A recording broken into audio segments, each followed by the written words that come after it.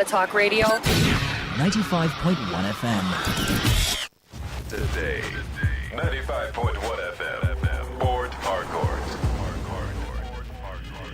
News update.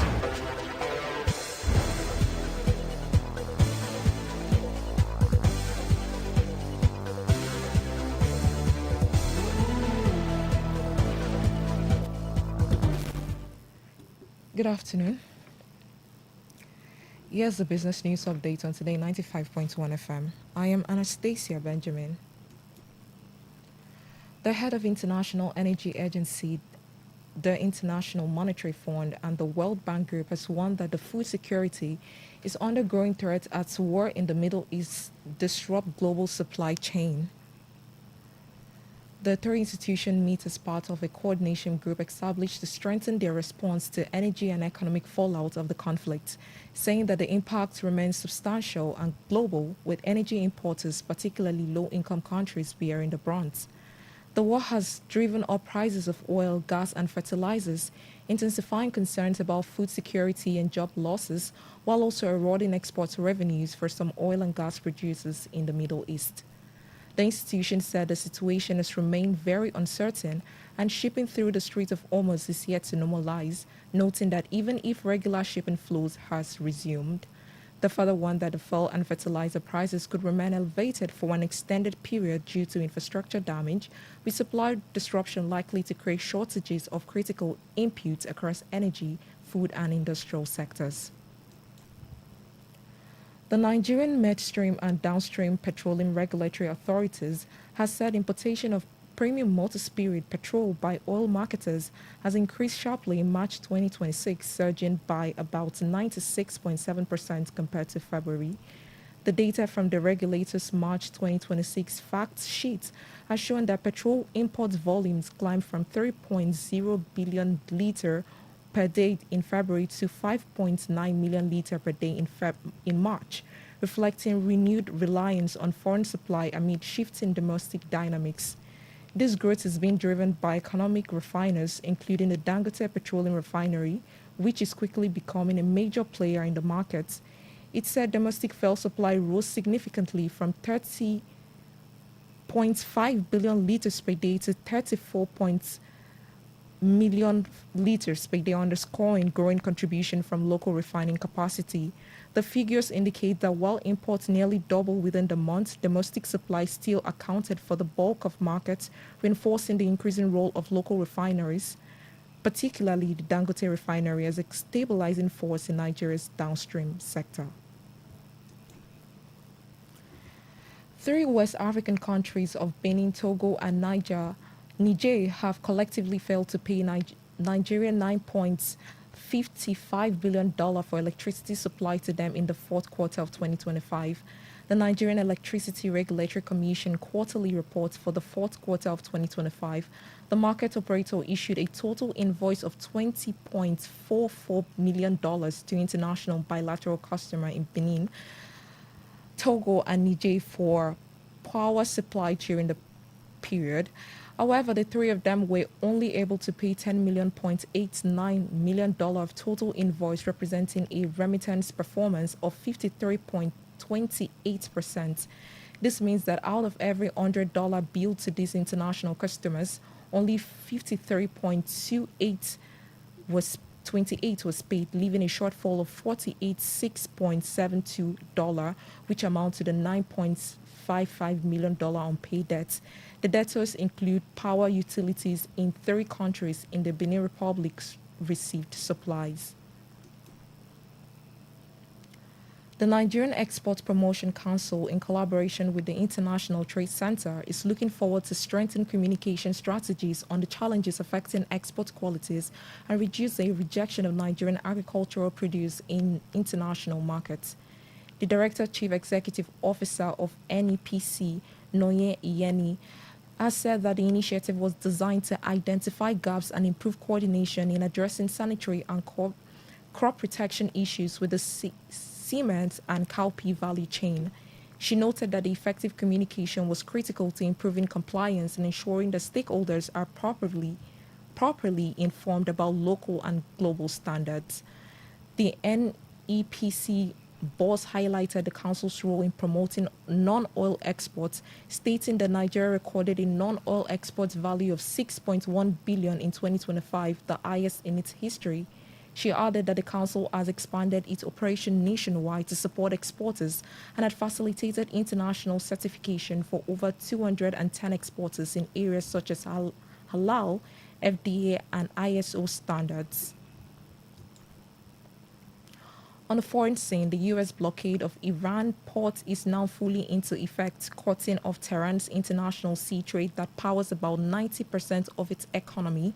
The announcement comes at a time when the White House has been signaling a diplomatic solution to the conflict in the Middle East as discussions around continuing negotiations with Tehran are underway. U.S. forces have completely altered economic trade going in and out of Iran by sea. More than 90% of Iran's $109.7 billion in annual seaborne trade transit through the Strait of Hormuz, and Iran's lack any significant alternative trade routes. The blockade is estimated to cost Iran approximately $435 billion a day in combined economic damage, Malaki estimated.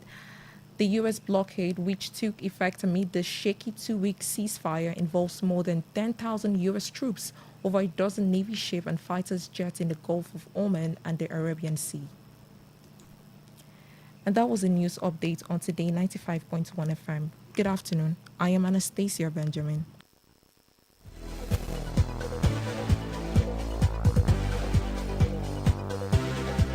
Today's news, today's entertainment, today's sports, today's issues. Today on Today 95.1 FM, Port Harcourt.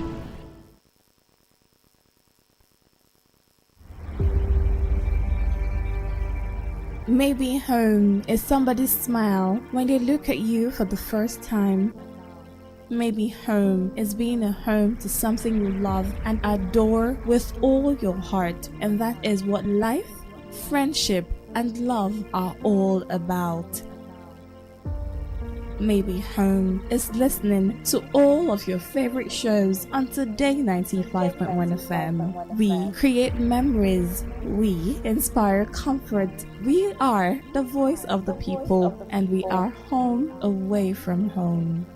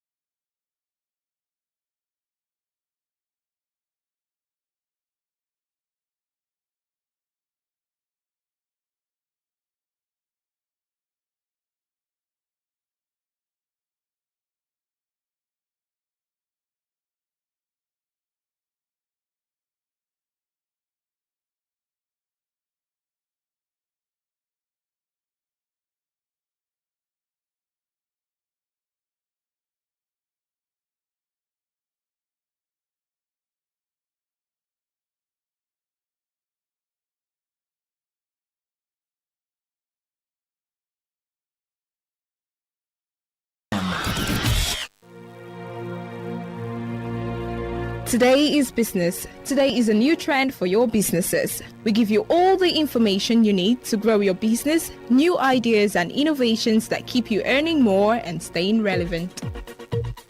Every day, we engage in business, buying and selling, trading, and exchanging of services as individuals or as a country. Money goes round, it goes up and down. But have you ever wondered what business is all about? And have you ever wondered how you can stand out in your business? Today FM has got you covered every Wednesday between the hours of 1 p.m. to 2 p.m. Learn all you need from professionals on how the country runs its business affairs and how you can be an outstanding entrepreneur and grow your business. Business Today. Today is business. Today is a new trend for your businesses. We give you all the information you need to grow your business, new ideas and innovations that keep you earning more and staying relevant. Every day, we engage in business, buying and selling, trading, and exchanging of services as individuals or as a country. Money goes round, it goes up and down. But have you ever wondered what business is all about? And have you ever wondered how you can stand out in your business? Today FM has got you covered every Wednesday between the hours of 1 p.m. to 2 p.m. Learn all you need from professionals on how the country runs its business affairs and how you can be an outstanding entrepreneur and grow your business. Business.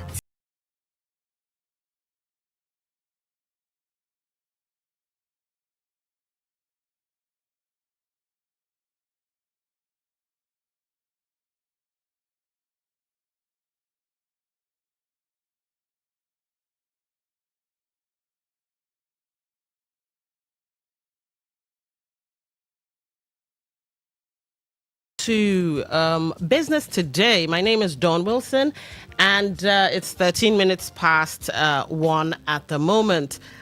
So yes, Business Today, well, you just had the promo, is about business-related stuff, you learning from experts and all of that. Speaking of experts, we are still expecting Dr. Lera Pagi, who's a senior lecturer at the River State University. Last I heard from him, he's about 3 minutes out. So he's listening via his radio, and so he's basically in the show and on the show. I'm just waiting for him to walk through those doors. So let's get into the topic for today. I have several business topics, but let's start off with this first one from Channels, and from a Channels headline, and see how far we can get before Dr. Pagi makes his entrance. Now, what we're talking about today is import duties just changed on some very key items. Now, on paper, it looks like relief. But when you take a closer look, as we will be taking a closer look on today's edition, could it be that the federal government is basically cashing in on a broken system? Now, let me give you some context from Channels TV. Federal government waives import duties on mass transit buses, EVs, others. All right, so the federal government has granted a waiver on import duties for mass transit buses, electric vehicles, and manufacturing machinery. The development followed President Bola Ahmed Tinubu's directive to key economic officials to redesign measures to cushion the impact of the ongoing Middle East crisis on Nigerians, particularly amid rising fuel prices. So basically, it's to make our lives a lot more comfortable. Now, a disclosure contained in an ex-post on Monday by Dada Olusegun, Special Assistant to the President on social media, noted that the move is part of new fiscal measures aimed at easing economic pressure on Nigerians and curbing inflationary pressures. So Olusegun said the Tinubu administration approved a broad set of import duty reductions to lower inflation, support businesses, and improve affordability for consumers. So to quote him a bit, President Tinubu's administration has approved a massive reduction in import duties of selected products in order to further reduce inflation, empower local businesses, and increase affordability for consumers, he said. All right, so if you want to get more context on that, all you need to do is go and get yourself or go online anyway and look for the headline by Channels. I think it was yesterday that came out. All right, so let's do a little comparison. Let's see now. Passenger vehicles, the old rate was 70%, but now it's down to 40%. Mass transit buses had a 5% import duty on it, but now it's down to 0. Electric vehicles, EVs, 5% import duty on it, but now 0. Rice in bulk, 70% at the time, but now it's down to 47.5%. Broken rice, 70% at the time, but now 30%. Raw cane sugar, 70% import duty. Now it's down to 55%, 57.5% as well. Crude palm oil, 35% at the time, but now it's been brought down to 28.75%. Steel sheets and coils, 45%, down now to 35%. Ceramic tiles glazed, 55%, down now to 46.25%. Manufacturing machinery, 5%, but now down to 0. And you know what? When a good thing happens, yes, sometimes I side-eye the federal government and all of that, but when a good thing happens, it's always good to, applaud that good thing. So yes, the reduction of this is a good thing. It's a good thing. But, you already know me by now. There is a but coming. Now, Dr. Paggy, please get here. Get here fast. But let's go with the questions I would have asked Dr. Paggy. First off, what are import duties? Because before we start clapping and hurrahing that, wow, things have come down. So that means that bringing in of, all right, so Dr. Paggy just walked in. So that means that bringing down the cost of certain things will also cut the cost that you and I have been shouldering.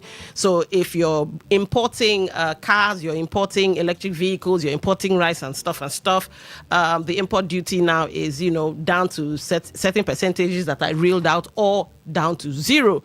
So, of course, that means bringing down cost of transportation, bringing down cost of food, when it has to do with rice, of course, and bringing down, let's see now, what else did they bring? Well, to bring down inflationary pressures. Good.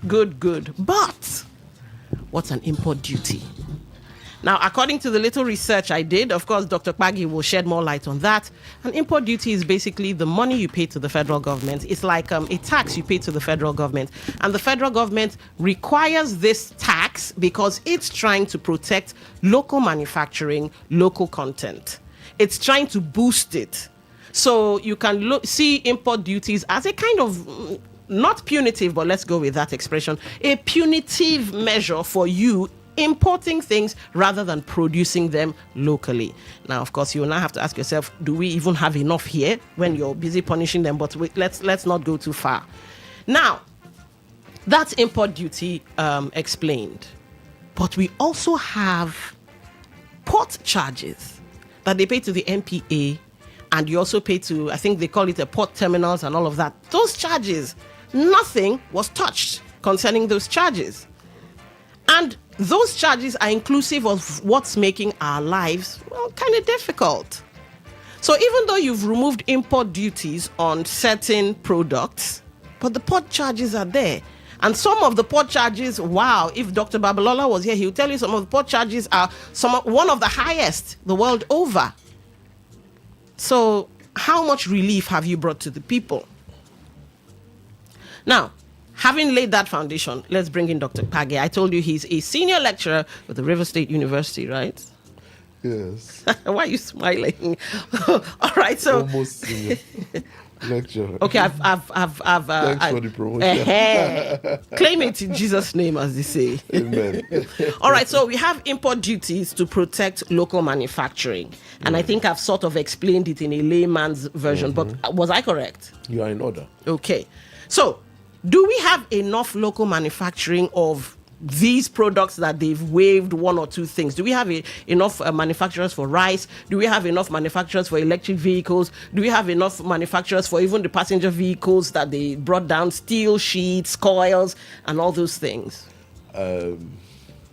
Let me come from this angle so that the conversation moves fast. Okay.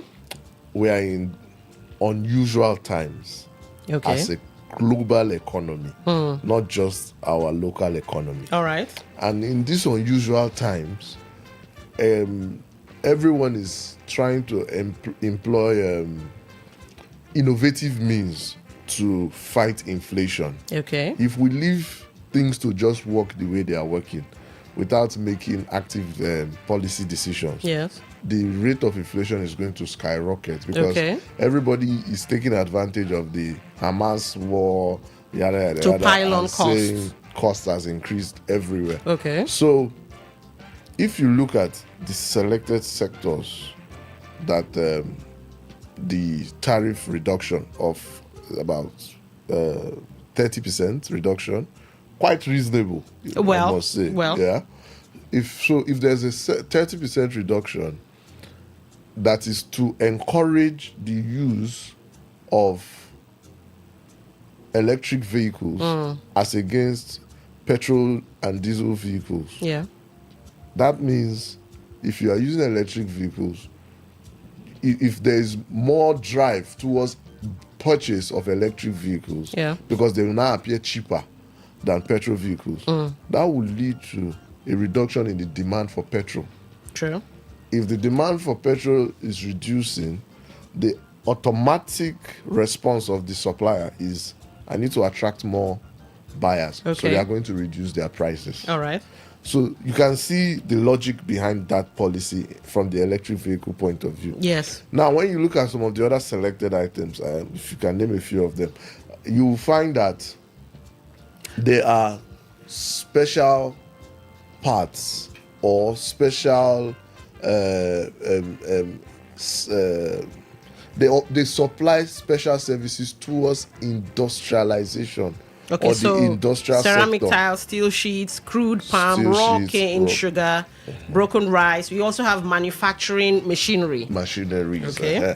And then you see rice. Rice is one of our main highly like consumed staple dish. Okay. And if there is more supply of rice, it means the food price inflation can be actually targeted. Are you telling me, because I kind of doubt you, are you telling me if rice comes down, Gary will come down? I'm saying that if rice comes down, because it is one of the major staple foods, it's possible that households will look at their income and say, if my disposable income will not allow me go for Gary, let me go for rice. And it's getting me more rice, I will go for the rice. Gary people don't want their Gary to spoil. So it will force a downward review. Okay. So these are unusual times, and this is an unusual policy. Okay. I don't know if, because unfortunately we have the nature of what do you call them now? This government has been to make, unfortunately, erratic policy decisions. Okay. Going back on this policy will be a flick of a finger for them, and the impact of this policy will not be seen up until the third quarter. Because yes, it's a transitionary policy. It's not a policy that will see immediate effect. There's time lag involved. Okay. Importation automatically has time lag associated with it. So we will only see the impact of this in the next quarter, possibly. All right. But that's the logic I want to see behind this policy. It makes sense. There's kind of like, it's like a ripple effect type of thing. Something happens at the top and it kind of trickles down. But what about port charges? Those prices are still kind of on the high side. So does it help? What's your definition of high? Port charges. According to Dr. Babalola, I think he said other countries charge like 1% or so. We're charging 4, 5. Ours is higher. Yeah. So doesn't that still affect cost? It does affect cost, but when one of the cost elements has been reduced, total cost has been reduced ultimately. So the government also needs revenue to run. We have to be realistic about the debt profile of the country. Sure. We cannot give away all our funding knowing fully well that our sources of revenue, knowing fully well that we have liabilities up and down that we are supposed to respond to. Yes. And oil price, as you can see, or as you know, it's not doing so well. Or not oil price, oil sales, our oil production is not doing so well. Even with the windfall, given the price surge. We have commitments here and there. All right, the loan-backed crude, loan-backed crudes. And then our production is actually poor, realistically speaking. Hold your horses. We're getting to that. We're getting to that. So that's the logic behind the policy, though. All right, so, okay, I have to ask this question. I understand the logic of the policy, but do we have enough local manufacturers? Because I get that import duty is basically to protect local content or local manufacturing. Do we have enough for these import duties, whether reduced or not? Do we have enough? Enough local manufacturing in the country? In the various sectors? No, definitely we don't. Now, you made mention of it's a way of getting revenue, which means that the government seems to be profiting from a broken system, because you are putting import duties, high or not, and you're saying it could also go back to what it used to be later on. So you're putting the import duties, you don't have the manufacturing companies in country. So what's the point of the import duty then? Because it looks like if you have local manufacturers who are importing, they're paying these import duties, or you have importers who are selling to the local manufacturers, they're paying the import duty. So the government they're cashing out from this broken system as it is. Let me say something. Duties are like a reverse subsidy. Okay. The aim is to support local industries to grow. Yes, I agree. We've had 70%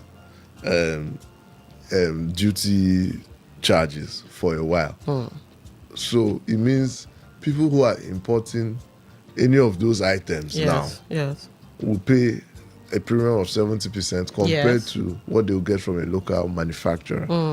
That now also implies that for a long period of time, this has been happening, and the local manufacturer is expected by now to have gotten to a stable level where we don't even need to import.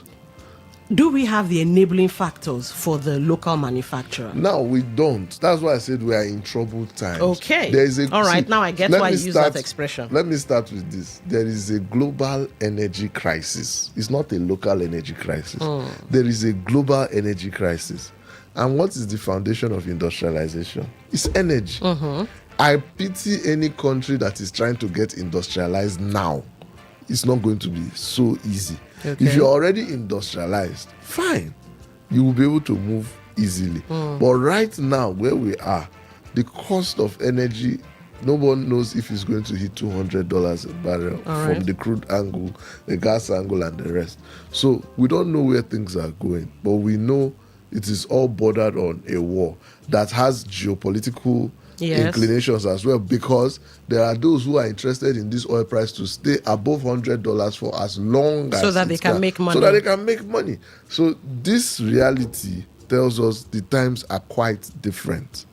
So what these policies are policies to help the inflation rate to be lower, to reduce the inflation burden on Nigerians. All right. But Dr. Gbagi. Yes. Can we really afford an electric vehicle? We first of all don't have lights.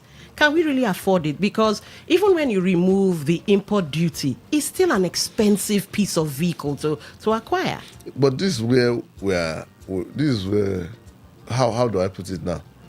This is what we were saying about solar once upon a time. Okay. And almost everybody, everywhere you move around, you solar will see panels a thing. It has become a thing. And that's the reality of the times that we are in. Two, when solar came out initially, the technology then and the technology now were different. Okay. I don't know whether it is the black man or the African curse, but these our fellow European and Western and Chinese and non-black people are very innovative when it comes to technology, and they are not just complacent. They continue to strive to make things better. Okay. So you don't be surprised that the electric vehicle technology is improving. Okay. And by the time you find the levels of improvement that has happened, you may not need to be like you're charging your phone every now and again. Yeah. You may charge your car once in 3 days, and you may be able to run reasonable mileage. You Okay. know, so these are things that, because the technology is not dependent on Nigeria, I'm not so scared. I don't think it will be too much of a hassle eventually to overcome. Okay, so you're using the word eventually, but in the now, this policy is not doing us any good. You did say somewhere down the road we'll start feeling the effects. Yes. But right now, in the now, we're still in the thick of the mess. I know. There are two ways about it. Okay. So, you know, I told you there's the long run impact, but in the short run, there's also something. All right. So let's say I have a shipment of electric vehicles today. Argument's sake, I don't know the details, but let's say I have electric vehicles today. Like 4 came in a container, and I'm selling each of them at 22 million naira. And I now hear this news. It means the next shipment that is coming can be sold for plus or minus 12 million naira, Okay. 13 million naira. So if I keep these cars and I don't reduce the price now, because cars are not things I sell every day. So it's better I reduce the price, sell it, collect my money, and go and get my next shipment, which will be cheaper because the import duty will apply. Okay. So there is going to be a signal sent to the market, All right. saying if you don't reduce your prices now, prices are going to reduce by the next major shipments that And are you will coming into the lose. country, and you are going to lose money. Okay. Who wants to lose money? Nobody. So there's the short run impact, but I'm saying that Nigeria will really feel it more in the long run. Okay. But I can guarantee there's a short run impact. So you're saying that there is no downside to this policy. Everything appears to be on the up and up. There's a downside, obviously, now. What's the downside? The downside, like we've said, is the struggling local manufacturer is Okay. now going to compete with import, you know, because like we rightly said, importation has now been made cheaper, right? And his own variables have not really been affected. True. So maybe one of his own variables is machinery is now cheaper for him. I don't know what else they made cheaper But there's for light. them. Electricity will still be an issue. Electricity will be an issue, you know, so that's the problem. So that's like a downside. So- and so- since we've not fixed that, Yeah. but like I said, when it comes to fixing that, presently we are in a global energy crisis situation. So we can't do anything. There can't be like, oh, okay, start making policies that will strengthen local manufacturing and local investment, try to make the country somewhat industrialized or give them more something. We can't do anything as it stands. Do you know what we need to do? Let me say what we need to do, but Okay. I know we won't do it. But let me just say it. I asked this question severally on different platforms, but now I think I have the answer. Okay. Nigeria needs to ban the exportation of crude oil. Okay. And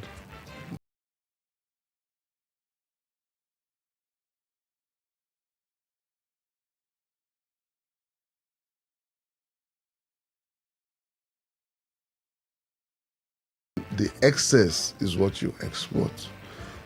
Once we do that and channel most of our activities towards what do you call them now, our local industries, causing those industries to boom. I mean, in no distant time, you will find us become net exporters of finished products, Okay. not just raw materials, the way we've become. But this oil thing, every time we are selling oil, now we're selling electricity, people are not even paying us complete money up and down. It's a mess. So, but I don't think they're ready to make that hard decision. And like we all know, they already have loans that are backed by crude oil for the next 7 to 8 years. Okay. So we are where we are, but we are in very challenging times as a global economy. What we are facing is not unique to just Nigeria. Okay. All right. Let's move on. Before we open the phone lines, I'm trying to open the newspaper cable, but it looks like the network is acting some kind of funny drama. So I might have to paraphrase or something. All right. Okay, fine. We have it open now. So OPEC. Nigeria's crude oil output rose to 1.38 million barrels per day in March. Now, when I saw that, I was like, I remembered you because you said you only ever look to what OPEC says and not what Ojulari came out and said, 1.8 million barrels. Oh, we're doing great. We're inching closer to 2.5. I'm kidding. He did say something like that, but the exhilaration you hear in my voice, he didn't put it that way, So, yes, Nigeria's going to have 2.5 million barrels per day soon and blah, blah, blah, blah. And then when I saw 1.38, I was like, okay, that's a shortfall. And in this windfall we're having now with cost of crude skyrocketing, we're losing money. Somebody calculated it about $3.3 billion or something lost from the shortfall. So what was all the song and dance for? But let me read it for you so you hear for yourself. So the Organization of Petroleum Exporting Countries, OPEC, says Nigeria's crude oil production increased slightly to 1.38 million barrels per day in March. OPEC announced the increase in its monthly oil market report for March, Monday. In the report, the Oil Alliance said the figure represents a 5.2% increase from 1.3 million barrels per day output in February. According to the Oil Alliance, its production figures were derived from direct... Okay, we see your calls. We'll be opening in a minute. Just hold on, please. According to the Oil Alliance, its production figures were derived from direct communication with Nigerian authorities. The OPEC usually source its crude oil output data from two channels: direct communication from member countries and secondary sources such as energy intelligence platforms.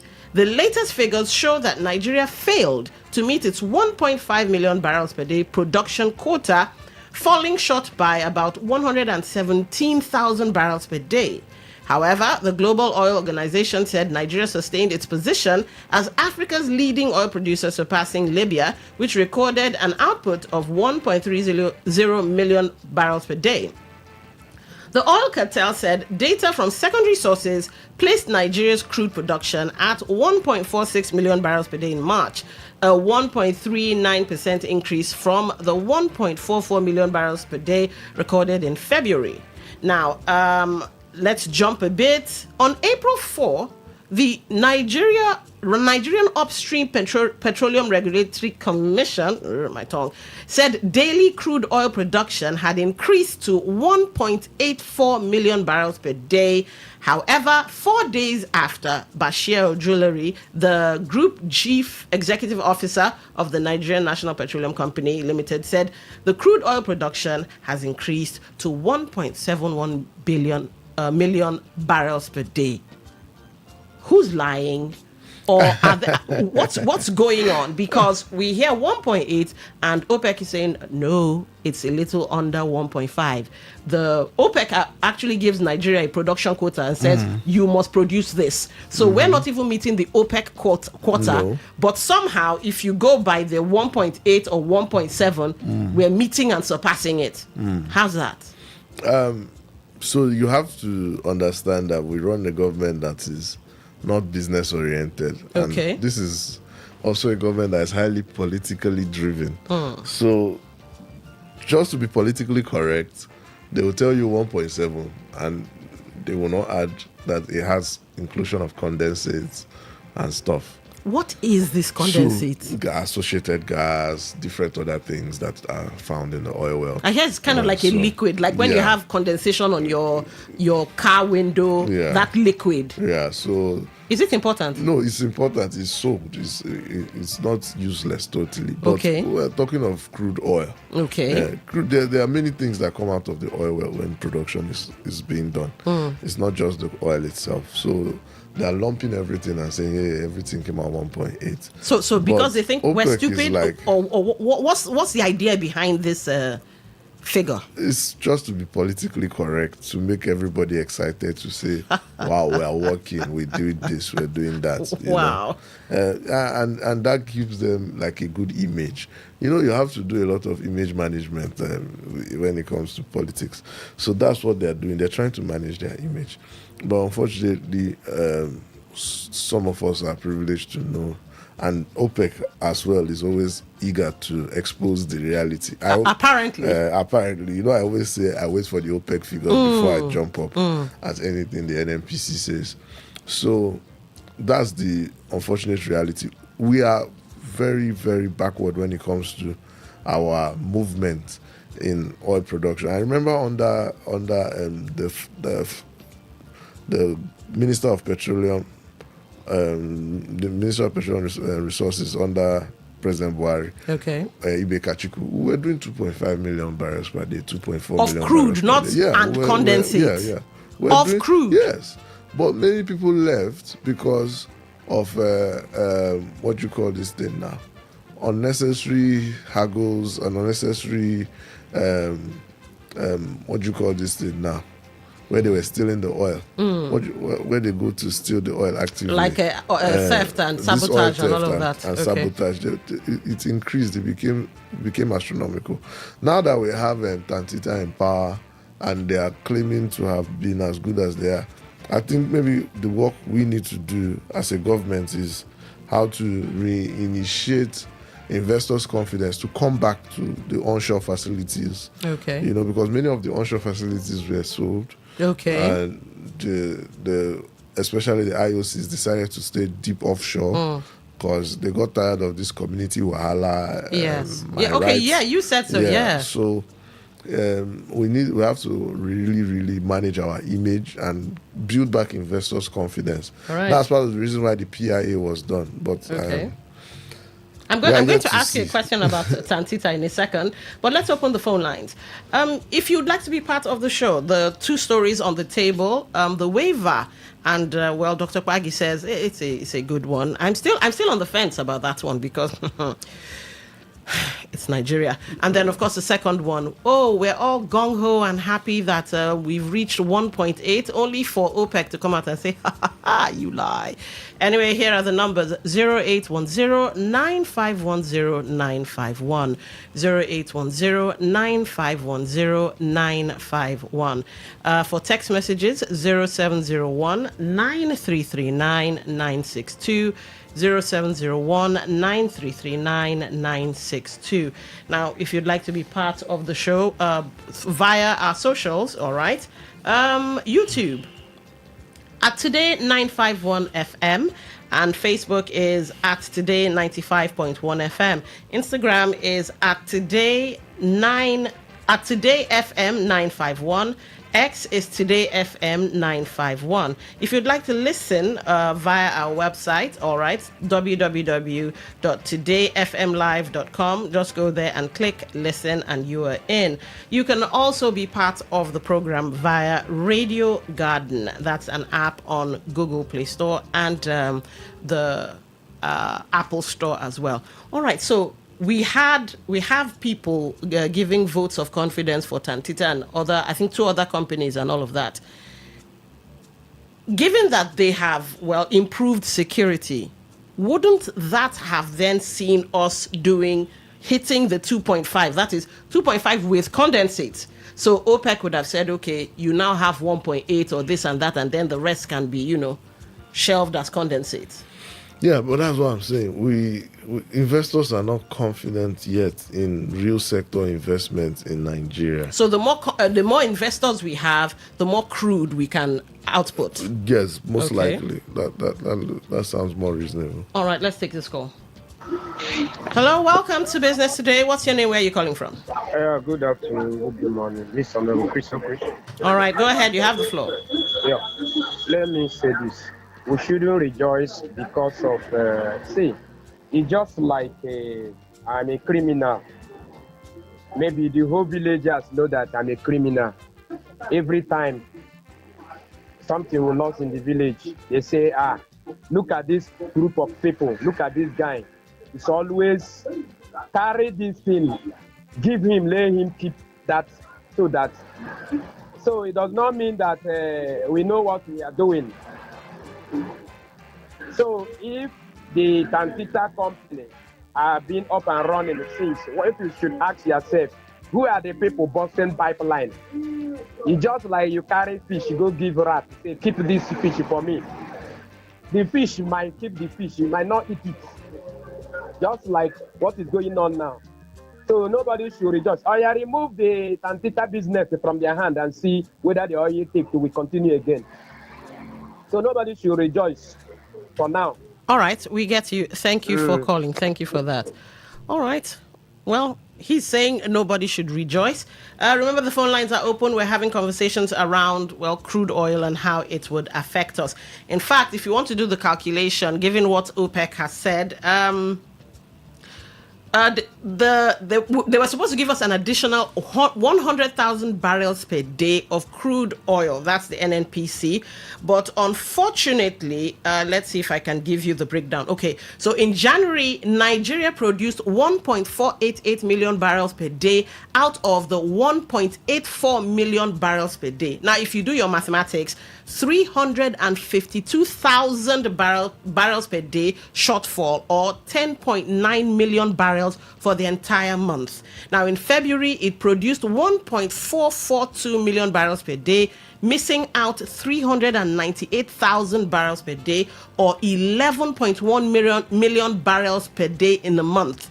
So in March, we produced 1.463 and we lost 377,000 barrels per day. That's a lot of money, that could have helped with the budget deficit and all of that. Good morning. Well, good afternoon. Welcome to the show.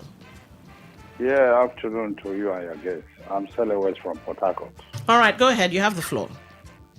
Yeah, I don't know whether you listened to the His Royal Highness Alaji Asari Dokubo interview last week. No, but go ahead. Oh, okay. He said there is no oil that passes through the pipeline. So those guys, when they guide the pipeline, they are just wasting our money. No oil that passes through the pipeline. So now they are giving you, they are projecting that they are drilling 1.7. They are even completing, some say 1.8. The MD said 1.7. Now OPEC, had it been OPEC, who is the real body that controls the organization, if they didn't come out, we wouldn't know what is happening. A lot of confusion. Okay, peradventure they are drilling that 1.7. And the OPEC said it's 1.3 something. Then where is the remaining 400,000? That means going to somebody's pocket. That's what it means. If OPEC is declaring, because they are the people that monitor the oil that goes out, he's saying that it's only 1.3 they can record. Where is the remaining 400,000 barrels? All right, we get you. But Dr. Kwagi is saying it condensate, but we get you. Maybe Dr. Kwagi, you might have to break down what condensate is. The business today, welcome to the show. What's your name? Where are you calling from? Yes, thank you. Good day. My name is Tonde, calling from Takot. Go ahead, you have the floor. Yeah. The only oil they drill in this river state is the one that connects from Riverine area. Like my backyard is one of the oil. If not apart from that, nothing. And those ones is the one they use their ship to travel outside.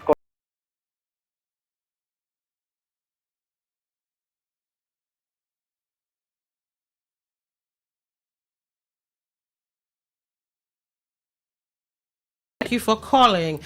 Before we take the next call, Dr. Paggi, should condensate be added to the figures? Should that be happening? You did say politically, they're trying to be politically correct, but in international best practice, as some would say, should condensate be part of the calculations? Well, you're asking a question that the answer is already available. If it was, why is OPEC not considering it? Okay. I think it's already a no-brainer to say it's not as significant as oil itself. I mean, it's not oil itself. Okay. It's sold like at a derivative of price. Oil or something. It's one of the derivatives. Okay. It's an associated gas.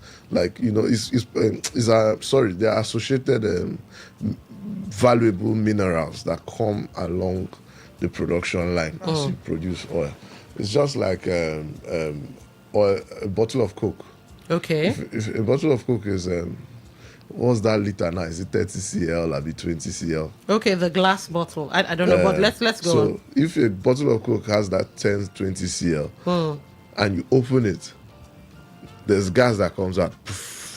Yes. You know, if you shake it, they don't tell you is 20 cl minus associated gas in the Coke bottle. Okay. So it's that kind of thing. There are so many other things in the oil that make up this condensate thing. But the oil itself is what is important.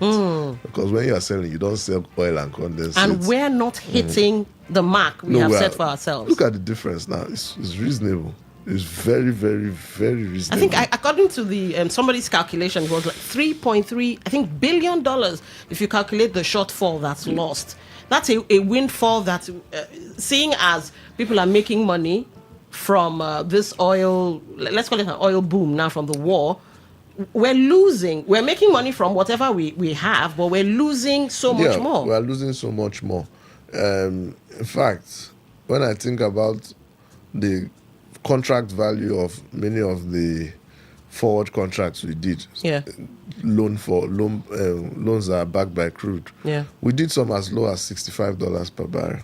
Wow. Today oil is over $100, so we're already losing over $35 to $40. Why do you think our government can't go? Okay, we have a call. You've talked about negotiation. We'll get to that. Hello, welcome to the show. Hello. Welcome to the show. What's your name? Where are you calling from? I'm calling from Port Harcourt here. What's your name? My name's James. All right, go ahead. You have the floor, James.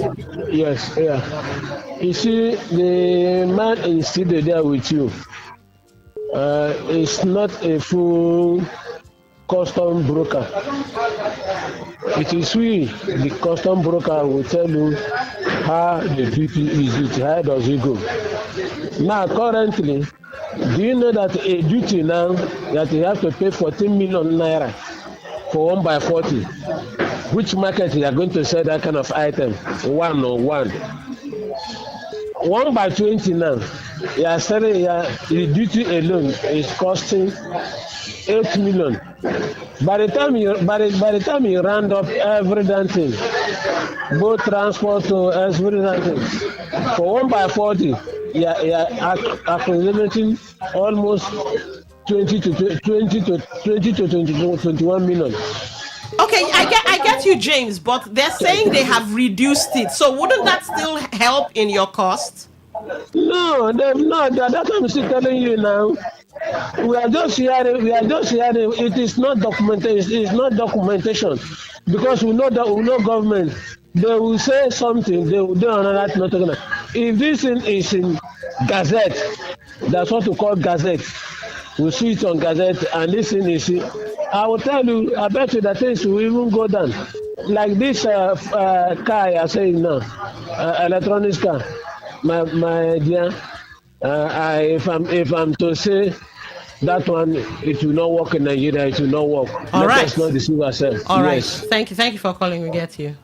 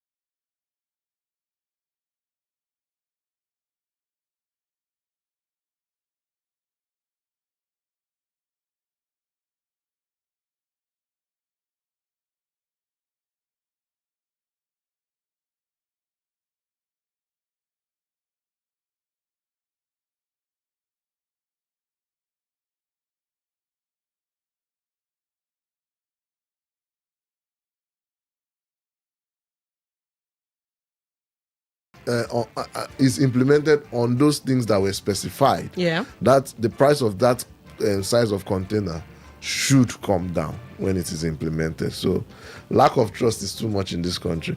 Now going to the crude oil production thing. Yeah. So we're already making a loss. And like I said, I don't know the details of these forward contracts we did. Okay. But in common business, there's always a caveat that will allow renegotiations. All right. Okay. In terms, yeah. Yeah. So force majeure, something can happen that would need us to adjust the goalpost.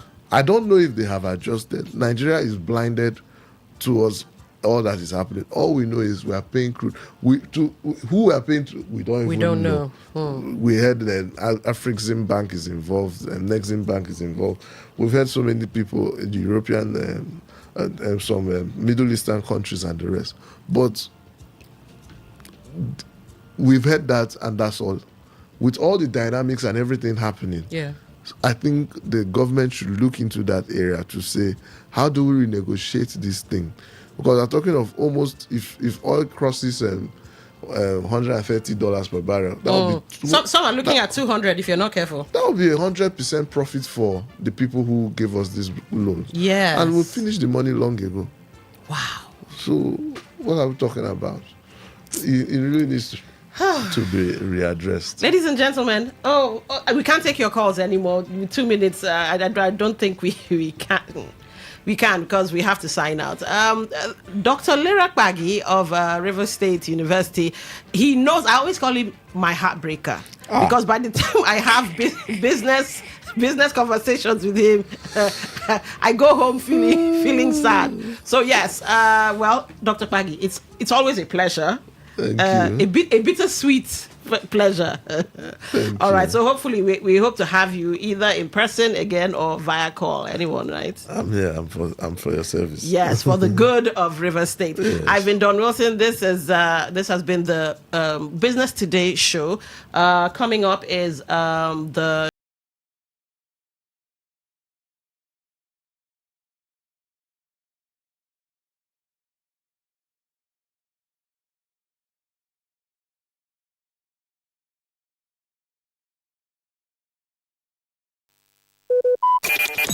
Talk radio. I listen to a lot of talk radio. 95.1 FM. Say no to the ordinary. Embrace the extraordinary. Because we are the voice of the people. Voice of the people. Today, 95.1 FM. Today, 95.1 FM. Talk radio. I listen to a lot of talk radio. 95.1 FM.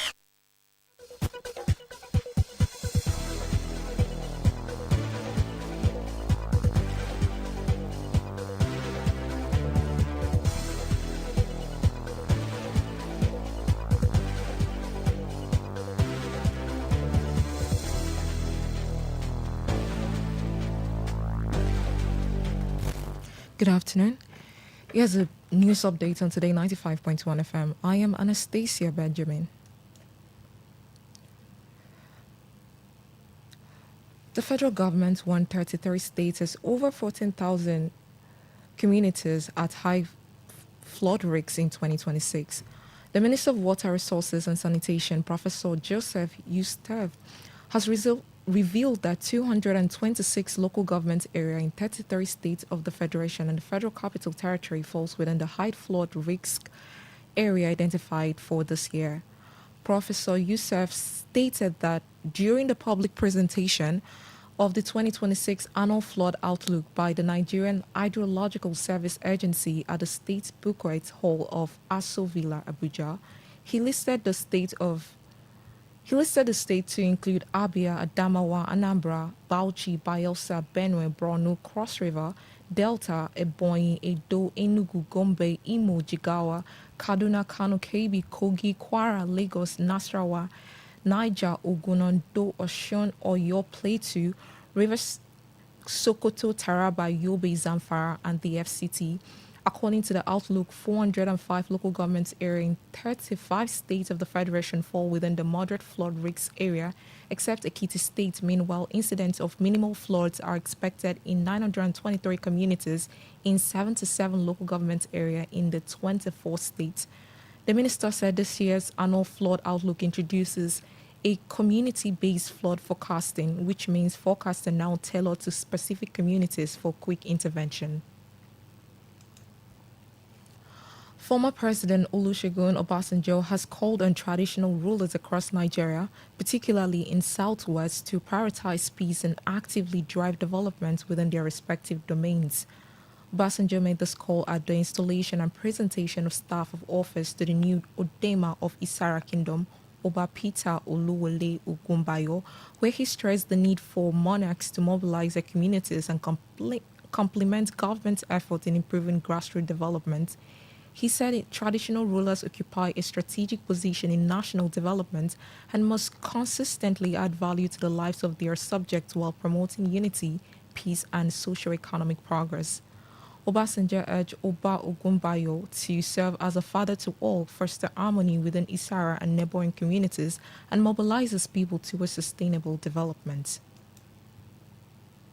The Nigerian Air Force has announced that candidates who pass its 2025 Zonal General Aptitude Test have been invited to attend the selection board interview for recruitment into the Basic Military Training Course 46/2025.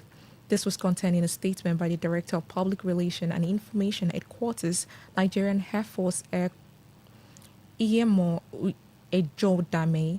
The NFA said the names of successful candidates have been published on its official recruitment portal, adding that the interview will be held at the Nigerian Air Force Base Kaduna from April 27 to June 13, 2026. According to the Air Force, shortlisted candidates must report strictly in line with their assigned batch schedule, as indicated on the portal, warning that the failure to comply will lead to disqualification. The NFA also stressed that the recruitment process is free and cautioned applicants against making any payments at any stage. The development follows the Zonal General Aptitude Test conducted in December 2025, which drew over 20,000 applicants nationwide. On the foreign scene, Britain's King Charles has revealed plans to give a landmark address to the U.S. Congress on his first visit this month, marking shared history and deep ties. The Buckingham Palace in the States says the trip will mark the first state visit of King Charles to the U.S. as monarch. From April 27, Charles will address lawmakers from both chambers, accompanied by Queen Camilla. Buckingham Palace said the 4-day visit will recognize the shared history of the two nations, as well as the breadth of current ties with deep people-to-people connection. The king had faced calls from some British politicians for the U.S. trip to be cancelled or delayed amid open disagreements between Trump and the British Prime Minister Keir Starmer over Iran war. U.S. President Donald Trump had posted on his Truth Social platform that the visit will be terrific. U.S. Speaker Mike Johnson announced that Charles would give an address to Congress on April 28, but Buckingham Palace did not give exact dates for the scheduled piece. And that was the news update on Today 95.1 FM. Good afternoon. I am Anastasia Benjamin. Today's news, today's entertainment, today's sports, today's issues. Today on Today 95.1 FM, Port Harcourt. Talk radio. I listen to a lot of talk radio. 95.1 FM.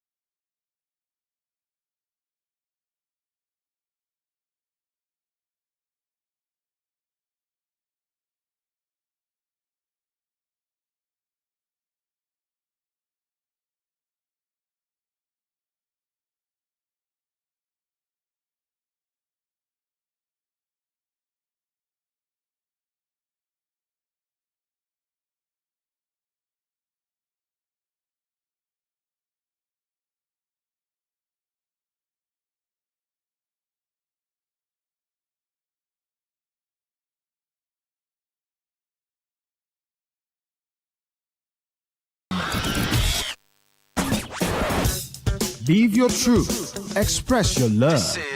Share your enthusiasm. Take actions towards your dreams. Talk your talk.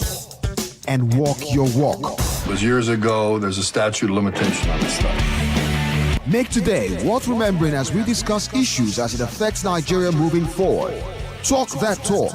Weekdays, 2 p.m. Exclusively on Today 95.1 FM Port Harcourt. Voice of the people.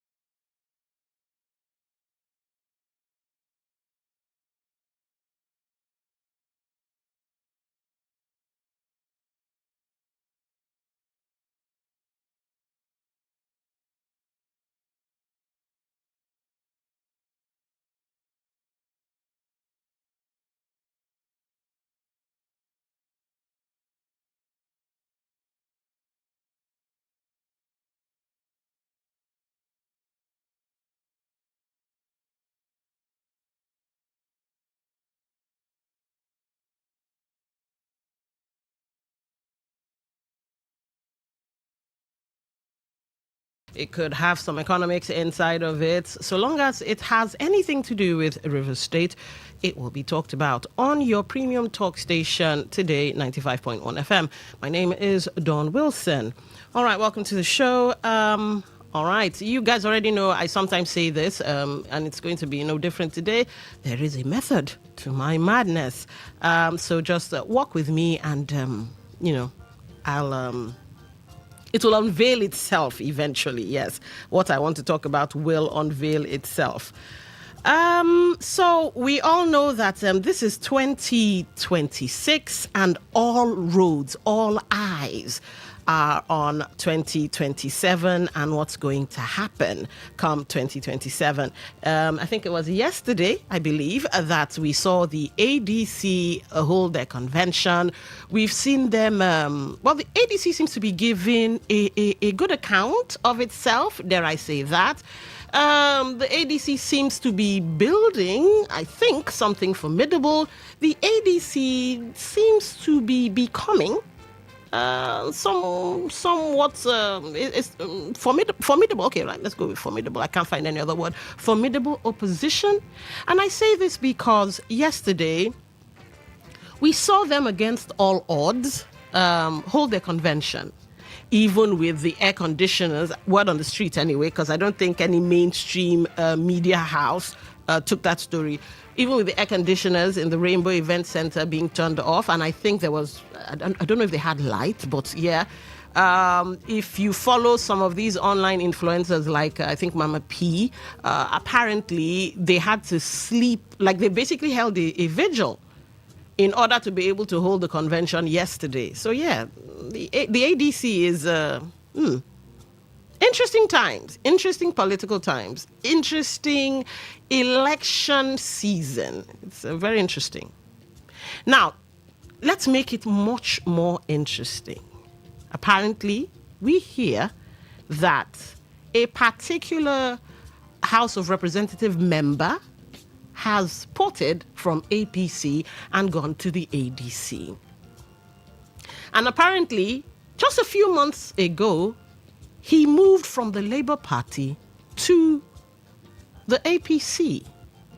Now, some quarters, he is referred to as an ally of the current governor of Rivers State. So let's give you a bit of context on that story. From the Daily Post, it says, Rivers, Fubara's ally defects from APC to ADC. So a member of the House of Representatives from Rivers State, Manuchim Umezurike, has defected from the All Progressives Congress, APC, to the African Democratic Congress, ADC, months after joining the ruling party. It was gathered that the lawmaker is currently attending the ADC convention in Abuja. Umezurike, an ally of Governor Sim Fubara during the political crisis in Rivers State, was part of the 4 rep members who defected to the APC to support the governor in his bid to take over the structure of the party in Rivers State. The other rep members who defected with him to the APC in December 2025 are Boniface Emerengwa, Awaji Abiante, and Boma Goodhead. It was gathered that none of them may secure a return ticket, allegedly due to their backing of Governor Fubara over FCT Minister Nyesom Wike during the Rivers political crisis. All right, so let's get to dissecting this, because I'm wondering, could this be like a smoke without fire type of thing, or smoke and there's fire? Is it a coincidence that he's moving now? Is it a personal move? Or maybe this is the first crack in something bigger? So let's get to dissecting. Now, 3 things we must hold in mind. We had a 3-layer fight in River, or we have a 3-layer fight in River State. And when I say fight, I'm not talking about violence and all of that. We have Fubara against the governor against the FCT minister, local control of River State. That's one fight. Then we have the federal power or federal structure, where you have the president, the APC structure, as against the state autonomy. Because if you want to look at the president and APC structure, you don't particularly see it playing out in River State, because we have the Rainbow Coalition, and the Rainbow in the thick or at the center of the Rainbow Coalition is the FCT minister, who's holding both parties, which is the PDP and the APC. And I don't know, you can call in later and, do you see the state autonomy deferring to whatever the president and the APC structure, the national, would say? For instance, they say allow the incumbent continue with his second term. Do you think that's going to play out, or that's going to be allowed to play out? So that's a second layer of this power structure. Now, the third layer of the power fight or power structure is the positioning for 2027, because right now everybody is jostling for position. Who wants to have a second term? Who wants to be the PA to whoever has a second term? Everybody is plotting some kind of graph. So like I said, this defection saga sits on 3 layers. The governor, the FCT minister, local control of River State, the federal power, that is the president, APC, and state autonomy, who's going to bow down to the other or defer, and then you have the positioning. Everybody's jostling. Now, positioning and jostling is where Manuchim Umezurike, who is a House of Representatives member, sits. Positioning. Is this a good move for him? Well, if you're looking at survival, fine. It is a good move, because he has to sustain his relevance. But would this move give him dominance? Remember, according to the Daily Post write-up, there were about 4 of them that sided with the current governor, and it looks like they may not have a ticket to come back the second time around. So could it be, sensing this early on, Manuchim Umezurike decided, okay. Because some could argue that APC in Rivers is not the governor's. He doesn't hold the structure, he doesn't hold the power, he doesn't hold sway. So it's not the governor's party per se. Because if you look at it critically or structurally, oh gosh, my tongue. Structurally, most of them are loyal to the FCT minister. Now, when you marry that to the reports that these lawmakers may not get a second time around, may not get tickets because of their loyalty to the incumbent. So, yes, this is a political move of, okay, let me try and see if I can get something for myself. Yeah, it's looking like that. Now, is ADC a strong? Do they have strong roots, strong grassroots machinery in River State yet? We've seen what they did nationally, but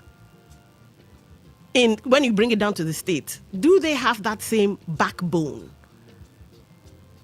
that saw what we saw play out in Abuja, the convention, where they were like, no way, we go nowhere? Do they have that in River State?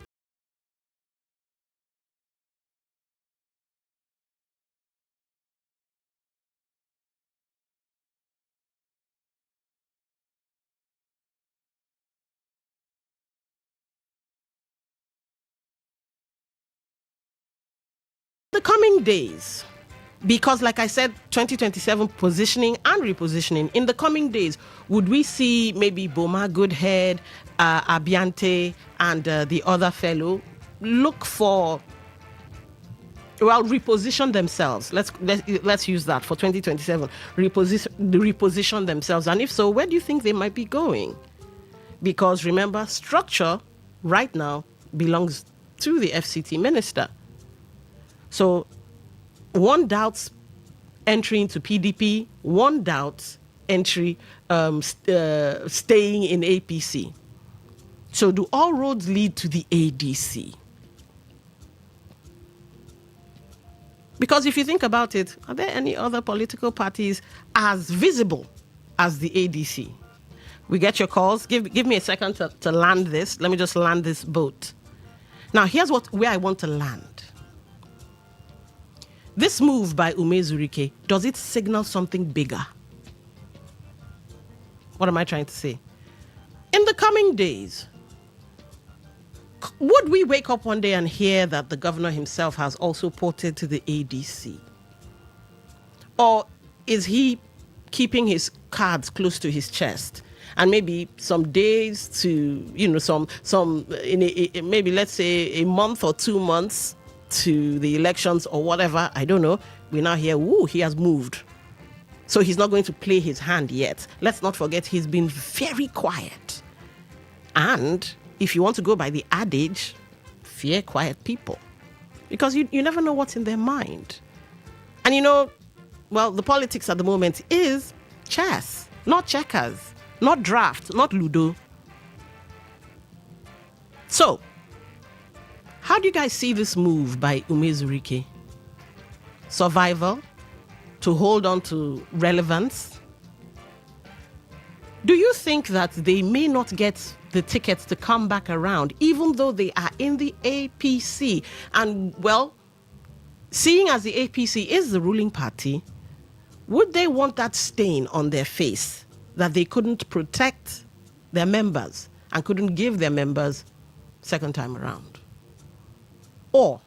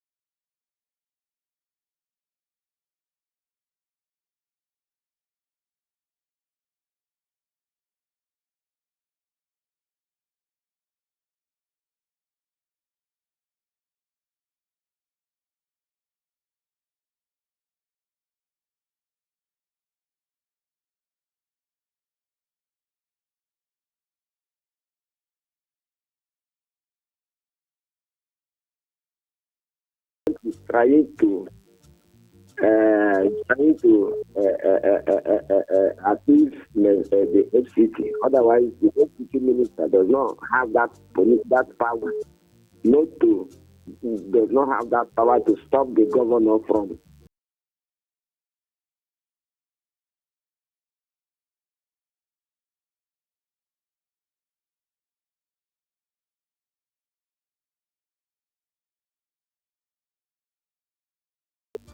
from APC, and he is interested in second tenure. Then what it means is that the governor may be having a second opinion, and that second opinion is the ADC, which his close ally is working towards that.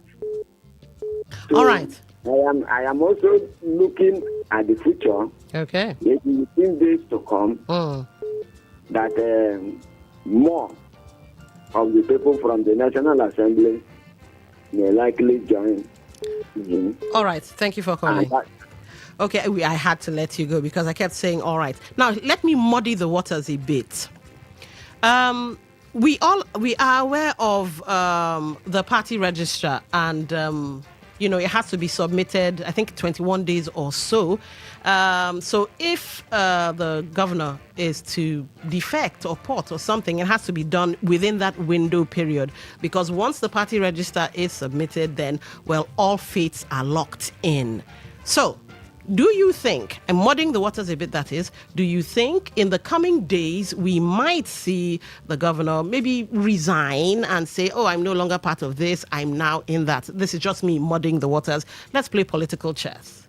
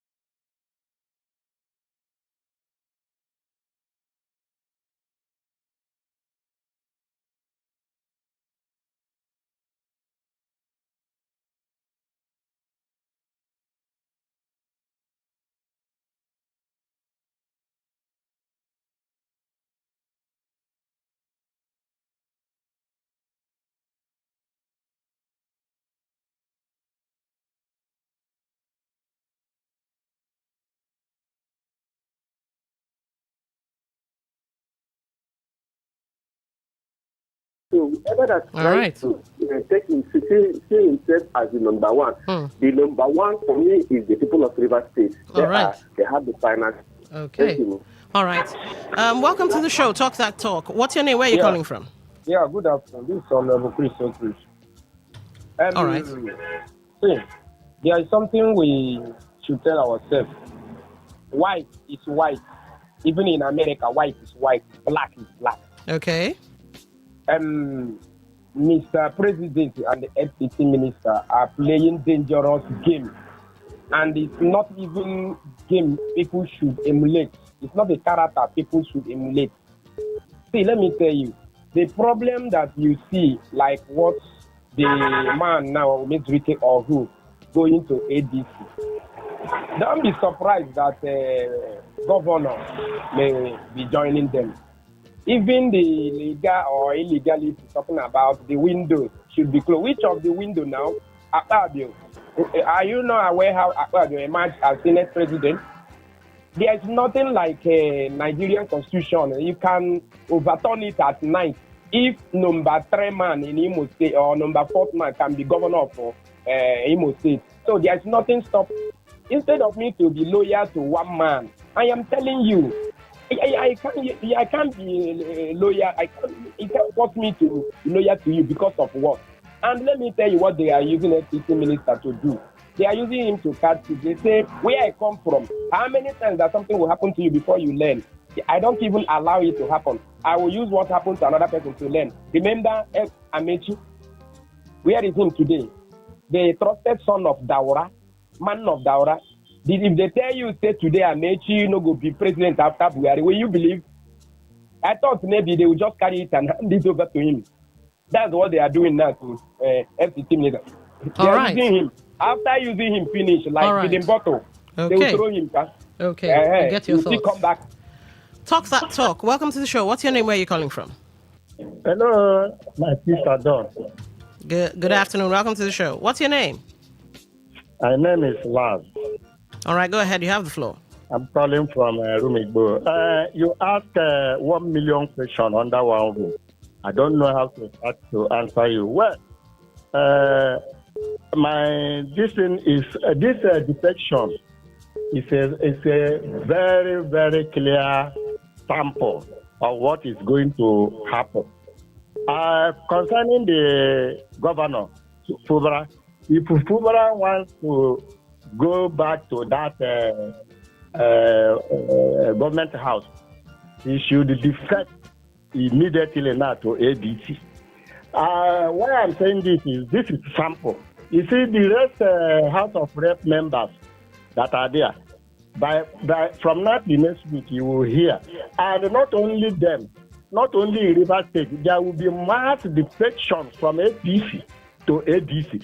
And you ask question that what we saw yesterday at Abuja, whether we can see them in the states and the local government over the 36 states, I am assuring you that the one you will see in the whole state when time comes, you might not be seeing us anyhow, but when you get to the pool, you will now know that we are all ADC members. That's what I want to tell you. Thank you very much. All right. Thank you for calling. On the heels of what he said, I like there's an angle he brought out. So let me refine it. Could this be a soft testing of ADC's viability? Could it be that instead of the governor jumping directly, they're testing the waters, and his allies might be testing the waters so that they build structure quietly? Could that be? This is based off of what the last caller was like hinting at. So could this be a testing of the waters? All right, let's continue speculative political chess that we're playing at the moment. Umezurike's defection. Coincidence? A survival tactic? Strategy? And if so, would we see others toe his line, especially those who might feel that they may not get a return ticket, given, they backed the wrong horse, as Oyibo people sometimes say. 0810-9510951. 0810-9510951. For text messages, 0707-9339-962. Hello, Talk That Talk. Welcome to the show. Yeah, Dan, good afternoon. Good afternoon. What's your name? Where are you calling from? Yes, Dr. Dennis Onyagwara. All right. Go ahead, Dr. Dennis. You have the floor. I want to say that what Umezuke has done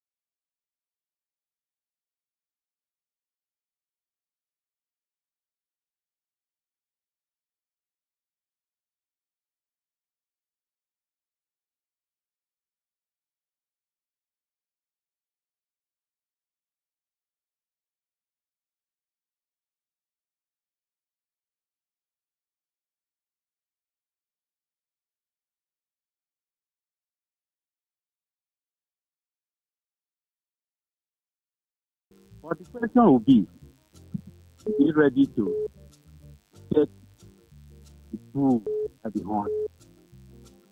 Because every other person is waiting for be able to break the defense and also throw it politics. I mean, this is a good move.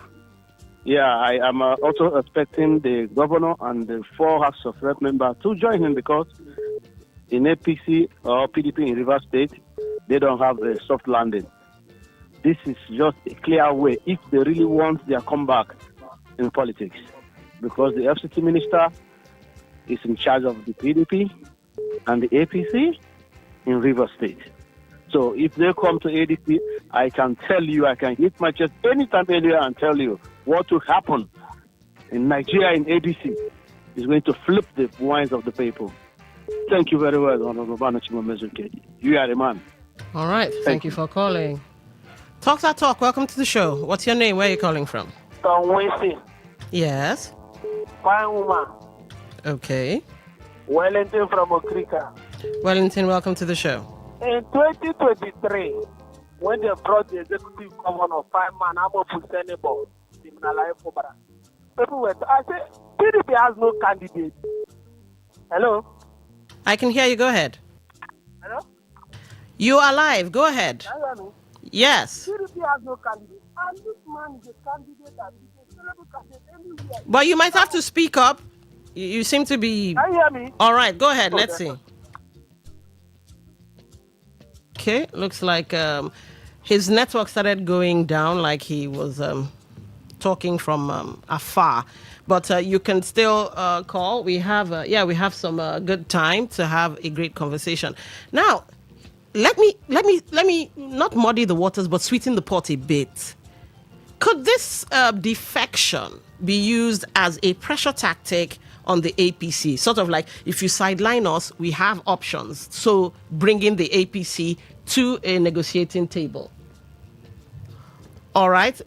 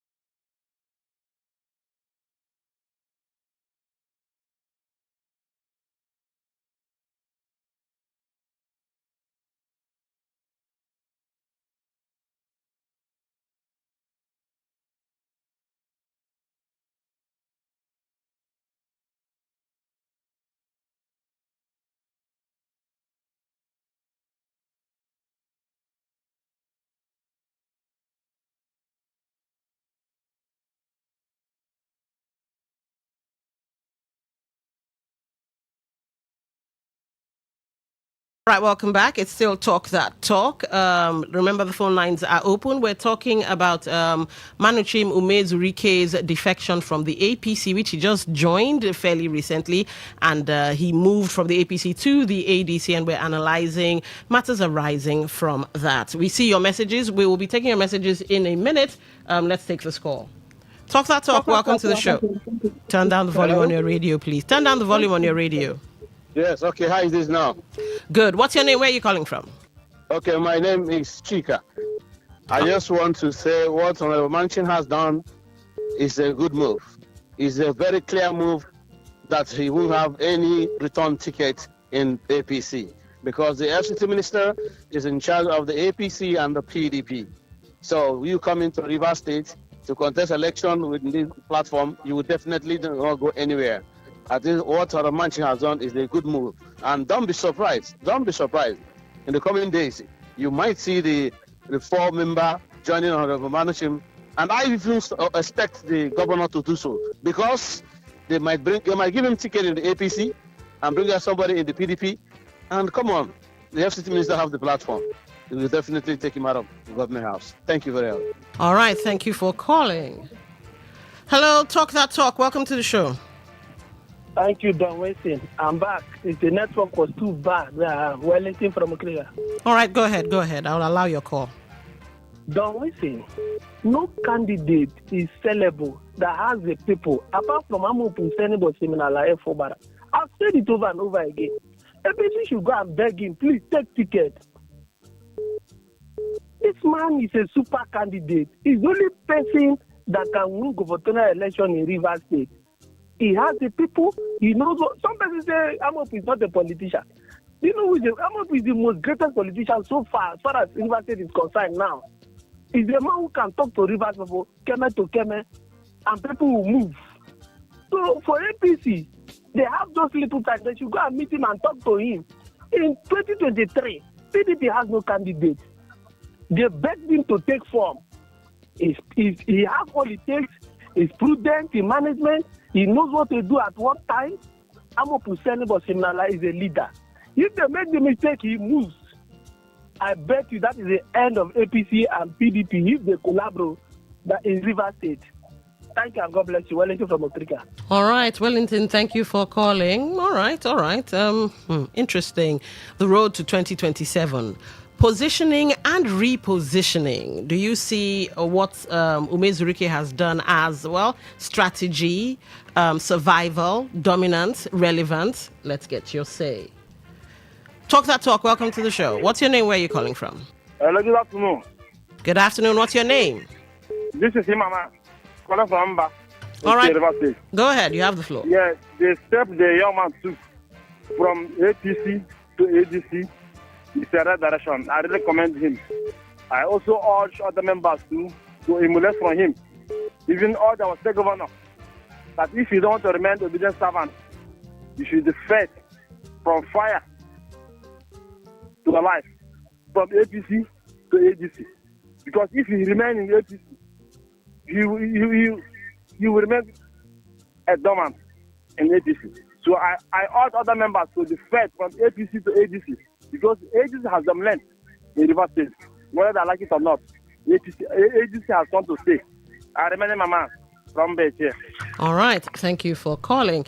Let's get into some messages. We have, okay, hold on a second.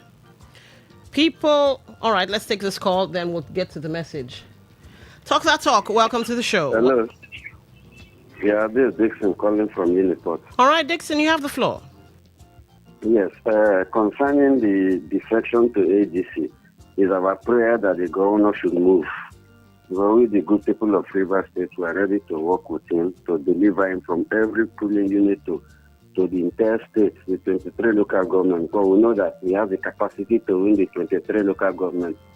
So for him to be free from Maoga, he should just defect to ADC. And let's see the strength of the Minister of FCT.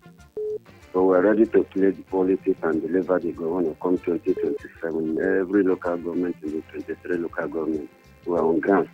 We will show them that we're on ground, not APC. We should defect to ADC. Let's show them that we're on ground. All right, interesting. Okay, yes. Thank you for calling. We'll show them that we're on ground, not by rigging, not by writing results. All right. We'll let them know that through the voting, we'll deliver him. Okay. 2027. All right. Thank you for calling. Talk That Talk. Welcome to the show. What's your name? Where are you calling from? Yeah, thank you. Good afternoon. My name is Sunday. Call from Takot. All right, Sunday. Go ahead. You have the floor. Please, I don't know if Governor Singh is hearing me. He should not leave this APC to any other party. You already are trying to resign and go home. So let him be there to see the end of this our politician in Rivers State. Thank you. All right. Thank you for calling. Let's get into some messages, all right, and then we'll go back to the phone lines. The hardship said by the opposition party against the APC ruling government, it's an understanding against the citizens of Nigeria.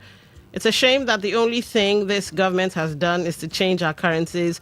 The only country that has two different currencies, the old and new currency, changing our national anthem, changing our natural resources to be personal resources, changing citizens to slaves, changing our votes to appointments, changing justice to judgment, changing exportation to importation, fighting citizens instead of fighting terrorists, changing our security men to their personal security. This government is a failure to democracy. That's from Mazi Onyenucheya Stephen, Commissioner of Entertainment. All right, that's interesting. Let's see.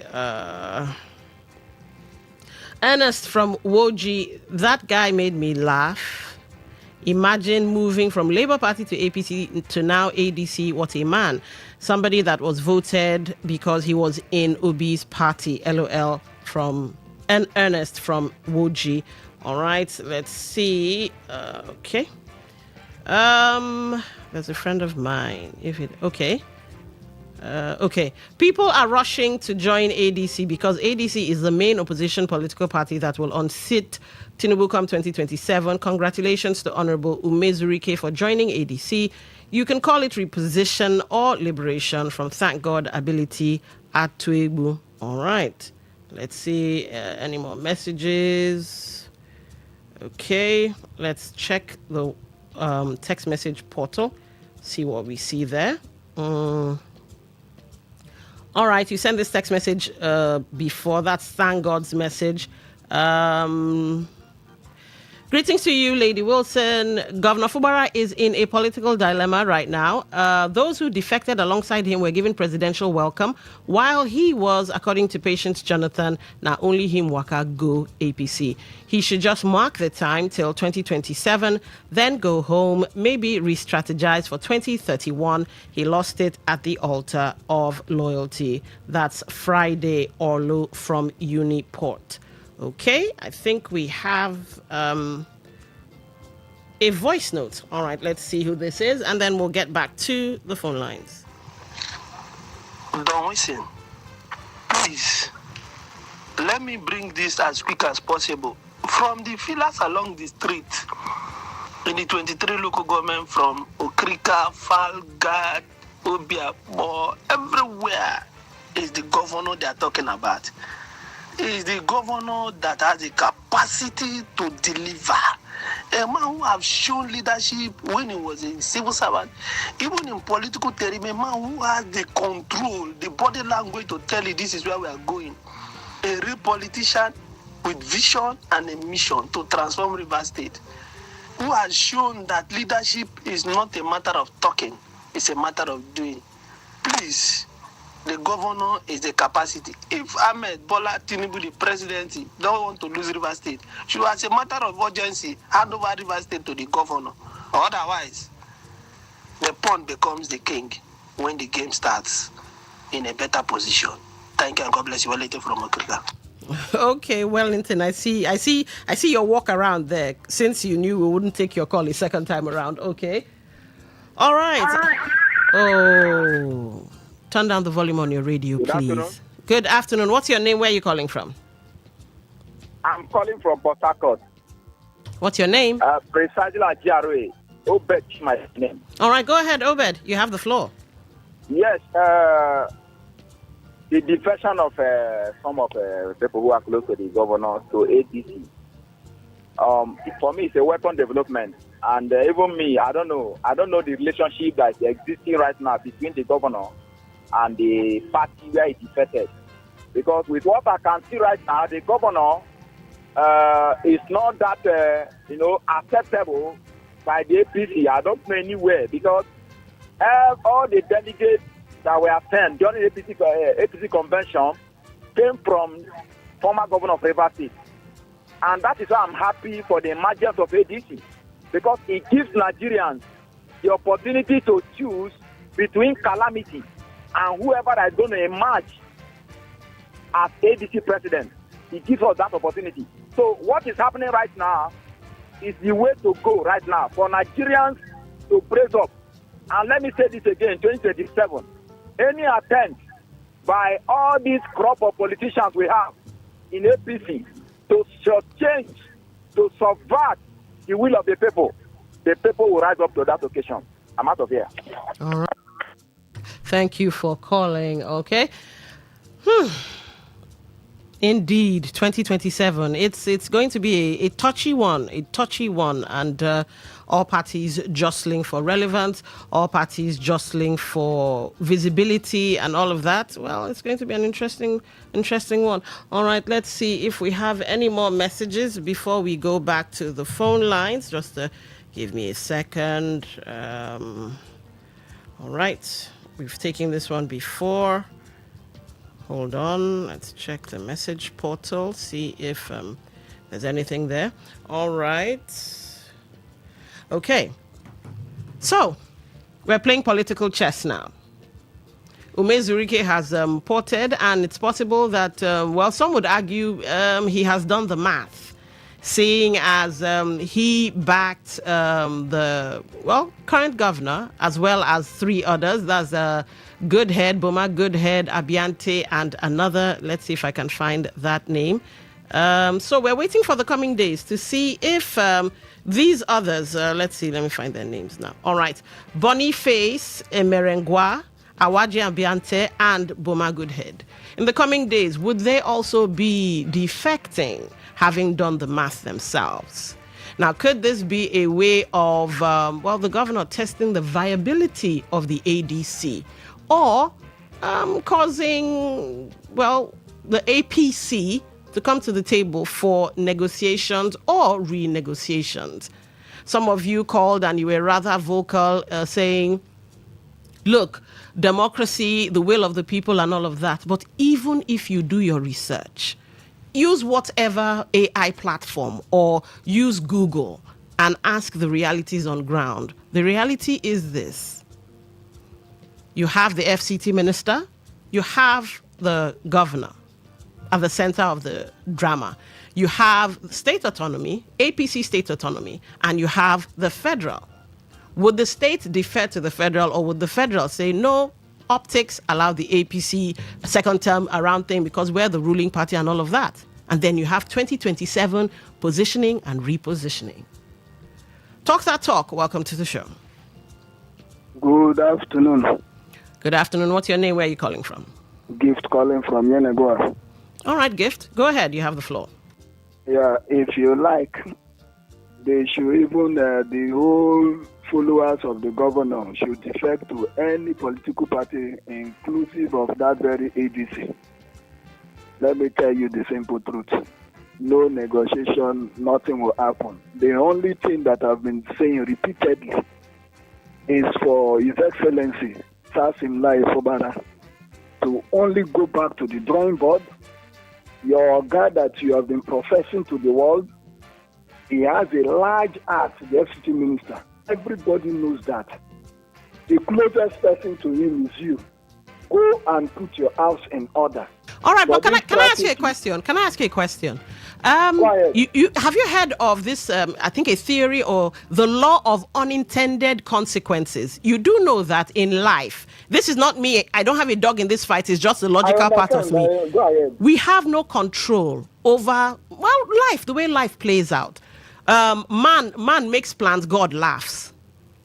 Could there not be a cog in the wheel if you're not careful?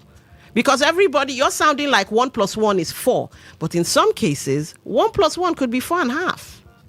I agree everything you just narrated. But try and understand my point. All right. In politics, you said you have Oga. And it has turned out to be that you betrayed your Oga. And you went back and did the settlement. But there are some gray areas. Go ahead and fulfill those areas. This man will still allow the system to play out, of which you will be the highest beneficiary. But if you think this is the pattern, the next man to know how to play the game now. So all these things you are narrating, I don't want to wish them away. These things are possible, but I'm telling you, in terms of this particular one, it is impossible. All right. Go and put your house in order and get your ticket. All these threats, all this making of mouth, We know how, at the end of the day, even the state of emergency, this was how they were handling, just pushing the man until the man fell into that well. All right. Thank you. Okay, thank you for calling.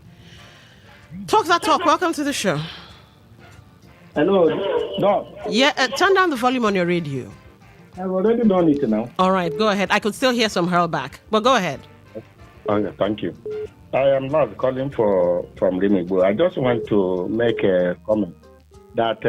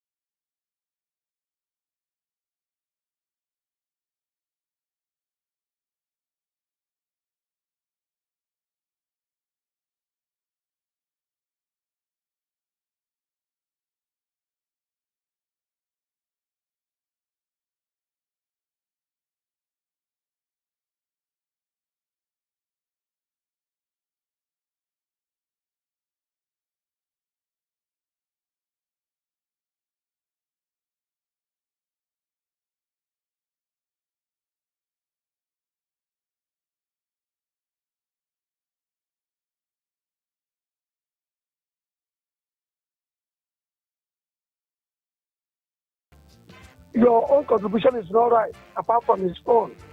All right. You hurry it up because I'm already out of here. It's all right. It's all right. Thank you. Let me stop here. All right. Thank you for calling. Okay, so this is where we'll bring the show to a close. Never forget that, well, we're talking for our growth, our progress, our enlightenment. There are so many perspectives, not just one. And hopefully, well, all our perspectives have been shared and we're in a better place of understanding. My name is Dawn Wilson. It's been Talk That Talk. At the top of the hour, the sports crew in here to tell you who scored what and who's lost what. Thank you for being an amazing audience.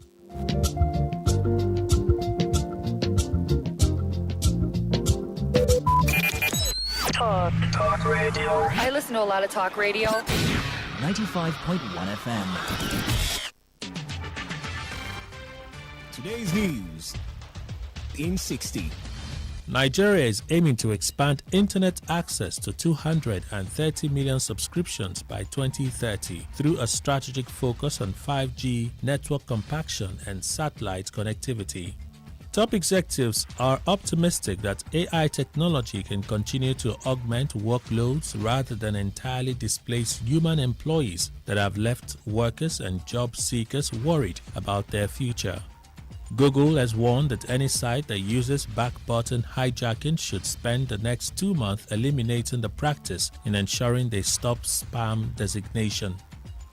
On the foreign scene, Amazon has said it will acquire Global Star in an $11.57 billion deal, strengthening its inexperienced satellite business as it tries to catch up with Elon Musk's Starlink. Today's news in 60. In 60. Talk radio. I listen to a lot of talk radio. 95.1 FM.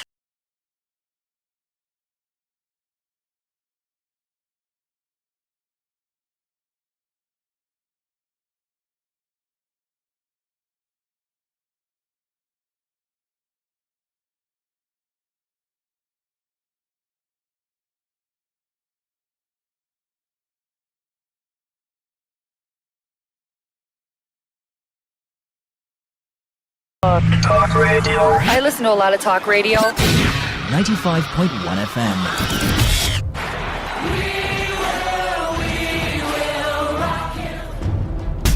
This is what we've waited for. The showdown. The fastest men in the world. Hearts racing. One light, two lights. They're backing off and backing. Pulse rising. Who will come out on top? He'll take 3 lights, 4 He's ready to be the star. The anticipation. Powerful, strong, compact. Tyson Gay right hold all the way. He's looking right. The heart stops.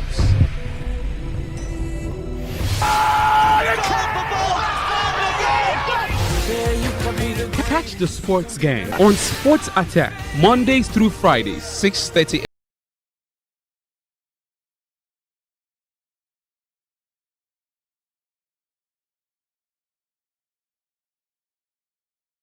95.1 FM. I wanna take you away.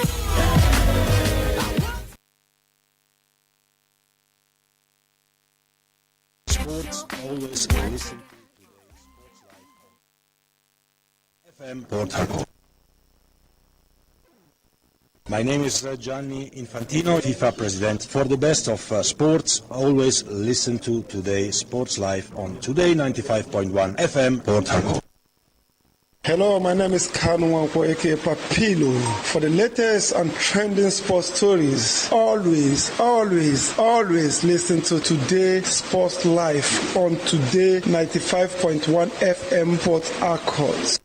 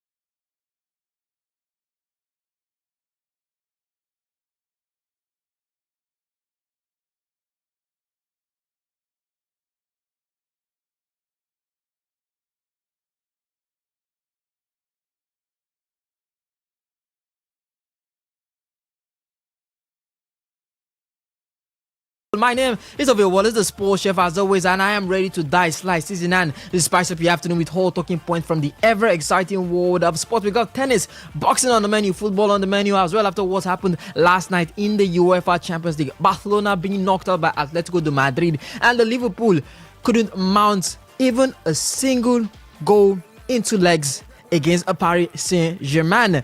That's and lots more to talk on the show this afternoon, and doing the talking with me is the man wearing blue right now. He'll be gearing up for what is going to be a big night today when Arsenal take on Sporting Lisbon. I am with Somto Isaac. Somto, good afternoon to you. That one is their business. Whatever they want to do today is their business. Anything if they like, let them win 10-0. It is on them. I think I say he has fire in his belly. Yeah, the fire. He has fire in his belly. He will tell me when he turned to a gospel musician instead of a coach. No problem. See how my voice is this afternoon? I'm calm. Ovie, good afternoon to you. Yeah, good afternoon. Good afternoon to everybody listening to us. It's a lovely Wednesday afternoon, and when you have UEFA Champions League coming up later tonight, it adds a little bit more spice to the day. I mean, which we have. I mean, a lot of people love going shopping. A lot of ladies, I should say, love going shopping, getting their nails done, getting their hair done. All funded by Somto. See why I laugh at me? Going to the spa, going shopping. Some guys too, they love, going out, clubbing and all that. But, real fans, anytime it's UEFA Champions League nights, that's our nightclub. You understand? That's where we spend, that's where we do Remy and all. So Champions League coming up, and like you said, a lot of things to discuss as it pertains to the ever exciting world of sports. And again, I would always say I am ready, willing, intact, and of course able to join you in dissecting as we also sink our teeth into everything that is transpiring in the ever exciting world of sports. All right, and remember the feedback platforms are open for you as the show can never be complete without feedback. For the SMS and the WhatsApp portal, it is 0701 933 9962. The phone line is 0810 9510 951. I'll call it once again, 0810 9510 951. That is for the phone line. For the SMS and the WhatsApp portal, it's 0701 933 9962. You can also catch us live on YouTube at Today951FM, on Facebook at Today95.1fm. There's a post right there. Do engage. The comments will be read out later in the show. On Instagram, you can follow us at TodayFM951, on X at TodayFM951. You can listen to us audio only via the website www.todayfm.live.com. You can also connect via the TuneIn and Radio Garden apps. Search for Today95.1 FM. And with that, I say let's get ready as we get on this journey of sports. Nation under the sun, elevating their favorite sign when he hit and run. You wanted it, you got it, the whole world is watching, so let's get this poppin'.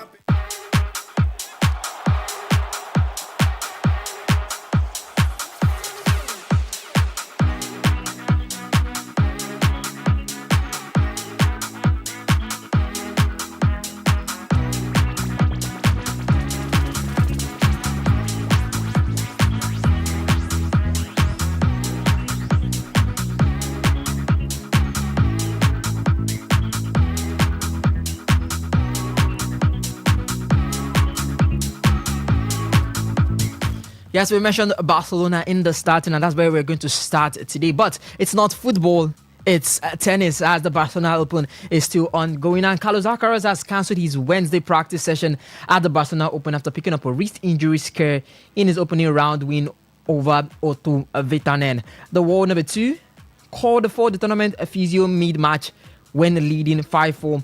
In the first set, telling him he had felt a sharp pain and discomfort on his forehands. He went on to win 6-4, 6-2, but left the court with questions hanging over his fitness. According to Eurosport Spain, Alcaraz chose to stay at his hotel to receive treatment from his personal physio, Juanjo Moreno, instead of taking to the practice court. He is scheduled to face Thomas Makak in the second round on Thursday. Alcaraz tried to play down the concern after the match, saying, and I quote, "It's a discomfort I've had before, which has never led to anything more serious.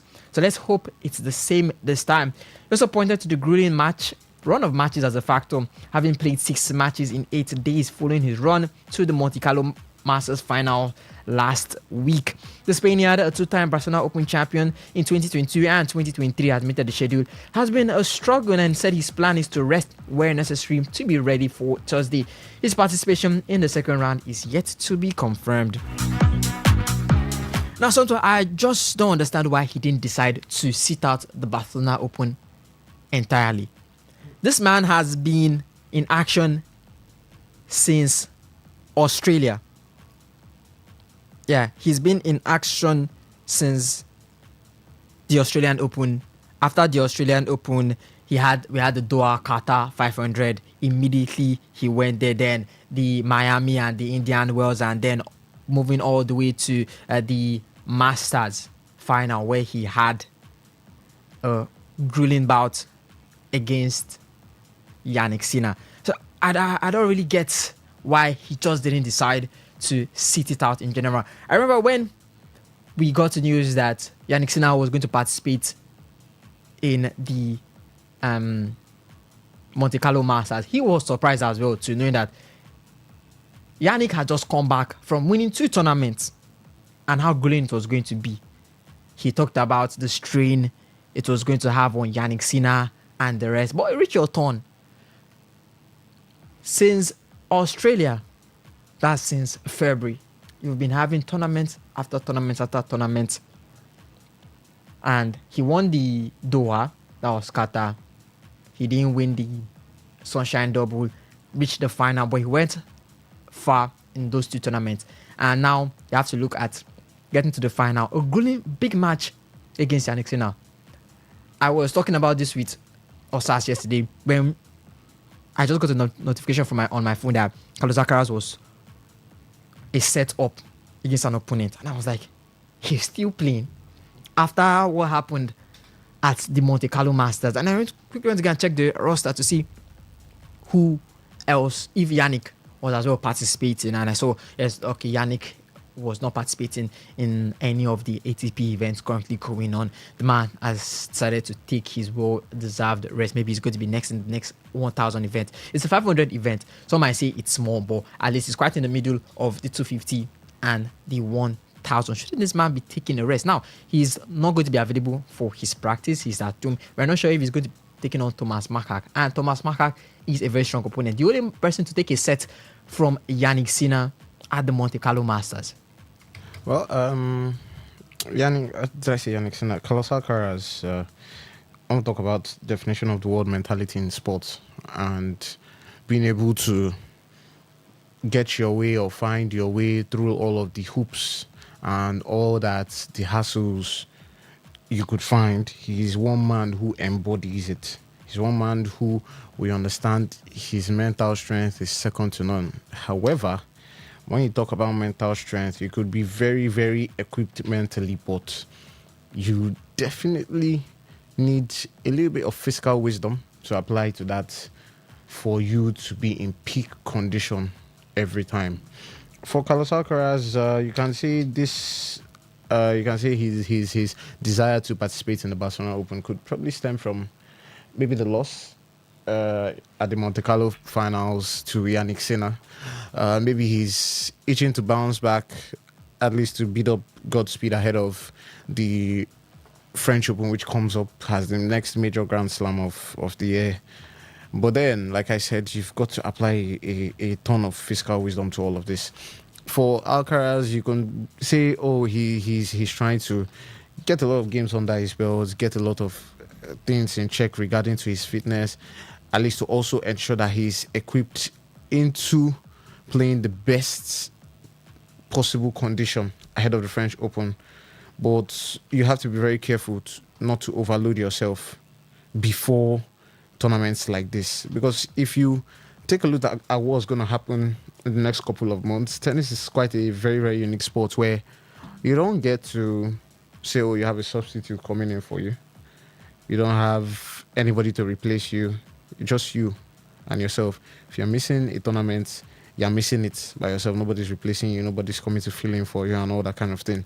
So whatever applies to you physically and everything, you're not sharing the roles in this, your roles in the sport. You're not sharing everything you do physically comes back to you. So he's got to apply it with a certain type of wisdom at some point in time. He's got to actually factor his own well-being at some point in time.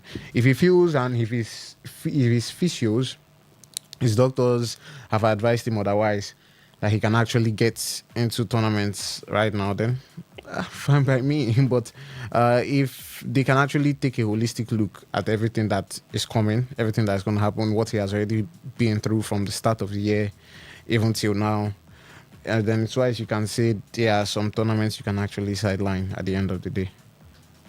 His next opponent is going to be Thomas Makak, as I said, the only man that took his set from Yannick Sinner en route to getting the Monte Carlo Masters. How big of a challenge is this going to be, knowing he skipped his practice session? Says he has, he's feeling something on his wrist. Could Thomas Makak take advantage of that and knock Carlos Alcaraz out of the Barcelona Open? You can actually say it's a very huge opportunity for Thomas Makak to take advantage of a what I keep calling him Yannick Sinner. Carlos Alcaraz, who is not... It's not your fault. It's not your fault. Carlos Alcaraz, who is not up to 100%. It's his time. It's his own time to actually take advantage of this. I don't see that happening, though. I still see at the end of the day, Carlos Alcaraz, for him to miss practice, I sort of see that as a precaution. I just feel it's a precaution not to further strengthen whatever niggles he's facing, probably. Then when the time comes, you can act on painkillers, see how you recover over the next couple of hours from that, because I don't think they have interval of like 3 days, 4 days to recover. I mean, when you're in these tournaments, the games comes back to back. So since he's still in the tournament, he's just going to see how that does over the next 24 hours, see how that improves, and if he knows whether he can get into practice. But if he knows he can actually see things through without practice, then good and fine, albeit. But then you definitely know that he's not going to be 100%. And when your opponent do realize that you're not 100%, that also gives a little bit of mental advantage to your opponent. So definitely 100%. I feel like Carlos Alcaraz is not going to be at his best. But then it's a very good opportunity for Thomas Makak. But at the end of the day, I don't see it happening. I think Carlos Alcaraz still get the win. All right, we leave tennis and head over to boxing now. And this time it's Alexander Usyk who has declared he will help Anthony Joshua prepare to beat Tyson Fury, with the two former rivals now training together as friends. Joshua joined Usyk's camp as far back as September last year and never left, with promoter Eddie Hearn revealing the environment has transformed AJ's mentality. Quoting him, he said he's fighting for more than just belts. He's fighting for a lot of personal things as well going on in his life. Usyk, who has beaten Fury twice himself, is backing Joshua to get the job done. Quoting the unified heavyweight champion, he said, "I think AJ will do it. Beat my friend, Grady Belly." And also hinted that Usyk could end up in Joshua's corner on fight night, saying, "I wouldn't be surprised. He's definitely going to be a help. How could he be anything but a help?" Before any of that, Usyk has his own business to handle, the WBC title defense against kickboxing superstar Rico Verhoeven on May 23rd in Giza, Egypt. The Ukrainian is treating it as a routine, warning Verhoeven, quoting him, "I am a master boxer," and refused to look beyond that fight, saying his focus is only on May 23rd, Egypt. Discipline and focus only on this fight. Sometimes if you can't beat them, join them.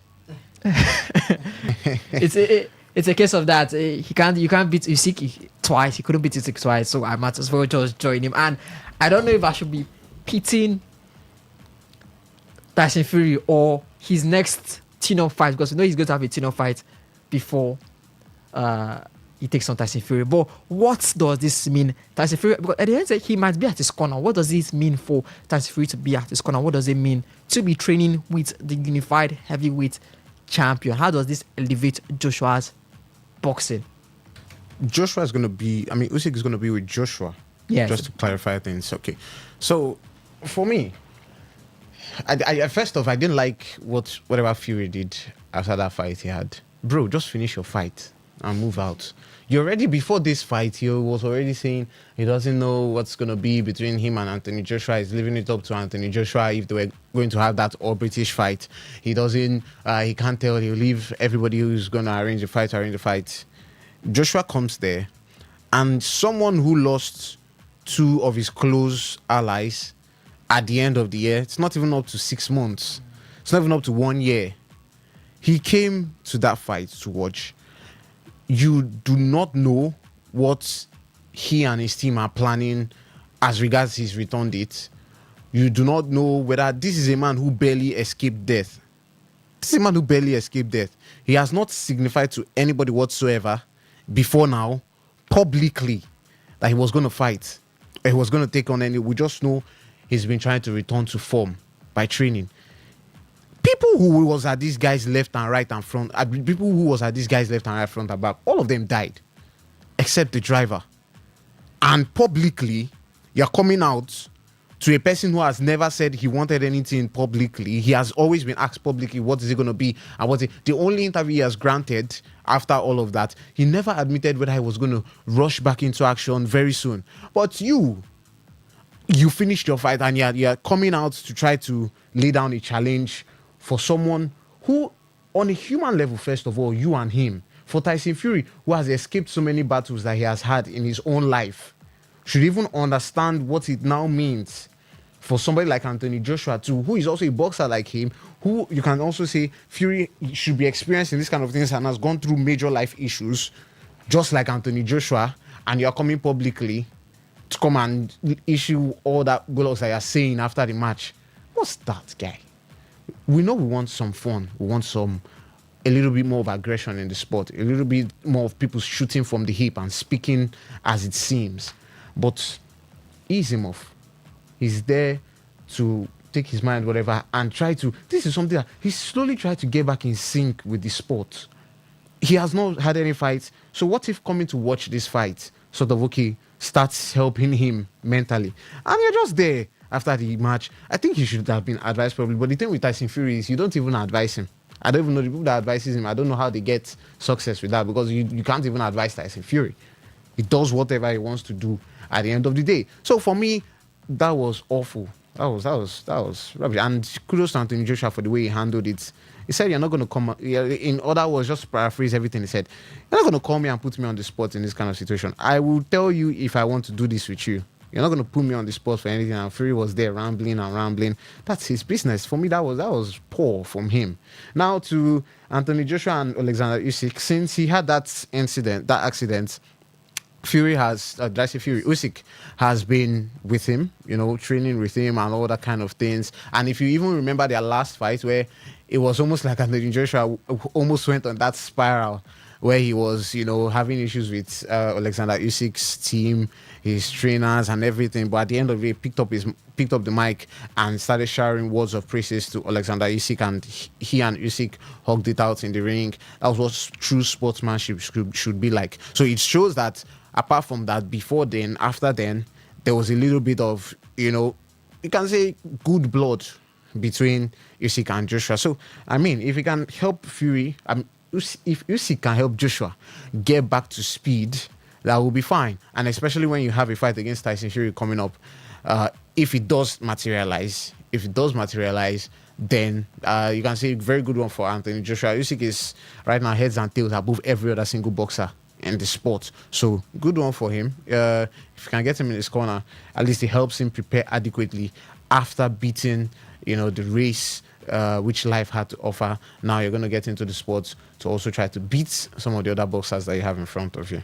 All right, 0701933996. So let's just do this via the SMS and the WhatsApp port to Anthony Joshua having Alexander Usyk in his corner. What does this do for the man's boxing career? What does it do for his opponents? How would his opponents feel with the unified heavyweight champion, the man who has dominated boxing in the modern era, with Anthony Joshua? And as well, Carlos Alcaraz saying he's feeling a little pains in his wrist, and skipping out of today's practice, he takes on Thomas Mahag tomorrow.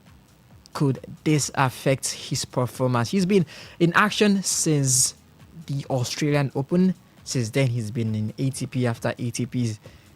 should this man be taking a rest at this point in time? Right now, we leave all the sports and time to talk some football. Starting off in the Nigeria Premier Football League, as Ikorodu City head coach Bright Ozegbagbe has reaffirmed his team's title ambitions after a commanding 3-0 win over Kano Pillars at the Mobolaji Johnson Arena on match day 34.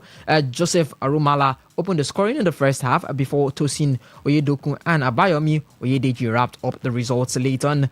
Ozegbagbe credited his players for their composure and execution, saying, and I quote, "Every game comes with a plan and the desire to get 3 points. We stayed calm, remained patient and took our chances when they came." The coach acknowledged the pressure of the run-in but insisted his side is ready for it. The league is very competitive. You must stay focused and take your opportunities, he said, adding, "We're still in the title race and the dream is alive. We'll keep pushing to win our matches." With 4 games remaining, Ikorodu City sit third on the table, 3 points behind leaders Rivers United, keeping their title and continental hopes very much alive. Some to Ikorodu City in the title run, something that we would never see. Last season, their first time there, they were able, from a team that was fighting relegation at the start of the season, they started fighting for a continental spot. I think it was Abia Warriors that took it from them. Now, once again, they are in that spot, but they feel they can push higher than that. They don't just want the continental spot. They are looking at the NPFL title in their second time in the NPFL. Big ambitions for a small club or for a new player into the game, and can they realistically do it? They're taking on 2 former champions in Enugu Rangers and Rivers United. Enugu Rangers have 56 points, Ikorodu City have 55 points, so just a point difference. Rivers United have 58 points while they have 55 points, so just 3 points separating them. And you have to look at the form between both teams. Ikorodu City in their last 5 games, they've won 3. Enugu Rangers in their last 5 games, they've won only 1, they've drawn 3. For Rivers United, it's almost the same thing. They've lost 3, they've won 2. So it looks as if the momentum is with Ikorodu City right now. Could they capitalize on that? 4 games, it's not going to be an easy 4 games because they take on Abia Warriors in one of those encounters. That's the next encounter. They take on Abia Warriors, take on Wiki Tories. Should maybe be a win. That's going to be right there at the Mobolaji Johnson Arena. They have Enugu Rangers. That should be their last game of the season. So look at those fixtures. Can Ikorodu City realistically get the NPFL title, or should they just hold their horses and focus on the continental sport? It's your second time in the league. Good to have ambitions, but this is more realistically your level. No. I'm going to answer it directly. No, because Rivers United will leave the Nigerian Premier Football League title. It's very easy because I look at the next games that they have and I actually just have to weigh. Listen, there's a factor of the home and away thing, yeah? And I'm not going to lie, it's going to play a very, very huge role in this. 2 more home games for Rivers United, 2 away games. 2 more home games for Enugu Rangers, 2 away games. In all of this, you can only say 2 teams are much more experienced in this type of things. Only Rangers and Rivers United in this title race. Abia Warriors have fallen out of it for me because you are 6 points behind Rivers United, who are topping the table, and I don't see Rivers United dropping any points at home. In fact, at home, Rivers United are the best team in the league because they've just lost once at the Adokia and Messimaka Stadium. So Rivers United definitely, for me, with their home form. But it's also something worth of note to mention that both Rangers and Ikorodu City are unbeaten in their homes. And that's where I said the experience comes in. Because when you now play away, when the chips are down, which team can I look at and back and say, this team will probably get the nod away from home? Away from the title challengers, Rivers United have the 3rd best away record. Away from, take out Enugu Rangers and Ikorodu City out of the equation, Rivers United are the 3rd best team away from home in the league. So when the chips are down, when the experience is being called upon, I can only look to one team who I can actually feel can get at least positive results. Now, in all of this, it's going to be a huge boost for anyone who in these last 4 games can pick up at least maximum points on the road in at least one game. Just pick up maximum points in just one game on the road. And when I look at the fact that Rivers United will be traveling to Kano Pillars are not in the best of form this season. Should be told on that one. This Kano Pillars side are not the Kano Pillars of before that would say, oh, they are a team that can shun anybody and sort of spoil the party. Kano Pillars are 15th, 2 points away from relegation. Rivers United can look at that. Although my doubts in that, it's crunch time. It's crunch time. These northern teams, they do not want to go down.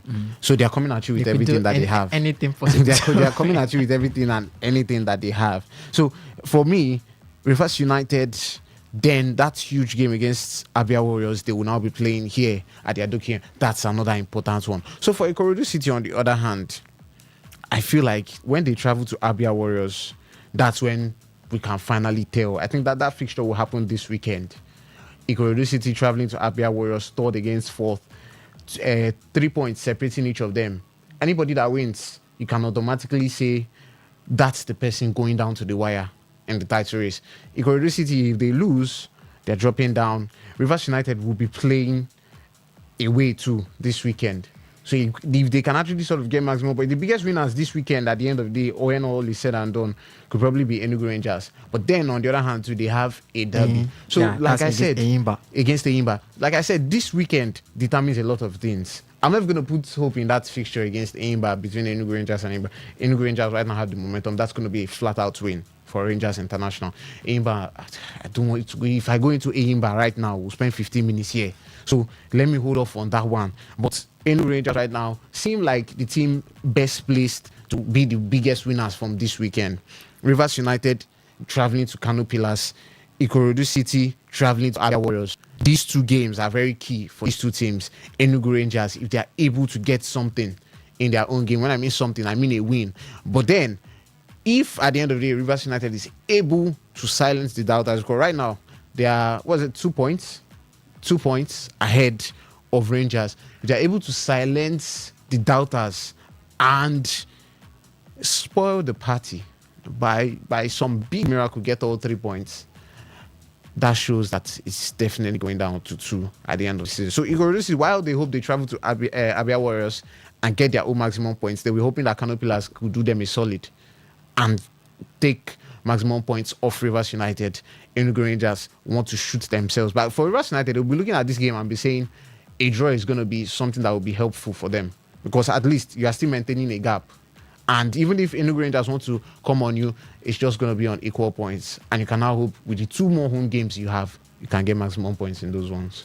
Rivers United fans, do you guys think you can hold the lead at the top of the summit? Rivers United, 34 games played, 58 points, 4 games left in this season. They take on Kano Pillars next, and it's going to be away from Enugu Rangers. As Somto has said, they might have the best fixture this weekend. They take on Enyimba. It's going to be a derby game.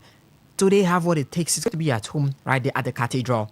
Can they get all 3 points and further solidify their sport or their fight for a title? And Ikorodu City, Brighter said they are going for the title. They take on Abia Warriors. Next, Abia Warriors is 4th right below them with 3 points. Rivers United fans, the Enugu Rangers fans, can Ikorodu City snatch the NPFL title from both experienced teams' hands? I'm an Ikorodu City fan, and I think, yes, they can do that. All right, now we head out to talk about the national teams, and Super Eagles head coach Eric Chell has revealed plans to widen his player pool ahead of the 2026 Unity Cup in London, with both European-based and domestic players in his sight. Chell confirmed he will scout players of Nigerian descent across Europe, including fringe players who were previously called up but never featured, while also keeping a close eye on the Nigerian Premier Football League with just 4 matches left in the season. Quoting Chell, he said the Unity Cup provides a platform to assess new players.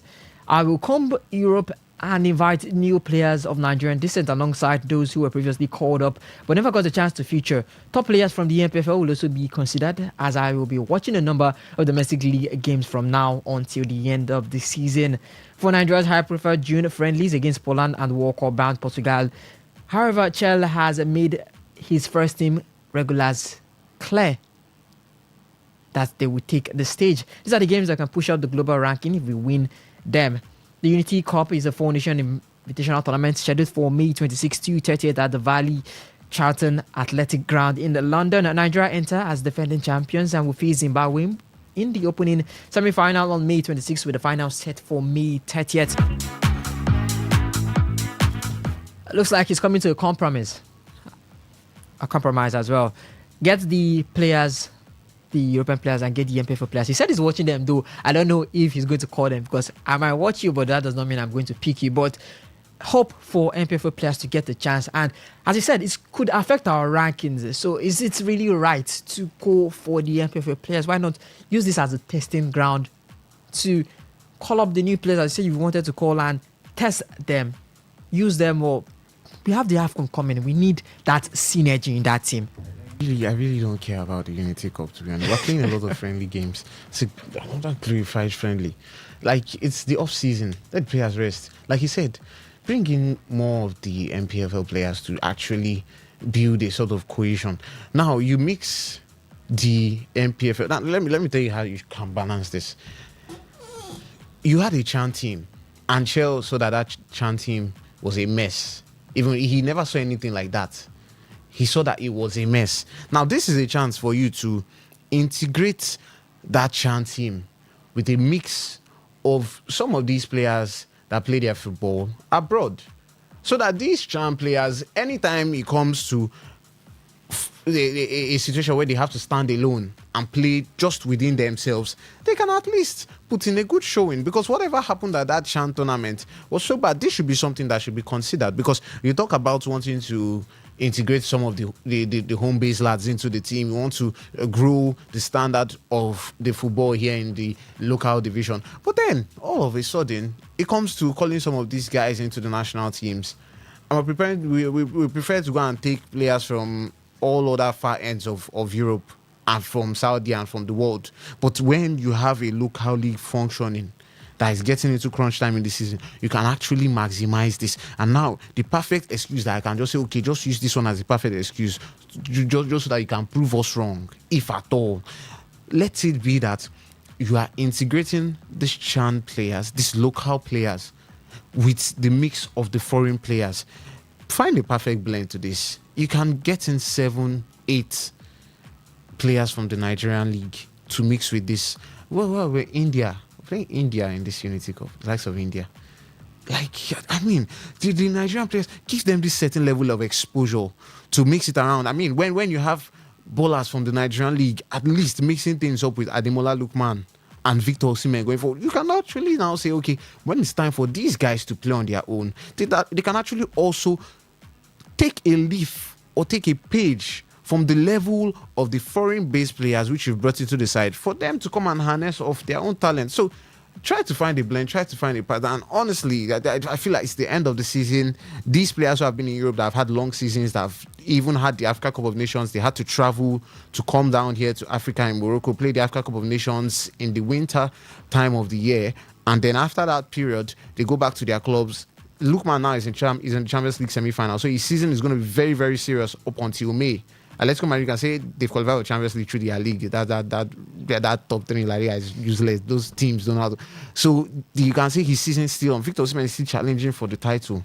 You still have Maduka Okoye still actively playing in this area.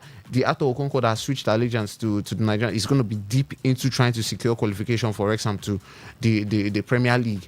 You also have a lot of these players still very much involved in their club. So you can have some time off. Now, getting fresh blood. Let them mix, let them blend, let them harness up the talents, let them see the work ethic of these guys, let them be able to build their own confidence from all of this. Use this one as an opportunity for that. Right, now we leave Super Eagles and head over to talk about Europe's top club competition. That is the UEFA Champions League.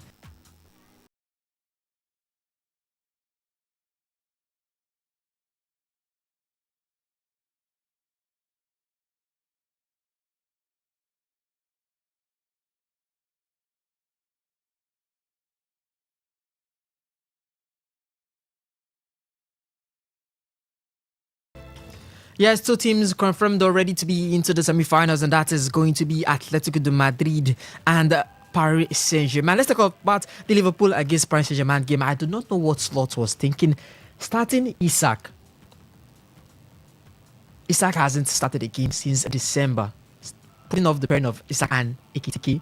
Benching Mohamed Salah, the real Ngoma that everybody has been talking about, he still didn't put the real Ngoma until the 60th, 70th minute into the game. What was that rubbish lineup from Arne Slot? I'm starting to believe the rumors that this guy is truly confused. Confused. That was a rubbish lineup. You have to look especially at seeing the rubbish lineup he put out the substitutions in the first leg. That when I saw that was nonsense. What is really going on with this man? You put out a really nonsense lineup in the first leg. The same chance for you to rectify it. You're so lucky that first leg did not even have like a 3-goal margin, a chance to rectify it. And 1 hour to kick off. In fact, all flames of Liverpool actually progressing to the semi-finals has vanished, has died because of what the coach himself is actually seeing, that he alleges and says he's seeing, and at the end of the day comes to put out that rubbish lineup. I couldn't understand why you are not starting your strongest legs with a very perfect blend. I don't understand what was the thinking behind having Gravenberch, Szoboszlai, McAllister and Vietz. 2 controllers with another holding midfielder, with a man who plays as a box-to-box, just in one midfield. 2 controllers, 1 box-to-box, 1 holding in one midfield. And then going forward now, you are starting an Isak who has not been a recipient of high-level octane football for the longest of time, in a quarterfinal where you have to overturn a 2-goal deficit, and your most experienced and your most clutch player in the team, you are putting him on the bench. The most skillful player, the player who can get you something out of nothing, who seems like the little bright spark in what has been a very dim outing for the last couple of weeks, you put him on the bench also. For goodness sake, whatever he did in the second half regarding the team, that should have been the team that should have started. That should have been the exact team that should have started. Rio Ngumoa and Mo Salah should have had their way in that game. And I was so confused about whatever lineup he put out. And it just seemed to me like this guy is not ready. It seems like he doesn't want this game. Your most experienced player in this competition, in that whole team, the bright spark where it seems like, for all of the clamor between Lamine Yamal and everything he does for Barcelona, if he wasn't getting a little bit of game time, if you do not actually put in a buckload of faith in whatever he's going to do, it's not. I don't know. That was such a rubbish lineup for Arne Slot. It's almost like he intentionally just wanted to lose that game. Because tell me how that lineup in your mind, that you and me against the European champions, that lineup is going to win that game. I watched the game and I had the Barcelona Atletico Madrid game side by side, and I was with Victor. I was like, the Liverpool game was just too boring. It was just I was even vexed. I was vexed. I paid my money to watch that. I just said, thank God the Barcelona match is right there. But you told me one day that Liverpool was going to shock everybody. I said, really, did you see the first leg? I see. It was good enough that Chelsea had big dreams, and they smacked them home and away. Now you had the chance. Your own is just 2 goals. Your own is 2 goals. You had the chance to at least 1 goal was going to change that game in the first half, and that was the lineup you decided to go with. Best of luck to him, for all of the clamor after the international break, where, he still has a chance to rescue something for Liverpool season, FA Cup, Champions League. I brought back to reality now. Now, you have to focus on the league, because whatever they are doing in the Premier League is now they have to be serious. Because whatever they're doing in the Premier League, they've not been serious the last few weeks. I don't even know what it seems like. They don't even just want to qualify. Maybe they just know England will have 5 stars, so they will sneak into one, because Chelsea is another serious team. But for me, whatever Slot did in that game, from the lineup, he's just damaging whatever good work he has done from Liverpool from the start of last season. That was bad. All right. The next team was Barcelona and Atletico Madrid, and Nigerian fans are in disarray now. They are torn between, especially Barcelona fans that are Nigerians, are torn between being sad that the team got knocked out and being happy that Deman Lukman was on the score sheet that yesterday. I was watching the match and I could see how bittersweet it was for Nigeria, Barcelona fans. But Barca, where did they go from there? They won the match, they won the battle, but they couldn't win the war. But Atletico Madrid has knocked them out of 2 cup competitions now: the Copa, the Spanish, the Copa del Rey, and now the UEFA Champions League. And Atletico Madrid now they're into the finals, and that also brings me to my next match: Arsenal versus Sporting. Arsenal are 1 goal up ahead of Sporting, and they're heading over to the Emirates. Now we saw Sporting do a comeback against Bodo Glimt. People are saying yes, it's possible they can do that. It's 1 goal. Just 1 goal. Arteta said he's got the fire. They've got the fire. Can they do that? Can Arsenal seal off the win? Especially with the team that has not been able to create, have not found their touch for a very, very long time. Can they actually do this against the Sporting side and for Atletico Madrid into the semi-final? I'm going to start from the first. Atletico Madrid into the semi-final. Good for them. Remember what I told you 2 weeks ago? And I said, listen, a lot of people hyping up the quarterfinal lineup. But I can tell you, 80%, you really know the teams that are going to make the semi-final based on the form that they have. Because why? The form gap between a lot of these teams are quite wide. The form gap between Paris Saint-Germain and Liverpool is quite wide.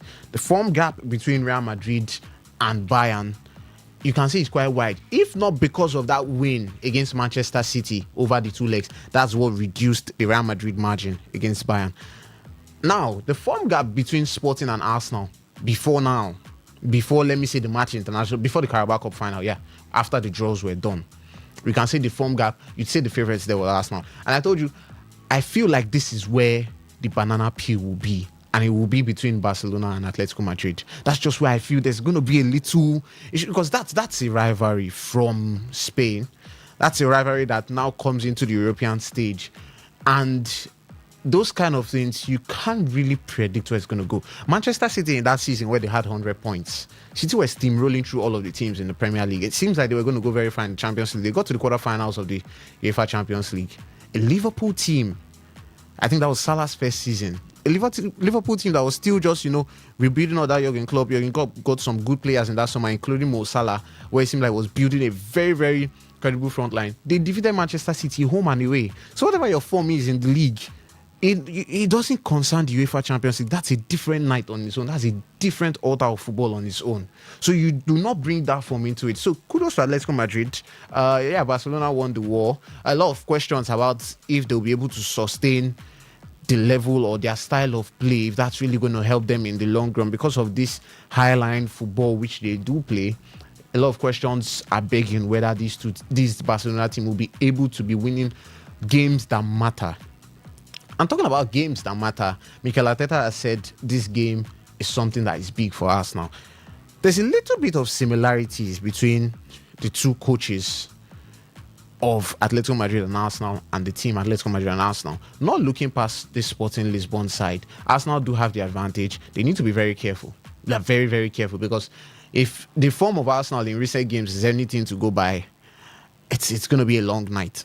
It's going to be a very long night in London, to be very honest. But they've got to be careful. This is the time where he's been trying to really motivate his players. Look at the press conference.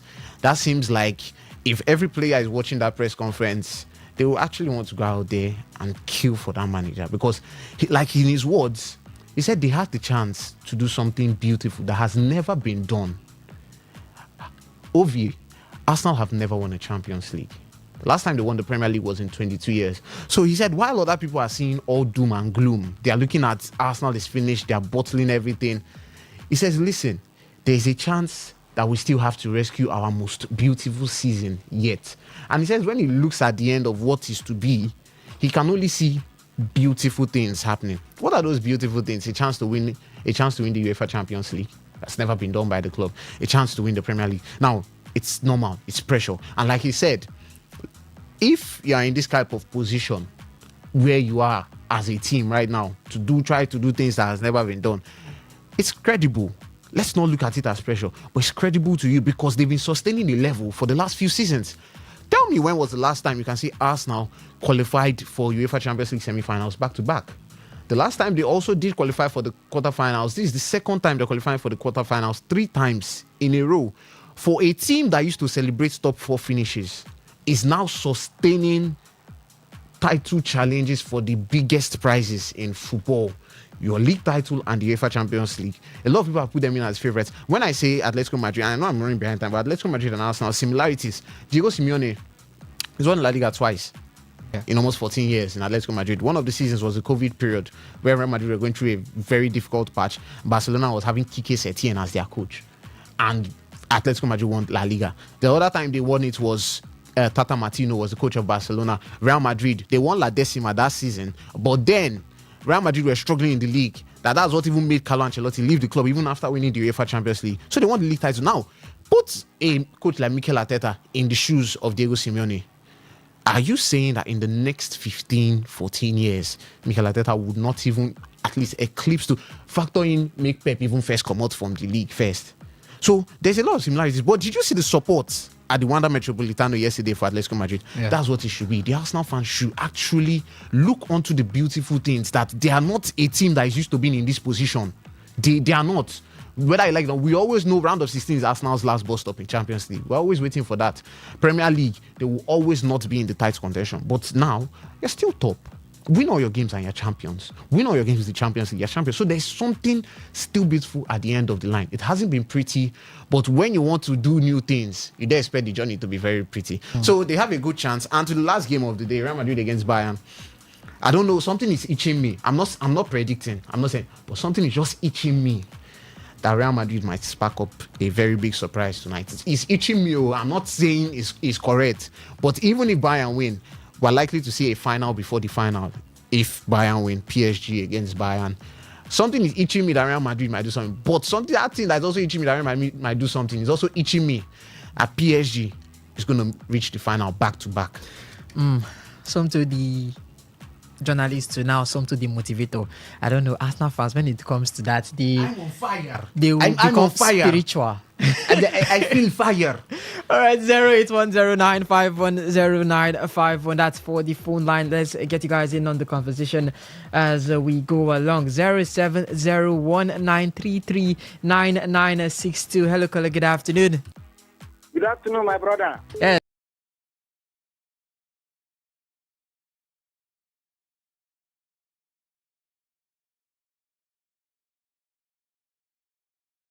This should be Lucky. Yes, Lucky from Abia State. All right, give us your thoughts. Yes. I've been saying this thing, so OT love for Antonia. OT love for Liverpool. I said already before the game. Yes, today's Champions League, Arsenal, Steve Stevie. OT love for Barcelona, OT love for Arsenal. Yes, Arsenal. Now today where they go. That one not true. Real Madrid. Now the same today. Okay, love for them. Thank you. All right, thank you, Lucky. Hello, good afternoon. Please reduce the volume of your radio set. Good afternoon, guys. Good afternoon, Simon. Simon for Rumo. Yes. Let me still repeat what I said last week after the whole Champions League matches. I said, and I'm repeating it again, the 4 teams that won last week will still be the 4 teams that will qualify to the semi-final. 2 has happened yesterday. It remains Arsenal and Bayern Munich today. Sporting, they are very, very good in their home, not away. In as much as Arsenal teams now are just shaking. If they can struggle, because I call it struggle, because Arsenal, we are just very, very lucky at Sporting. Won that match. They did not just take 1 point for that match. I mean, draw for that match, because it's knockout. But they won it. It will hurt Sporting now. No matter whatever that Sporting play today, they cannot meet up. So Arsenal will stay carry the day. Then Real Madrid and the Barcelona. And the Bayern Munich. If Madrid should score 2, Munich will score 3. If Madrid will score 1, Munich will score 2. So the 4 teams that won last week, that the 4 teams are still entering the semi-final. It's much more gradual. Mikel Arteta, I'm charging him, just as he said, because I don't know the kind of fun that this team lost at this for the past 3 seasons. This thing has not even lost this kind of form. At the end, yes, we know that sometimes Arsenal but not this kind of losing of form. All right, Simon. So please, the team should just let them motivate and talk to themselves. Let them wake up and know what is their problem. Correct it immediately. All right, Simon. And just as Arteta said, we need to take at the end of the day, people that thought bad against Arsenal will start praising, say this is the best season so far for Arsenal for a long period of time. All right, Simon. All right, Simon. Thank you. We need to take other calls. Hello, good afternoon. Yeah. Good afternoon. My name is Safad. I'm calling from Igota. All right, give us your thoughts. Today match between Arsenal and Sporting. Yes, today. Yeah. Arsenal will win the match. But Madrid will come from behind and win by Bayern Munich. Yeah. And I think this Premier League, Arsenal will play Man City. Arsenal will draw. Arsenal Man City will draw. All right. On Sunday. All right. Thank you for your predictions. Hello, good afternoon. Hello. Yes, good afternoon. Yeah, my name is Tony from Jubilee Street, Umolomen. Right, give us your thoughts. I want to tell Locke from Abia State that if he has money, he'll come and bet before 8 o'clock. He should send the money to you. I will send my own now. let him bet 200,000 now. Because all these they like to talk. They talk because they don't like them 8-2 and 8-3. So they like to spoil people's business. Arsenal will win this night. Arsenal will give them 2-0. Then Madrid will shock Bayern. It may go extra time, but Madrid will win at the end. Please, I want to know the next match, away match for Rangers, the 2 away match for Rangers International. That's my team, my club, and Arsenal is my club too. All right, I'll give you the 2 away matches. I agree with you, my man. I agree with you, my boss. I agree with you. Yeah, thank you. All right, thank you. 08109510951 for the SMS and the WhatsApp. Also, it's 0701933996. So let's head over there and see what we've got in the SMS. And this one says, I predict a Sporting versus Madrid in the ESL final, but the way things are going, Atletico Madrid will be a huge threat to them in the semi-finals. NS from Woji. This one says, guys, don't worry, Rivers United will miss out the MPFL Cup. Ikorodu or Rangers will be the winner. Up Arsenal, Adeyemo Dare from Ogbogoro. 08109510951 for the SMS and the WhatsApp. Also 0701933996. Hello, caller. Good afternoon. Good evening. Joseph speaking. Good evening, Joseph. I think the problem is most of these scholars. There's what they are saying that even Tonto in the studio here. They say there's a problem identified, half solved. Arsenal don't have a problem. What they have is their fullbacks. If Timber and Calafori will play the next games, Arsenal will collect those 2 trophies.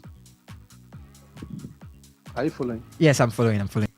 If Timber and Calafori will get back to their left fullback and their fullback, but if those 2 players are not there, then it's going to be a different story. Thank you. All right, thank you, Joseph. 08109510951 for the SMS and the WhatsApp portal. It's 0701933996. Yes, the caller that called for Enugu Rangers next away fixtures. They take on Bayelsa United away and Ikorodu City away. So those are their next 2 away fixtures. Let's see if we can take one more call. 30 seconds. Hello, caller. Good afternoon. 30 seconds. Hello, good afternoon. I'm calling from Port. Yes, give it your thoughts. My pick on this match today is that Arsenal will qualify. Can you hear me? Yes, I can hear you. Arsenal will qualify and Madrid will qualify. Right. Thank you. All right, thank you. And this one is from Somto. It's for Somto from NS. It says, I like the way Somto have already won the UCL in the studio. NS from Moji. All right, and that brings the end to the Today's Sports Live on Today95.1 FM. My name is Ovio. What is the sports chef? I did the show with us. So we'll catch you guys tomorrow 6:30 a.m. for Sports Attack, where we give you all the updates from the very exciting world of sports. Then the news at 4 with Anastasia Benjamin coming up next, and then more good programming on Today 95.1 FM. Do not touch that dial. Bye-bye.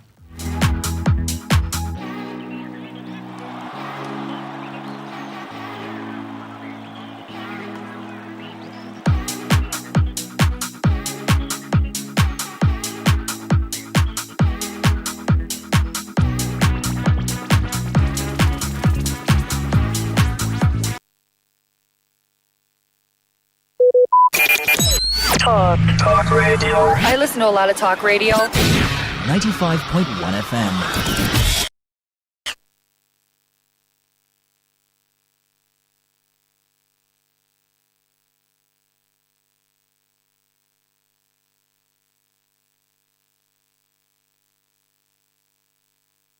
Today, 95.1 FM. Port Harcourt. News update.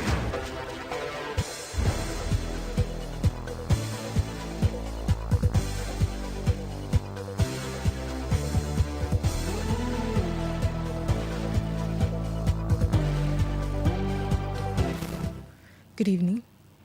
Here's a news update on Today 95.1 FM. I am Anastasia Benjamin. Senate President Godswill Akpabio has attributed the concerns surrounding the reported closure of the United States Embassy in Nigeria to global security fears rather than local political issue. The United States Department of State had authorized the departure of non-emergency government personnel and their families from its embassy in Abuja, citing a worsening security situation across Nigeria. In an updated travel advisory, the department said the directive took effect from April 8, 2026, warning American citizens to reconsider travel to the country over rising concerns including crime, terrorism, kidnapping, civil unrest, and inconsistent healthcare services. Speaking during the commissioning of the new NRS headquarters in Abuja, Akpabio dismissed claims that embassies were shutting down due to Nigerian election, noting that such assumptions were misplaced. He explained that countries like the United States may take precautionary steps globally due to rising tensions with adversaries such as Iran. He cautioned Nigerians against linking such developments to domestic politics, particularly elections. Akpabio further reassured citizens of their safety, expressing confidence that Nigeria remains secure despite global uncertainties. In another development, the Northern Christian Association has warned Christians against engaging in hostile religious exchanges, declaring that believers cannot defend God through insult or abusive arguments. The chairman of the association, Joseph Yahab, gave the admonition in a statement in Kaduna, urging Christians, particularly youth and clergy, to exercise restraint in the face of growing religious provocations on social media. Yahab cautioned that many of the ongoing online debates, often presented as a defense of faith, were contrary to biblical teachings and risk deepening divisions among religious groups. He describes such engagements as vain and unprofitable arguments, warning that they were frequently degenerated into strife and ungodliness. The cleric, who cited biblical passages, stressed that Christians must not respond to provocation with hostilities, even when their faith is ridiculed or misunderstood. The Nigerian Shippers Council (NSC) has proposed a tariff increase capped at 30%, a move designed to balance the sustainability of maritime industry with broader economic stability. At a one-day stakeholders forum held in Lagos, the council clarified that implementing the revised tariff structure, earlier scheduled for March 2026 but now suspended, will only proceed after extensive consultation across the shipping value chain. Executive Secretary of the NSC, Pius Akuta, said the suspension was a deliberate step to deepen industry dialogue and prevent market disruption, adding that economic stability remains a key priority. Akuta disclosed that shipping operators had initially sought increases between 150 to 200%, citing inflationary pressures and rising operational costs. On a foreign scene, China has expressed its welcome for all efforts conducive to a ceasefire and the cessation of hostility in the Middle East. The statement follows reports indicating that a second round of negotiations may occur between the United States and Iran in Pakistan. The spokesperson for the Chinese Foreign Minister Gu Jiakun, in a press briefing today, commended Pakistan for its role in facilitating a temporary ceasefire between the US and Iran and playing a fair and balanced mediating role.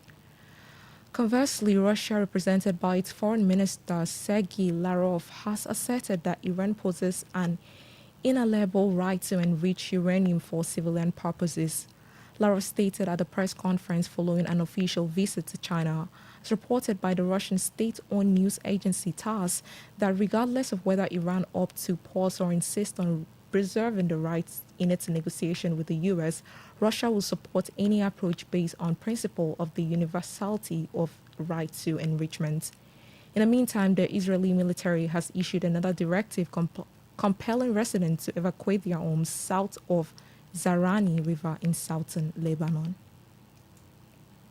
And that was the news update on Today 95.1 FM. Good evening. I am Anastasia Benjamin.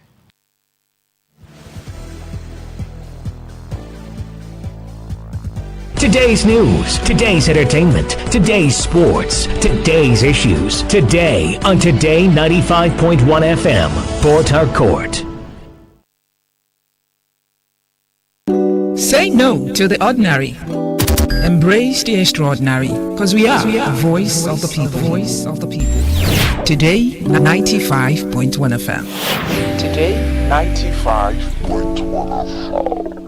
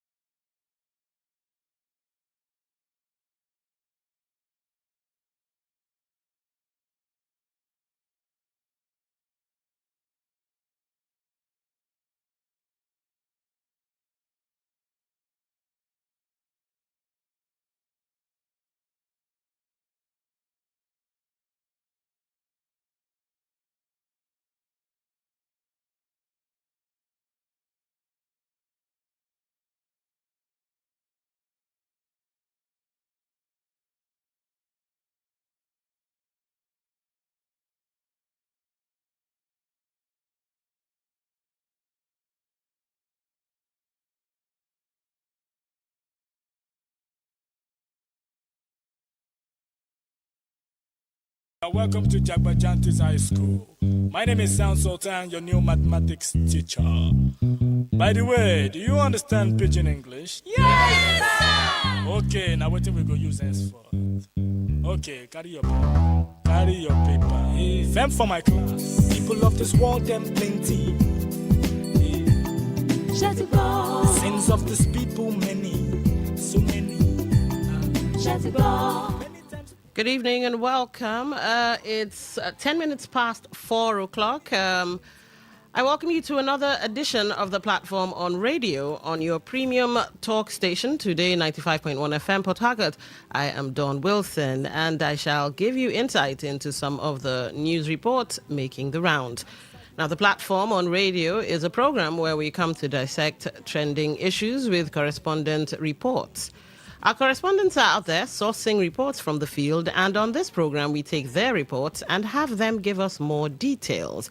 Perhaps you get to hear what's not entirely in the news. And on the menu, ADC in Rivers State hails Falga House of Representatives defection to party. Amechi describes Nigeria insecurity as similar to civil war. Students of Rivers State College of Health, Science and Management Technology accuse head of department of alleged extortion and high-handedness. All right, let's get stuck into the first story. But know that you can be part of the show by calling 0810-951-0951. 0810-951-0951. Now, for text messages and voice notes on WhatsApp, 0701-9339-962. 0701-9339-962. Now, to be part of the show via our socials, all right? YouTube, you can watch live at Today951FM. On Facebook, at Today95.1FM. On Instagram, at TodayFM951. X at TodayFM951. Now, you can also listen via the website. Simply go to www.todayfmlive.com, click Listen Live, and you are in. Now, if you want more options, okay.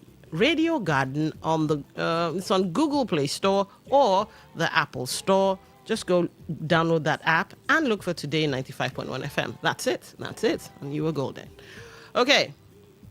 Stories of the day. The African Democratic Congress in Rivers State says the defection of the member of the House of Representatives for Falga Constituency 1 is a step in the right direction. The newly elected publicity secretary of ADC in the state, Chizi Enyi, said the defection is a confirmation that ADC has come to stay, not just in Rivers State, but in Nigeria, referring that ADC cannot have a representative at the National Assembly. Enyi boasted that 2027 general elections will be an easy ride for ADC to win all elective positions, not just in Rivers State, but all other states in the country, considering the prevailing insecurity and economic situations in Nigeria. The state ADC spokesman, who described the APC as a dead party, maintained that 2027 general elections will be between Nigerians and President Bola Tinubu. Okay. Fighting talk. I like the fact that the ADC are... All right, they're not backing down from this fight.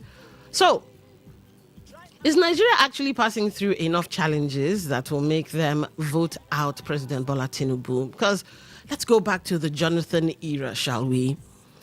The killings, insecurity, it was mind-boggling. It was incessant. It was an everyday thing. And I think many people say that because of the level of insecurity, and it appeared, or it seemed like the Jonathan administration at the time did not have a handle on the insecurity issues, so Nigerians basically voted out the PDP, the Jonathan administration, and voted in the APC and the person of the Buhari-led administration.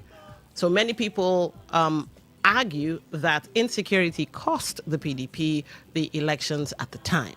So, could this be seen as let me see now. What will I call it? History repeating? Yeah, could it be history repeating? So is Nigeria actually passing through enough challenges that will make them vote out President Bola Tinubu? Now, insecurity might be one. I just said insecurity was, the bane of the Jonathan administration. We also have inflation. I think there's a headline I saw that said 63% of Nigerians are now below the poverty line. It's increased from, I think it was sometime 50 something or so. Now it's 63. In fact, some people will tell you the hunger, the lack, the want is so much that even on paper, the number on paper, the statistics, it doesn't cover the sakpa. Let's use that word, sakpa, that's going round. But can it be argued that Nigeria is passing through, more than enough challenges that would make them vote out President Bola Tinubu? Now, speaking of voting out, yes, the president has even come out to say, we're passing through some hardship, we're out of the woods, and, we're resilient, and all the positive spin he's tried to put on what we're passing through. But let's not forget voter apathy, because people seem to have lost faith in the system. People sometimes say, I beg Jerry, they will do whatever they want to do no matter what we say. And that usually affects voter turnout. In fact, it was a big issue in the FCT elections, I think, FCTA or something, elections, where an INEC staff came out and was lamenting, wastage. One person had registered to vote, and that one person didn't even turn up. And the INEC official wasn't having it that day because why waste government funds and government resources? So, yeah. Are we going through, or are we passing through enough challenges to want to vote them out? And would we be able to vote them out if we're actually passing through said challenges? All right, let's go to the phone lines and hear your thoughts. The platform, welcome to the show. What's your name? Where are you calling from? Good evening, Don Wishing. Good evening. What's your name? I am Comrade Kabari calling from Banweku in Ghana. All right, go ahead. You have the floor. Wishing at least one of Barrister Chisi's brother would not agree with me, having had his brother now teach on what I told him as at July last year. I told him that the 27 does not lie between parties, but between Nigerians and the present president. Are you with me? Sure, go ahead. Nigeria is going through hardship onto hardship. When Buhari was a president, we always said it. I said for 4 consecutive years, I give people water free of charge. Students of the University of Port Harcourt, precisely in their numbers. Are you with me? Sure. 5 houses from my yard, left and right, they come and I give them water. I pumped minimally 6 consecutive times a day. In fact, I know other Nigerians who do same thing.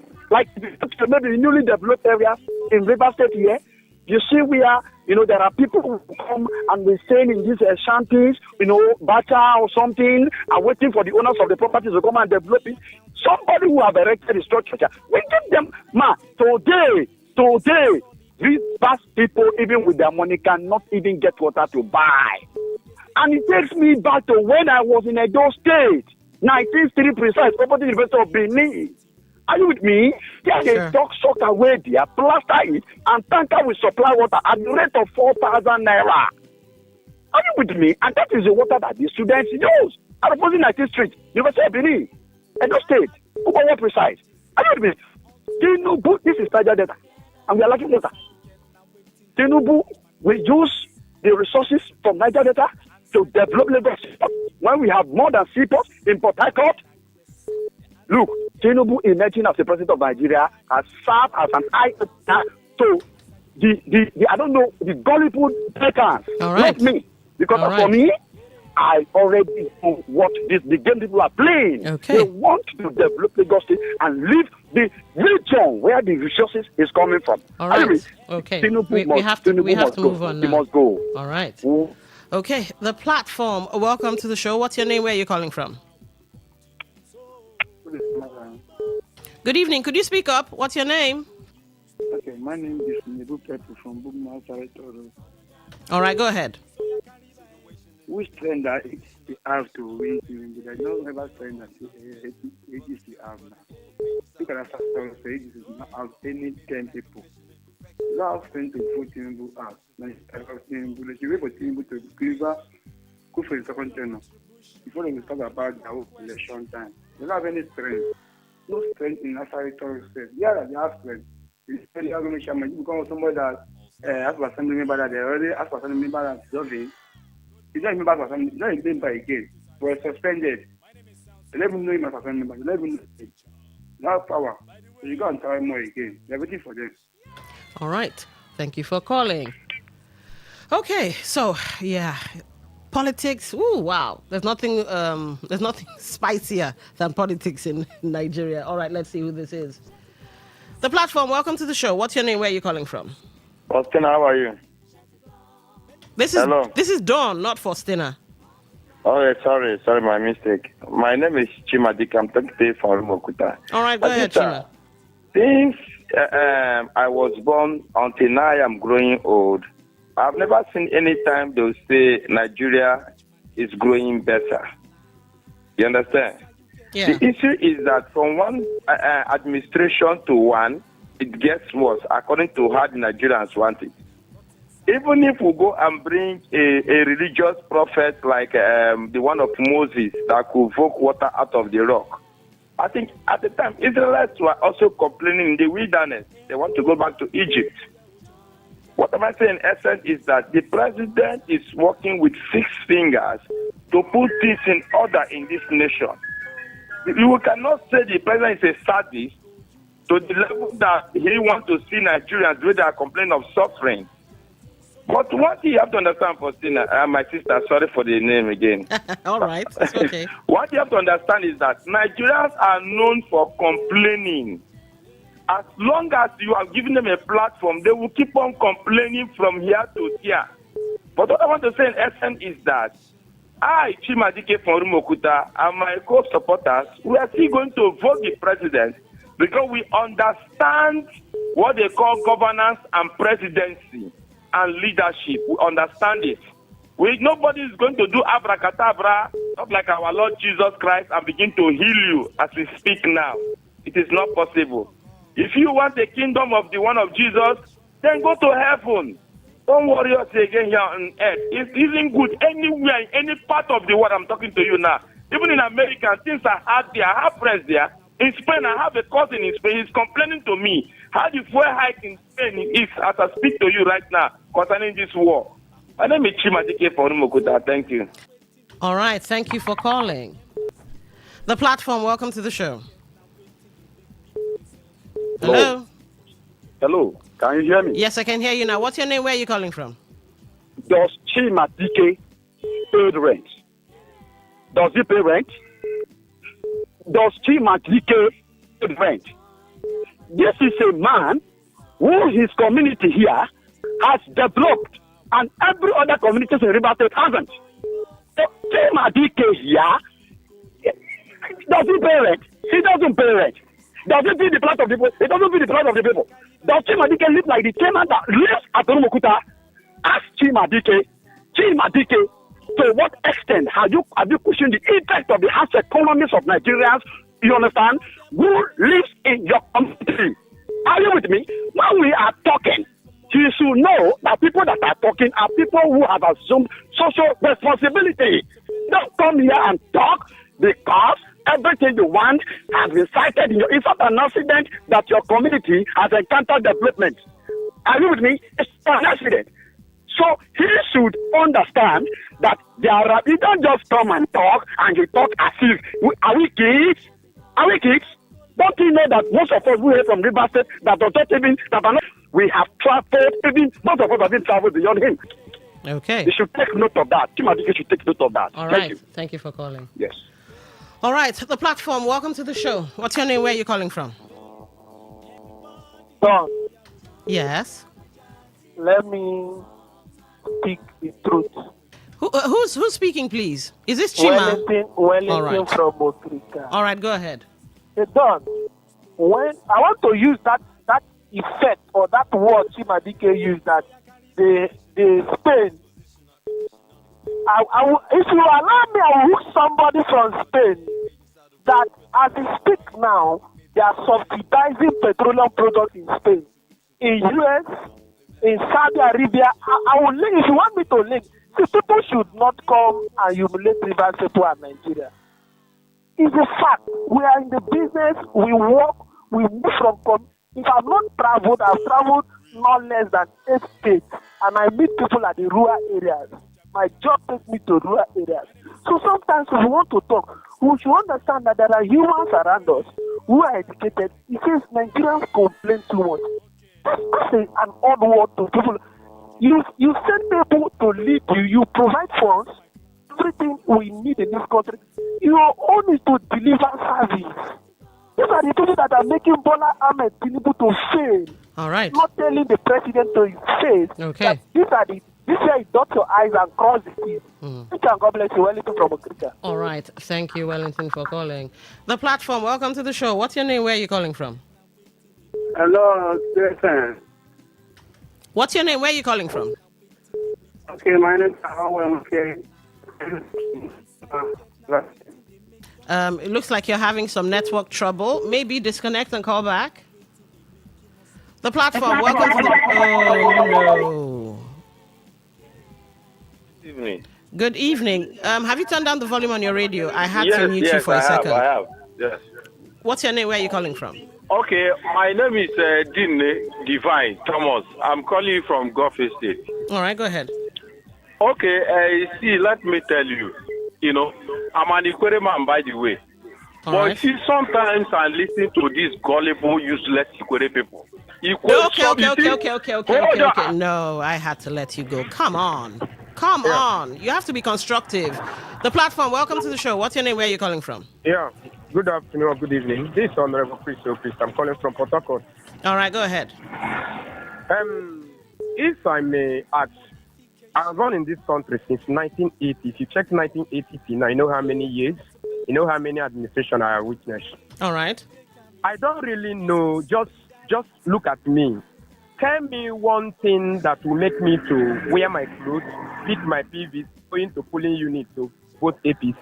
Just tell me one thing. Is it the ice fish APC met as a 100 naira or 150? Now ice fish 3,500 25. During under the time of this, you can go to market. I know when I used to go to slaughter, you cut meat, you come back out, you use your hand and count any size you want. But now under APC, you just go there 6 pieces or 7 pieces, 10 pieces, 2,000 or 1,000. So tell me waiting go make me that somebody will tell me that APC is doing well, that will make me to wear my clothes, carry my PVC, going to cast my vote for APC. No, now. Tell me, are we not living in this country? Is it fuel? Is it my own office in the morning? Once I reach my office, I saw my generator. Everybody in that community will come and plug their phone and charge. I give them light. But today, under APC, all those elderly women that I normally help, my son, let me plug my phone, let me plug my charger, mama plug. Now, I can't help them again. So, are you telling them that they will go and cut APC? All right. May God forgive us. Okay, let's take a short commercial break, and then when we come back, conversations will continue. It's still the platform on 95.1 FM. M for modification.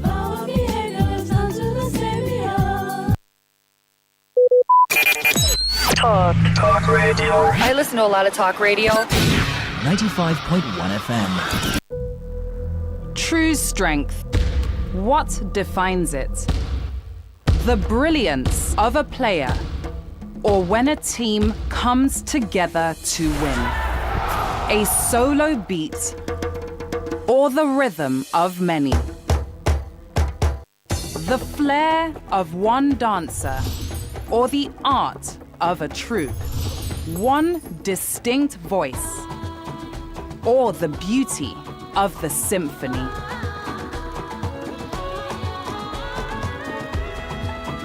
At FCMB Group, we build ecosystems, empower communities, and create the future. Because we believe it's not just one, but the power of the group that delivers the future we all desire. FCMB, the power of the group. All stands, greet. Good morning, sir. Good morning. You're welcome to Jagbajantis High School. My name is Sound Sultan, your new mathematics teacher. By the way, do you understand Pidgin English? Yes, sir. Okay, now what we go use henceforth? Okay, carry your pen. Carry your paper. Hey. Fem for my class. People of this world, them plenty. Hey. Sins of this people, many. All right, welcome back. It's still 95.1 FM. Today FM, of course. My name is Dawn Wilson. It's the platform. And, well, you know how we do on the platform time, the platform edition or the platform episode. What we do is we read out the stories, we react, and then at the end of the third story, it then becomes a free-for-all. Now, I can see the phone lines buzzing like crazy, but here's the thing. We need to take the other two stories, and then you can go all in, all right? Okay, so let's move to the second story. So former River State Governor and ex-Minister of Transportation, Rotimi Amechi, has raised fresh concerns over Nigeria's rising insecurity, describing the situation in parts of the country as reminiscent of a civil war. Amechi made the remarks while speaking at the African Democratic Congress, ADC National Convention in Abuja, where he criticized the handling of security challenges under President Bola Tinubu. Reflecting on his tenure as governor, Amechi stressed the importance of decisive leadership in tackling crime, stating that him and his team never slept anytime crime was committed in the state until the perpetrators were arrested. He faulted what he described as the federal government's distant response to insecurity, saying that leaders must take responsibility on the ground. Amechi also criticized recent economic policies, warning of worsening hardship. Amechi's comments come amid renewed security concerns across the country. In Nasarawa State, residents have reportedly been fleeing their communities on foot following repeated armed bandit attacks, abandoning homes and livelihoods in search of safety. In the northeast, a recent airstrike at Jili Market along the Yobe-Borno border has drawn scrutiny over alleged civilian casualties. The Nigerian Air Force said the operation targeted suspected Boko Haram insurgents and confirmed that that investigations into the incident are ongoing. The development followed a deadly attack on a military formation in Beni Sheikh, where troops repelled insurgents but recorded casualties. Despite the concerns, President Tinubu, during a recent visit to Bayelsa State, reaffirmed his administration's commitment to strengthening Nigeria's security architecture and addressing the nation's security challenges. All right. Wow. Do you think opposition parties can fix the issue of insecurity in the country? As we recall, some of these current opposition politicians were part of the APC that criticized the Goodluck Jonathan government. Yeah. But I don't know. Well, Amechi isn't wrong. And, okay, I'm not holding brief for Amechi.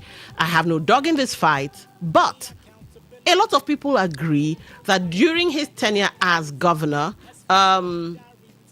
well, we didn't have much cultism issues and all of that. He was, I wouldn't call him a one-man force or a one-man gang, but he really did try to, bring it down to a minimum, I guess.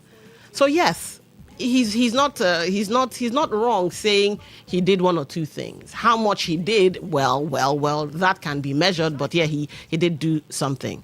So do you think opposition parties can fix the issue of insecurity in the country? As we recall, some of them this current crop of politicians were part of the APC, and yes, they really did. They did Good Luck, Good Luck Jonathan dirty. I still believe, I think he said it or someone said it, that he was the most insulted president. A lot of things happened under his watch, maybe because he was liberal. Goats or a coffin. His name was on a coffin or on a goat or something. There was also Occupy Nigeria, although at the time, nobody wanted fuel subsidy to go. Maybe we didn't understand what he was trying to do. I don't know. Do we need to apologize to Good Luck Jonathan? Who knows? Possibly. But yeah, some of the people in the APC right now, yes, they criticized him a lot. A lot of them insulted him. So now that it's come full circle, now the opposition party members who were part of the APC are now on the other side again. Can they fix it? What do you guys think? The platform, welcome to the show. Turn down the volume on your radio. All right, I had to let that one go. Please, please, please. When your call is, when it's ringing, just turn down the volume of your radio so that we don't have issues. Hello, the platform. Welcome to the show. Okay, my name is Nebukepu, madam. Good evening. Good evening. Go ahead. Okay, madam, I want to say something. When I was initially our former governor was the Minister of Transport, you doing security matter in River State as a minister. Could you speak up? I'm struggling to hear all that you're saying. Okay, madam, can you hear me, madam? Yes, beautiful. Go ahead. Okay, I say when I mentioned was the Minister of you doing security matter in River State, there's nothing they do as security matter. When they kill my brother and as I thought I'm born him. Hello, madam. Yeah, I can hear you. Go ahead. Okay, when I mentioned was the Minister of Transport, when they kill my brother and as I thought you doing it. He did not do anything about anything. He never find to arrest the person. Okay, okay, fine. You're giving us more details because I was about to ask you to give us evidence and all of that. All right. Go ahead. We can hear you. There is no agency people that go to power and come and stop insecurity. Tinubu was trying. Our governor, same was himself. There is no fight in that side. That side is very peaceful. Because it's peaceful too. So we like the government so much. You should go and also more. Thank you, madam. All right, we hear you. Okay. The platform, welcome to the show. What's your name? Where are you calling from? Hello. Good evening. Okay. Good evening. All join. Don't worry yourself. All join. What's your name? Where are you calling from? My name is Muriel from Okeka. All right, go ahead. I remember during the time when Amechi and all his other colleagues, now in the APC now, we are trying to pull Jonathan down. There is nothing they did not say. Even Fashola at that time was the one that said that he's been given the Ministry of Power, an administration that cannot fix power. Okay, how did he put it that if he's been given the Ministry of Power or something, that he will fix it? Was it in 1 year, on a few months? What was it? And when they eventually gave him that ministry, it became worse. And the people that are attacking and abusing this present administration, they're what we all know is like a broken record now. They are and they were part of this system. And now they want power, promising us that they will, just like they promised before. The same people that promised before, Dino Milaye, at Amechi, all of them. Now they are promising again. Look, security is not something that will be toyed in this country.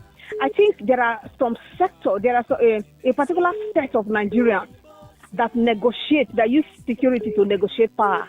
And if you see them, they are at the echelon of this security out there. They are the top most. They give them the highest security position. And when it's not as if Tinubu or any past president cannot, even when Jonathan was there, he said the people that are fueling insecurity are part of his government. And there is nothing you can do about. Look, all these people talking, they know that when they come in, they cannot. Except you decide to cut it off entirely. All those persons that are there, you decide to Look, insecurity is just a thing. If Tinubu decides that today is going to end it, trust me, he will. All right. But he will not, because he wants a second tenure. And those people are the people he needs them to negotiate power for them wherever they are, to negotiate, to support him. That is why he will not. Unfortunately, Nigerians are dying in the process. But these people coming up to tell us that, hey, they win, just give us power, we win. This is the same word they use, that they are the same. They've not changed. All there right. is nothing they can do about it. Thank you. All right. Thank you for calling. All right. The platform. Welcome to the show. What's your name? Where are you calling from? Chibike, you might have to move around. Let's try it again. Your network is kind of garbled. Calling from Bayelsa State. Okay, Bayelsa State. Go ahead. Let's see if we can manage it. Okay. Well, like my last statement, I just dropped my call. No, Chibike, I'm so sorry. We can't. I think move around and call back. It's really garbled. Okay. All right, the platform. Welcome to the show. What's your name? Where are you calling from? Hello, my sister. Good evening. Good evening. What's your name? Yeah, that's your name. I can't just, I don't know how to say it, but my name is Chima Dick. I'm talking to you for Rumokuta. All right, Chima. Let us go to what the former governor of Rivers State said, Timi Amechi. You know, my sister, what used to do to this, our leaders, is that once they are out of government, they become, what do I say? Freedom fighters. They begin to fight for freedom, to talk about emancipation of this and that. Rotimi Amechi, since 1999, has been in the arms of government, even up to the federal government. He stayed with Buhari for 8 years, and there were insurgency, my sister. But Rotimi Amechi did not even talk anything concerning security. Rather, he focused on the railroad he was building in Abuja to Chad. I mean, to which country? But right now that he's not in government, he has become a human rights activist. I think that's the word to use. It's a started activism now. What I'm saying in essence is that it is high time we are going to leave these politicians that are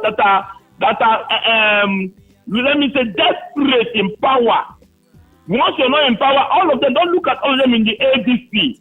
None of them that you will say that have not been in power. And what did they do concerning the security condition of Nigeria when they were in Emsom affair? Now let me go to the airstrike that the Air Force did. Do you know that when we were small, our parents told us to avoid some certain area and some certain people? Do you know why? Why? It is because of the consequences when authority will come. That market has been marked for insurgency, and people still go there to market. These are the consequences we're talking about. Don't near this boy. So when the police will come, they will not arrest you and this boy. All right. And let me tell you something. Okay. Those persons that are in that market, they are culprits, they are accomplices. All right. Because we you need to cannot tell move me, on. Chima. Okay, I had to let you go there. Let's see now. Let's go to the third topic for discourse, and then after that it becomes a free-for-all. I see your messages, a plethora of messages. We'll get to that, or those, or them in a moment. All right, so River State Governor Siminalayi Fubara has been advised to set up a panel of inquiry into some activities within the College of Health Management and Technology. A senior management staff of the college who spoke in reaction of the protest by students of the Department of Medical Imaging Technology against their head of department alleged political interference to a lot of irregularities happening in the institution, including appointment and employment of unqualified persons. The senior staff, who is of a rank of dean and did not want his name to be mentioned, referenced when he particularly opposed a posting and appointment of an unqualified individual to a position of HOD, even when the certificate was being questioned. He cautioned that delay or refusal of the governor or authorities at the Ministry of Education to urgently intervene in the happenings at the College of Health could lead to turning the institution into a money-making machine rather than educational hub it's supposed to be. He raised concerns that those who spoke truth to power are being targeted for elimination or sack, just as he expressed worries that things may become worse if urgent steps are not taken to right the wrongs. we brought you the report about a protest by students of the Department of Medical Image and Technology at River State College of Health Management and Technology, who accused their head of department of alleged extortion and high-handedness. The students claimed that despite their several complaints about the activities of the HOD to the management of the institution, no meaningful intervention has been taken to correct the wrongs. The aggrieved students, while lamenting that since the assumption of the current HOD of the School of Medical Image and Technology, they now pay a fee that they previously paid. They now pay a fee that they previously paid for 20,000 naira to 40,000 naira, a situation which they said has worsened their condition, and called on Governor Siminalayi Fubara to intervene and save them from the alleged exploitation. All right, let's listen to what the students had to say. For us to go for an internship, which is not supposed to be so. And then most of us have paid, and yet they've not posted us. They said the money we are paying is for them to lobby for us to be paid during our internship for that 1 year. And up till now, no posting yet. We've been in the house for the past 6 months. Then he immediately brought out things we are supposed to pay. We all thought that if something that we are paying like 18K, we'll pay like 20K, just 2K extra, or maybe 10K or 5K extra. But when he brought out the list, he said first semester, practical fee or bench fee, training or excursion fee, 40,000. I feel they are working together with my department. Speaking to newsmen, O.C. Hire King, who threatened to initiate actions that would trigger a full investigation into the alleged misconduct, including claims that the HOD used forged documents to secure the appointment, stressed the need for urgent intervention by the governor and the commissioner of police to uncover both the academic credentials and financial dealings of the accused official. Some of them are even his children, some of them are our children, some of them are Rivers children, outside Rivers people children, and he's humiliating them, antagonizing them. It's a very pathetic situation. He's not even qualified. From the documents I saw, they wrote to the school where he said he graduated, and the school replied and said, we don't know this man. And he's still there, flexing muscles, making sure the students are put down. The most humiliating aspect is that he said they must pay these fees, and I demanded for the account numbers where they are paying these fees, a private account number. Meanwhile, a senior management staff member of the institution, a dean of faculty who spoke on condition of anonymity, confirmed receipt of the students' complaints following the protest on campus and stated that an internal investigation has already commenced.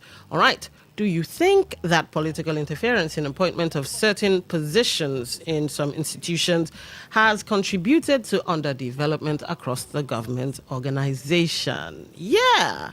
Do you think... Okay, that's like asking, do you think cronyism is the bane of institutional progress? Do you think putting square pegs in round holes is the reason why Nigeria isn't as industrialized as it should be, or Nigeria isn't as developed as it should be?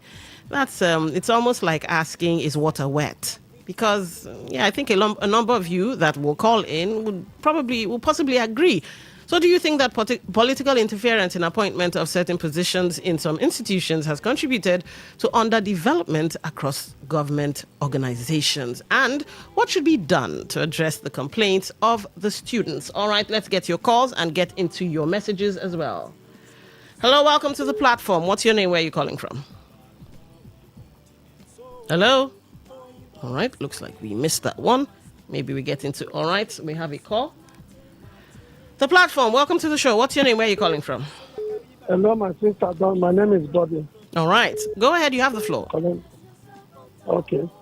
Don, let me start by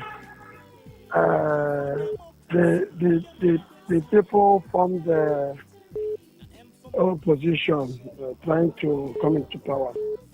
You know, I listen to my people, my brothers and sisters. You know, there's something in life. One is when you're telling someone, you're advising someone, and the person agrees to your advice. That means you have spoken well. But if someone is not taking your advice, all your effort is rubbish. Because someone mentioned, reliance. We all follow up what is happening in this country. And Senator Dino is one of the senators that always speak out. Dino is outspoken, and not only Dino. It's not like we have the governor here too. Do you think that people are not also telling him that, sir, this is wrong, this is good, but it's for him to choose to take or choose not to take. So that is the problem we are having. So I'm in support of whatever government that will come to take over from this government. All right. Because we are tired. We are tired. All right. So We get thank you very much. Yes. All right. The platform, welcome to the show. What's your name? Where are you calling from? Good afternoon once again. Okay, what's your name? Hello? What's your name? I can hear you. Go ahead. Hello? I can hear you. What's your name? All right, it looks like it's the person that called with the bad network earlier. All right, we had to let you go. Couldn't hear you. As apart from hello, couldn't hear any other thing. Hello, good evening. My name is Godi, calling from Port Harcourt. All right, go ahead. No, the volume on your radio, please. It's done. Sorry. All right, go I'm ahead. You see, when we talk about Amechi was the governor of this state, and it was very practical. Amechi was a kind of person that even go to creek by himself. Amechi will use power bike to go to a police station when they hear, stop, don't sell on this price. And people will resist it and will be selling what they want to sell. Amechi will go to one police station or the other. Before you know it, they will go say the governor, they will go, who know where the governor will reach. If Amechi gives you contract, before you know, Amechi will be there to check it by himself, not like what Nigeria do. Everything is done. Or take this 1 million or take this 500,000. Then the governor say we don't do the job. Amechi will go by himself for practical, and he will get there and check it. If it is not properly done, Amechi will terminate the contract and give it to another. You see, such governor or such president is somebody we need, very pragmatic, fallacious, somebody who can stand and can tell you this is done and this is not right, this is right. Okay. Amechi, somebody like that is who we need. But then, politics is a game.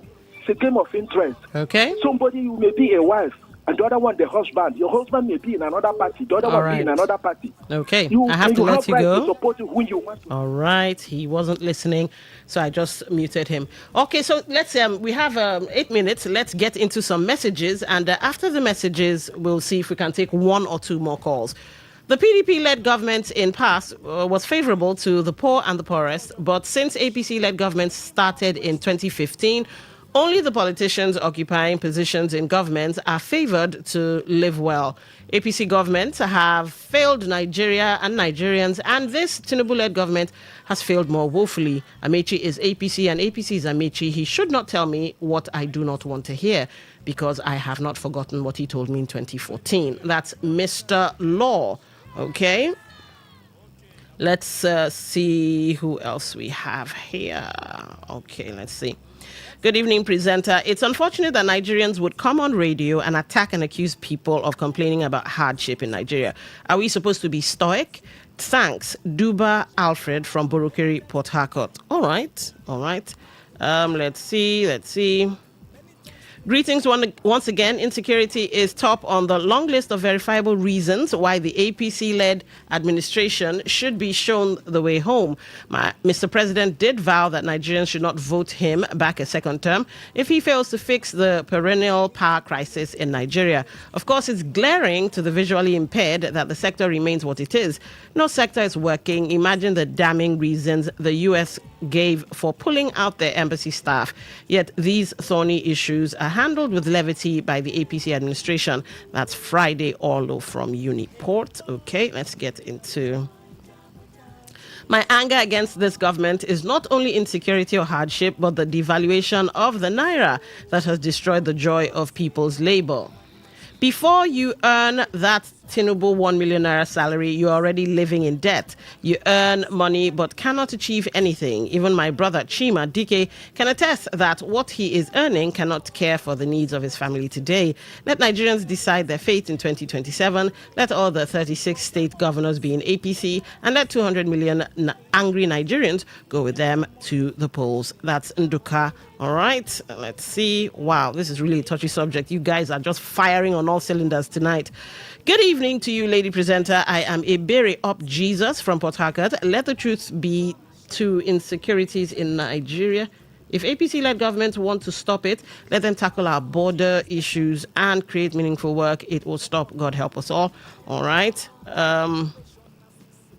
Hi, Don. Indeed, the defection of the federal lawmaker to ADC is a boost to the fortune of ADC in the state. I wish ADC well in 2027. I agree with Amechi. The level of insecurity in Nigeria has degenerated. The number of casualties and displaced people are even worse than a civil war. The corruption in the education sector is alarming. Government should rise to the occasion to curb this menace. That's Mr. Lucky. All right, and I think this should be the last text message before I check WhatsApp. Madam Dawn, I greet you. Please, I want to ask, if Christ comes now, all the blood that has been shed in this country, who will bear the cost? Question mark, your friend Barry. Ooh, Barry, my friend, how you doing this evening? All right, let's get to WhatsApp and see if we have anything from WhatsApp. Hold on. Okay. Presenter, the defection move by Ume Zurike to ADC is a well-informed one. The APC holds absolutely nothing to anyone who is not in the camp of Wike. Governor Fubara should move now to the ADC, as there could be no chance of him to pick APC ticket in River State because of Wike factor. John Ogogo. Okay. Presenter, members of ADC can effect some positive changes. This is because the presidential aspirant Peter Obi can make the others perform, as everything rises and falls with a leader. That's also John. Okay, let's see. We have voice note. Okay, let's read the messages, then we get to the voice notes. Good afternoon, Today FM. The statement credited to Amechi is not far from the truth, but the truth is Amechi as a governor is different from Amechi as a minister. As a minister, what did he do to improve our road problems? Skillful Peril is my name from Iche. All right. Now let's get into your voice notes. We have wow. I won't be able to get through all these messages. Oh my. All right, let's start with 423. I will not be able to get through all of this. Good evening, Don. To be honest with you, the Tinubu APC led government have nothing to offer Nigeria. Even if you allow Tinubu to rule Nigeria for the next 100 years, to be the same cock and bull story, the same lies and propaganda, where he will do this, will do this, fake analysis with nothing to show on the life of the masses. Look at the hunger, the insecurity, the killings, the economic hardship. All they do is borrow money, borrow the loot. People standing on this APC, I wonder the kind of madness they are standing upon. Okay. It's quite unfortunate. Okay. Let's let that go. You come on, madness. All right, let's see. A text message. I guess let me read the messages because the voice notes are a lot. Chisom from Omagwa. It will be difficult to remove Asiwaju via the polls. He is actively playing politics, and it a show. He is leaving no stone unturned. All right. Hector, I think some people are only making the guy calling from Rumokuta to be popular by keep mentioning his name and making reference to him. All right. Oh my, I am so sorry. Oh, I'm so sorry. Your voice notes, I couldn't get all of them, but well, who knows? And even more calls are coming in. Who knows? We might touch this topic again tomorrow and give you guys a more chance to speak your mind. But for this evening, this is where the platform ends. My name is Dawn Wilson. Up next, the trio, the duo, Justice, Mary Queen, and maybe Kuro, to make you guys laugh some more. This is 95.1 FM, Today FM. You've been a wonderful audience. Good evening. The answer you get now, waiting, they make rich man, they mess and leaders, they lie. The answer you get now, waiting, they make young boys and girls. Talk radio. I listen to a lot of talk radio. 95.1 FM.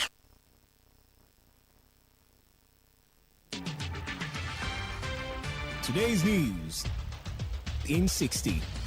Nigeria is aiming to expand internet access to 230 million subscriptions by 2030 through a strategic focus on 5G, network compaction, and satellite connectivity.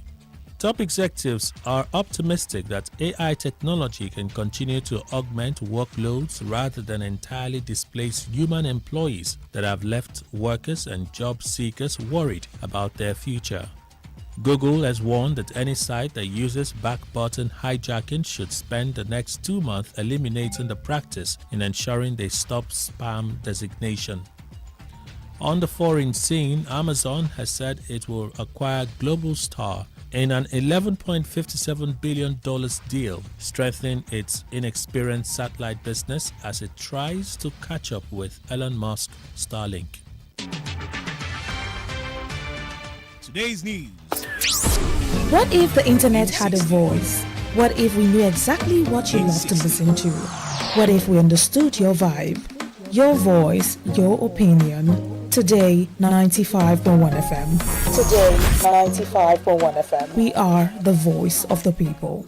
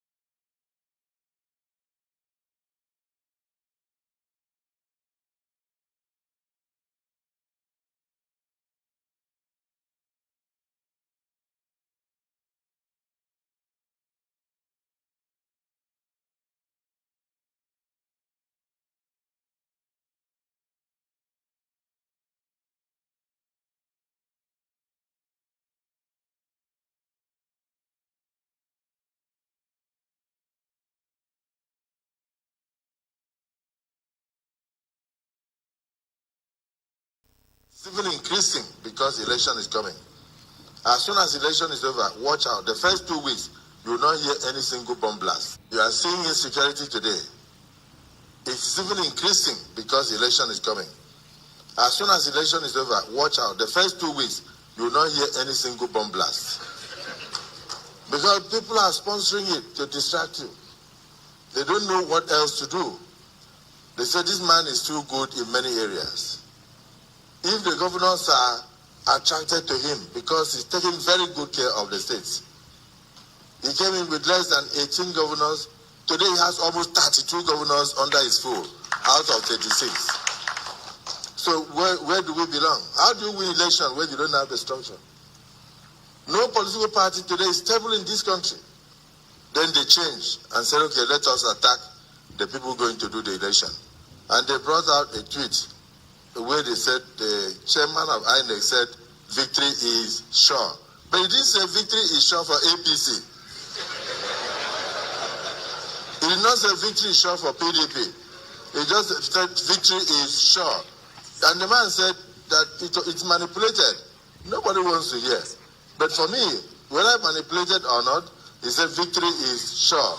He was not chairman of INEC. He was just a mere lecturer. Anybody can support anybody who wishes to. But when you are on a seat, you have to think of all the entire country and all the populace. And that's what you are doing. I want to just let you know, there is not only in the area of revenue and taxation that you are doing well. The infrastructure in the FCT is not handled by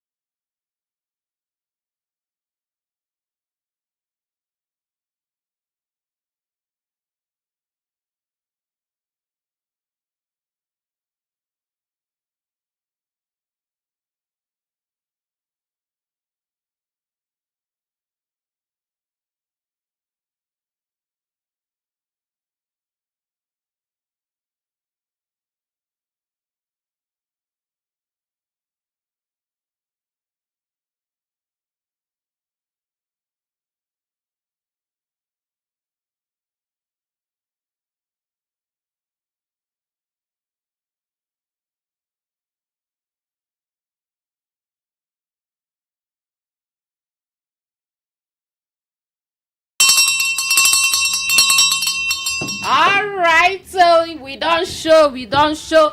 Aproko people where una dey, all the way from Today FM, You don't remind me of my former compound. Where there is a big quarrel. There's a big gossip. Once you just pass here, I say this country.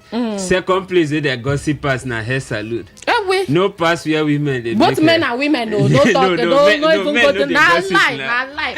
The only thing you go see us they argue for saloon na the government. Nah, when get past that time when they argue government, change talk don't change. You don't sit down here us before. Yes. You don't sit down here plenty times. You be like you be the cut hair before. I be tomboy. It's not all right, so MC Justice. Yes, sir. Ghana president don't see us finish. Now waiting fit us now. Now waiting fit us. On behalf of the Ghanaians, if say I'm from this country, I for not take a easy on the leaders. But as a Ghanaian, you don't know my second name. What's your second Kofi? name? Kofi. Kofi Justice. Kai! Ghana president don't see us finish. Now what we like now. It but not be so our president they throw jibe at Kenya. Say we should be happy. Say Kenya they suffer pass. Okay, us. na gbasgbos now. Na gbasgbos, all of us. You know say Africa is a country. The way you people they tell is Africa is a country. It is a joke. Nigeria they say our president they say they happy say we better pass Kenya. Ghana they pray say make we better so that we no go carry our trouble. Carry ourselves, can't worry them. Imagine a whole giant of Africa. Breathe down.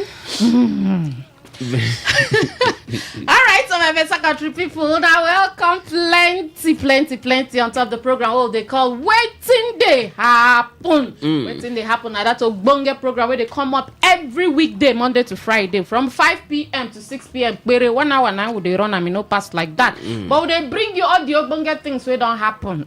Would they serve them to you as it they hot, as it they pepper? You go they see the smoke as they come out. And if they come up for this Ogbonge station, what they call Today FM 95.1. Bamkwem, you know, pass like that. When you put 9, you put 5, you put 4, you can't put 1. FM will not be AM. And today's date is the 15th day of April 2026. This month they run. You know run for my eye. I the premium make they just fast forward. So they go collect salary. I like transport won't finish me.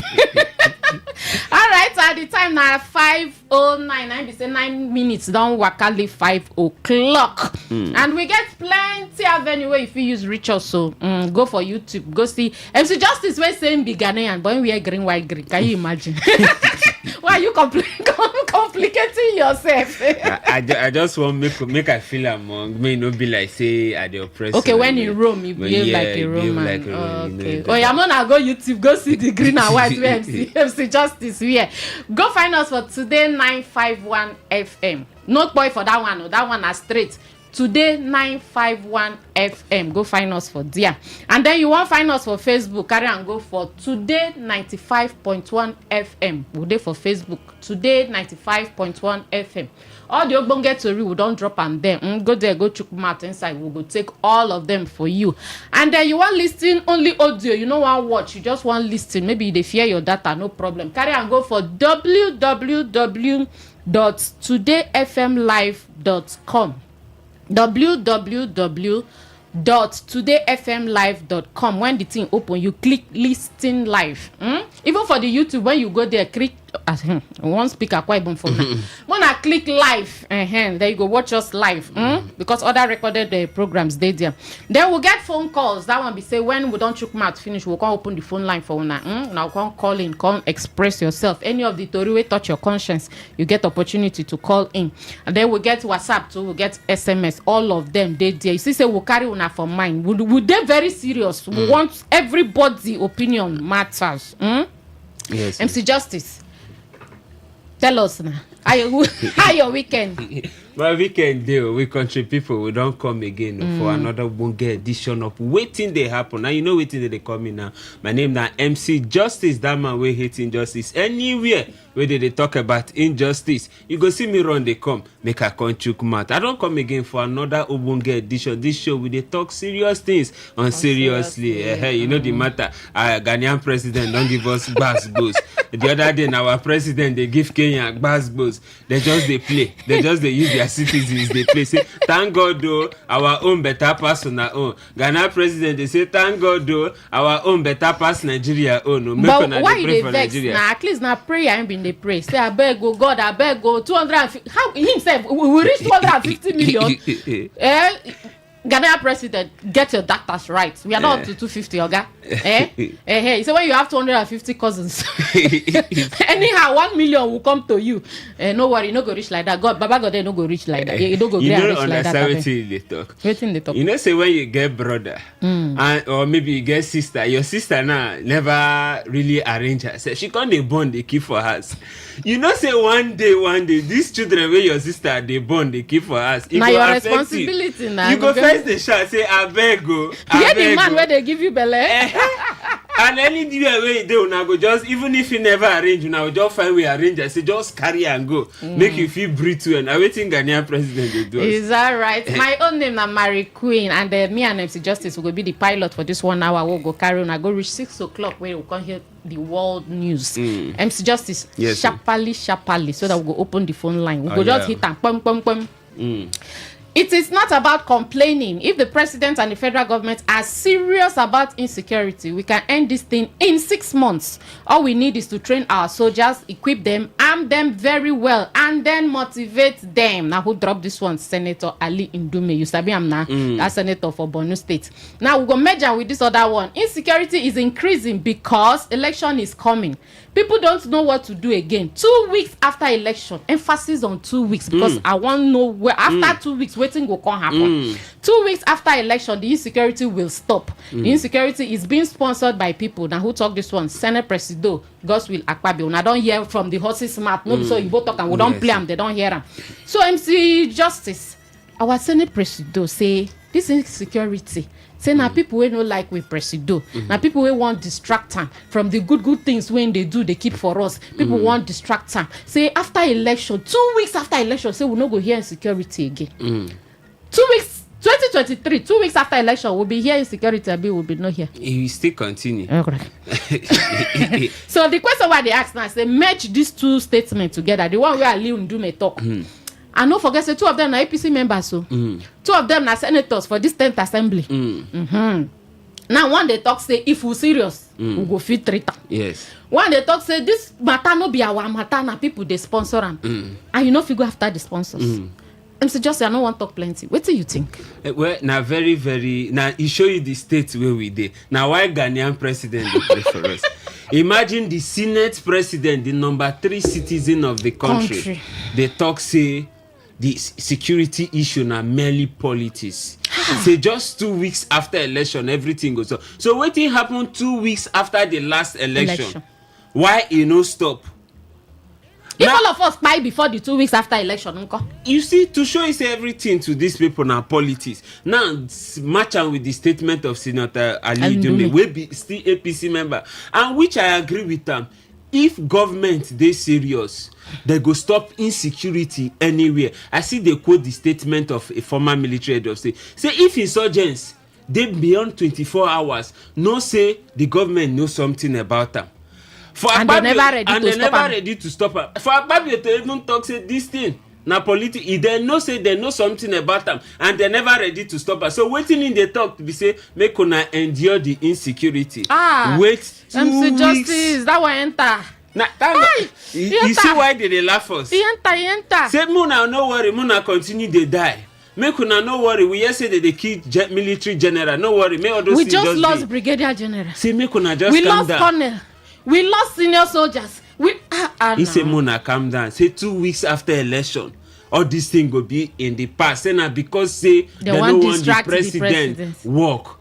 It shows. They show you say the government or the Senate the president administration they accept incompetency. They don't accept them first. The first one, a president going to Plateau State, he know if he enter the city, he tell them say lights no dey the airport.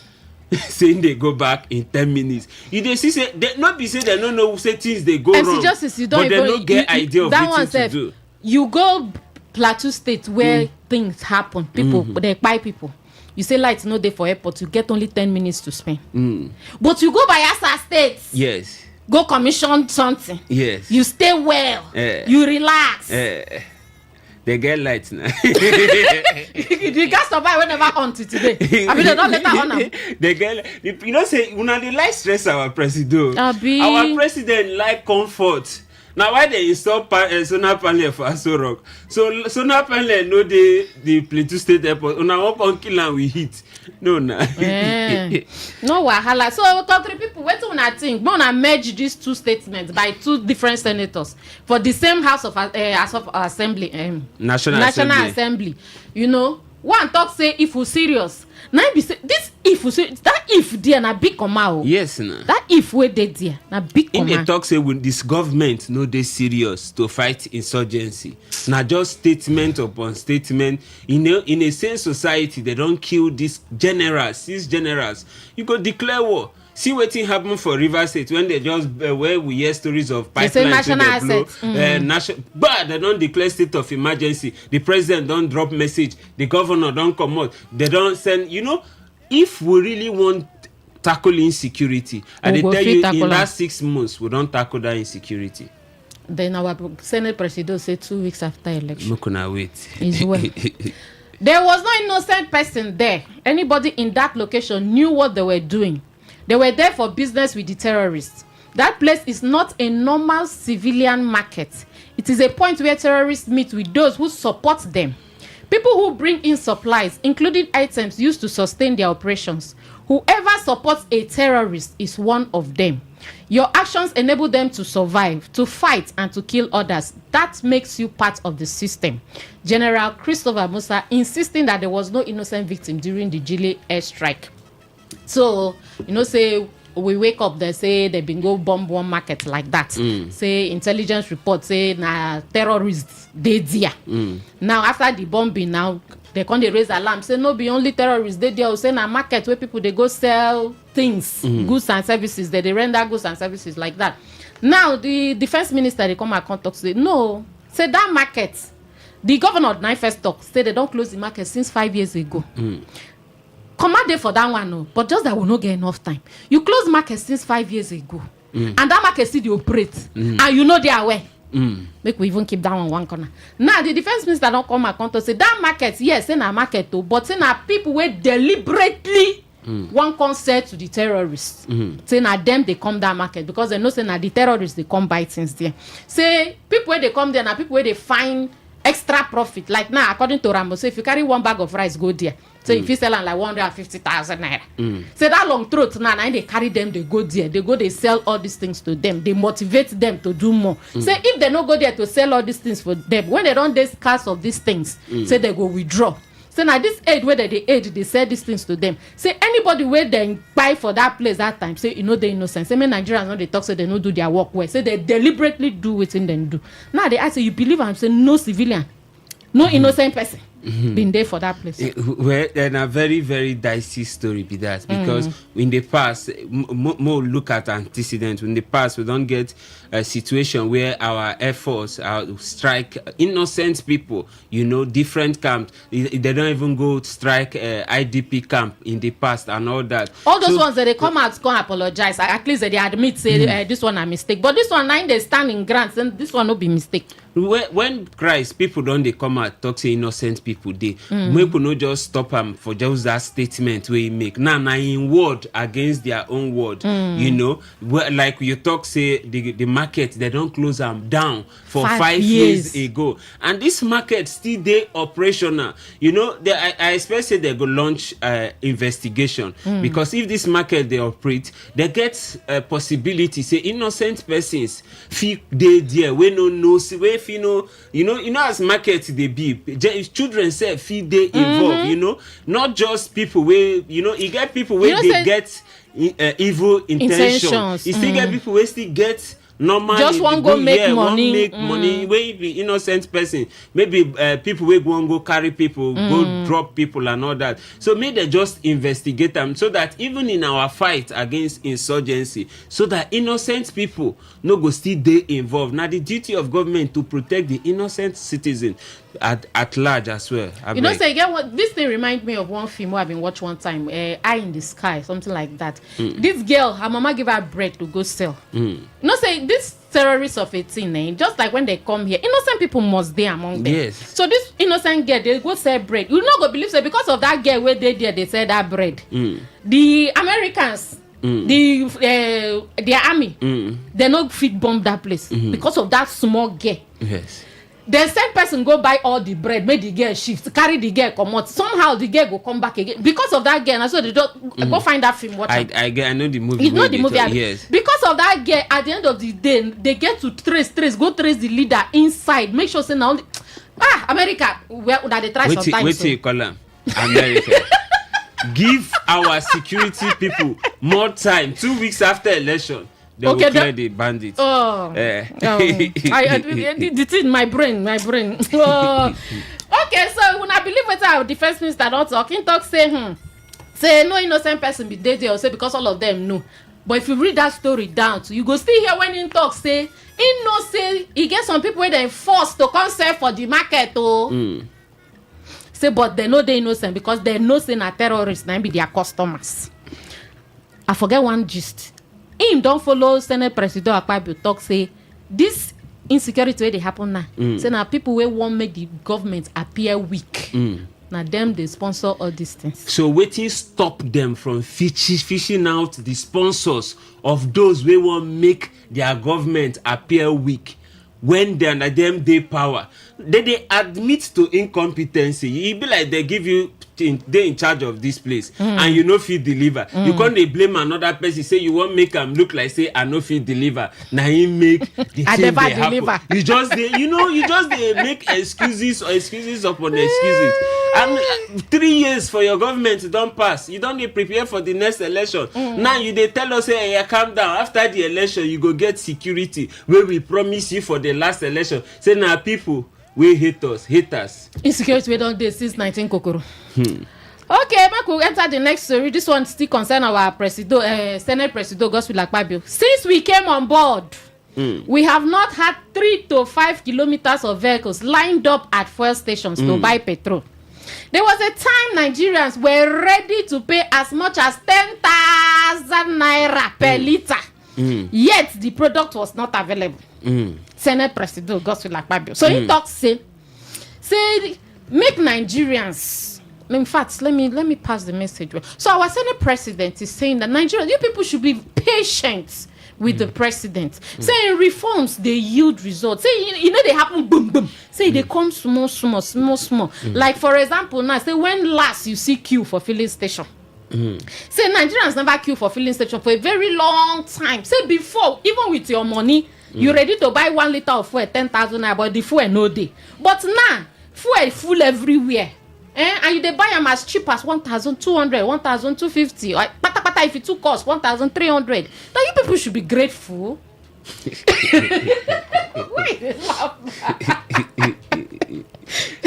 I disagree with them. Okay. 100%. Okay. There was never a time Nigerians they ready to buy fuel for 10,000 naira per liter. Which of the Nigerians we in the talk of? The Nigerians where they just increase minimum wage from about 33,000 naira to 70,000 naira. Now that time where the minimum wage they 33,000, we go use 10,000 naira buy 3 liters will be 33,000. Imagine you go use your minimum wage buy 3 liters. Now that time already, or now where the minimum wage now 70,000 naira, we go use. No, that statement they very he false. Say the product be no days. According to Ramo, he say now we consume what we produce, and we even have enough to export. I don't know. Recently, I don't know how the Senate president they draw his own analogy. Like they draw his own analogy, and I believe say most of those things when they talk now, you get what they call. the moment wey in dey in, you know, when the president stand before am, sit down before am, he go just dey praise am, just dey talk anything just to make the president see say, Your Excellency, you are working, doing well, you are doing the people this, don't know you. You know, he just dey hail am. So in the midst, he go just talk anything wey when you go back house, go sit down, reason am, he go just be like, at what point Nigerians be wan buy fuel for 10,000 naira per litre? That is him now just trying to make am look like, okay, the 1,300 wey we dey buy fuel, we dey ungrateful. The same way the president try talk say we suppose dey happy, say Kenya go better pass Kenya. Why Ghana dey say we dey suppose dey happy, say dey better pass them. So you dey see how our leaders dey take reason things. No, but really MC Justice, yes. wait. Make we rewind. Yes. I remember past time when Christmas and New Year don't they reach like this, fuel dey scarce. Yes. But anyhow it's scarce, no be the one where we ready to buy fuel 10,000 per litre. You know, at no point, even the black market that time sef, highest they reach na 400, 500. Nigerians still they grumble, even when they buy them, you know. But now, fuel day, a lot of fuel stations they experience low patronage. People now they advise themselves, make I chop food or make I buy food. No, you even talk that way. You know, say before, Oga get one motor, Madam get one. Yes. Driver go carry the children for one, go drop for school. Now everybody enter one. Drop at your different locations. Driver, come and stay with Oga. When Oga close, or when they don't call, say children don't close. You go. Now one motor they come up for house. Now no be that 3, 4, 5. But in every disadvantage. At least zero they free. No, it no go well at all. Now my neighbor they manage each other. Now one go say now you go drive this week, next week now we go drive. They just try manage salary before they blow convoy. They go. And they tell you now. Now people will never enter public transport for a very long time. When we see them, we they know them because the way that they use enter the motor safe, you go not say this one and I jolly just come. You get one if first they pay for it, say give me front seat too. I said no worry, we tired. You go they find one seat. But it is very funny, it is very disheartening, you know. We they vote for our leaders so that we go get better life. No be these excuses where they give excuses us. Say excuses. The president say we suppose they happy say we better pass Kenya. The senior president say we suppose they happy say again when we they find the fuel say for 10,000 naira per litre. You know, different analogy way to me no even make sense. Just like waiting Obasanjo talk for one of the videos when he talk say if you be no say problem dey there, why you come make them vote for you? Now because you know say problem dey there and you tell us say you get the solution to the problem. Now make you come out say oh yeah vote for me. Not be when we don't vote for you finish you gonna tell me I met so many problems, I'm starting from the scratch, I'm renovating, I'm doing this one, I'm doing that one. Makagini na. If problem no dey, vacancy no go dey the seat. Now you apply for job, you say nah. They ask you can you work under pressure? You say yes. Yes so now you don't see pressure. The pressure. You say no. No be this kind of pressure. All right, we enter the last story. So a 28-year-old man identified as Femi Agbeye has been arrested by men of the Ondo State Police Command for allegedly killing his 5-year-old daughter and 2 of his female siblings for their family house on the April 8th. 9 this one happened, and then talk say this one happened after he don't take all those tramadol, what's it they call them? They list them now. They talk of hard drugs, you know, all those drugs we know they good for the health. So make I summarize this story. They say this guy say my father now they come out they talk. He say this in son don't they on drugs for a very long time. And so anytime when he take these drugs, saying they come threaten him will be the father and the mother, saying go buy them, Say him the father don't use in hand, arrest them, give police. Say before you know police release them. So as police release them, now be this one now when come house that day. Now say himself be no day, nobody did. Say just come see the body scatter for house. Now in rush go report to police.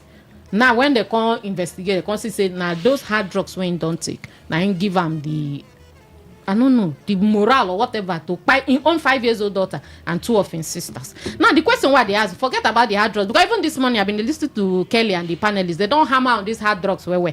Now me I want focus on waiting government and family fit do to help.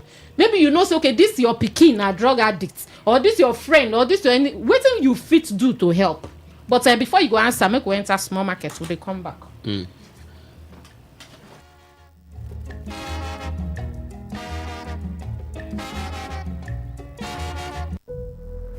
True strength.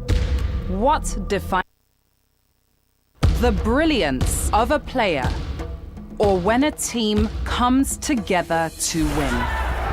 A solo beat, or the rhythm of many? The flair of one dancer, or the art of a troupe? One distinct voice, or the beauty of the symphony?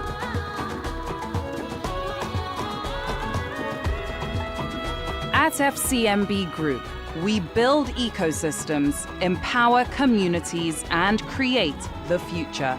Because we believe it's not just one, but the power of the group that delivers the future we all desire. FCMB, the power of the group.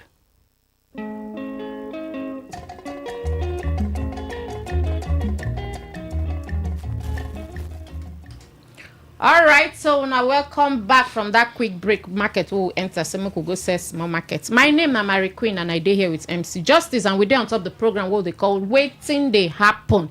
MC Justice, Oyana, hit and pack. You know, hard drugs now one of the social vices where they worry us as a society. We don't talk of how this thing they affect the youth. You know, people they go into without no even when they know the repercussion. We don't they preach against them. Now see what in hard drug don't lead this young man to do, to kill his own daughter, to kill his own siblings and all that. So I feel say thank God say they don't arrest them. Make their whole Ingo answer the cause of in crime. You know, Ingo answer, you know, this thing, most of the causes of these hard drugs now social peer pressure. You know, your friend they do, you won't follow do. I know say your head don't go fit carry. You know say some of them go still put hair, you know say close to your family. You go still go they do it. Your village people don't they call you sis. As you just put head, you know your head no go fit carry and all that. So some people they go as far as injecting for their body. The one where they go smoke, the one where they go drink, the one where they go inject, and this thing they destroy our youth. See how people they act, see how people they behave. So before you reach this stage now, when kill this in family members, waiting they for do to help them. You know, the parents also get responsibility to take because the father admits say no be the first time when picking the person they come out, it say the ingo killing parent. I go kill you, they different from I dey crazy so. You know, before that try, now you saying hand over him to police release them. They see the problem now. This is part of the issues where the society. You know, the person they threaten the person and him too. He still get part to blame because this thing in your life. You know, guys, you won't threaten me rich. If I call you, report it to police release you. I go give you space, no matter how blood bond us rich. They say he forced him. You know, they stay for the house. If you read the story, the neighbors talk say he forced his way into the house. The parents no there, nobody's there. Now just the two sisters and his daughter that in the house. You see, I the suspect say it be like as they arrest and go police station, in sign undertaking. But in don't still come break the undertaking when sign. Now wait in my mind they tell me for them to release them. Because the father say when they release them, they don't even tell them. You know people where they take all this thing no be undertaking. Person is under influence. Person they inject himself, person they take, they drink, they do both one way they leak another. This thing, it dey beyond them. So this thing no be something where you go write for paper, okay, our day of good conduct. Now why we get psychiatric hospital? Now why we get hospital where go take care of people like that, their mental well-being. So maybe the father has seen try police no work. If they supposed to go keep them for psychiatric hospital. Maybe they chain them. Now you don't pass, be careful. Now we don't take life. Now they go con chain them.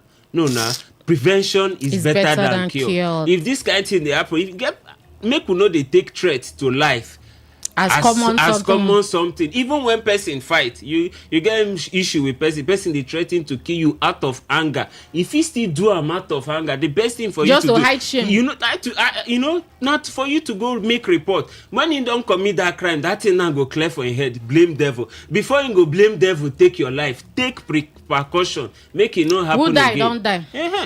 All right, so we'll turn the conversation to una so that una go chook mouth. All right, so make we give una recap. What time when I say 128 years old boy don't buy in 5 years old pikin and in 2 sisters, and they talk say now when he takes some kind things, you call them illicit substance, that's drugs. Then we also tell when I say our Senate president talk say say get when Nigerians been ready to buy fuel for 10,000 naira or for 1 liter, and they no dey even see the fuel. But now say fuel is Sarah. Say you don't take queue no even dey for filling station again. It's all right.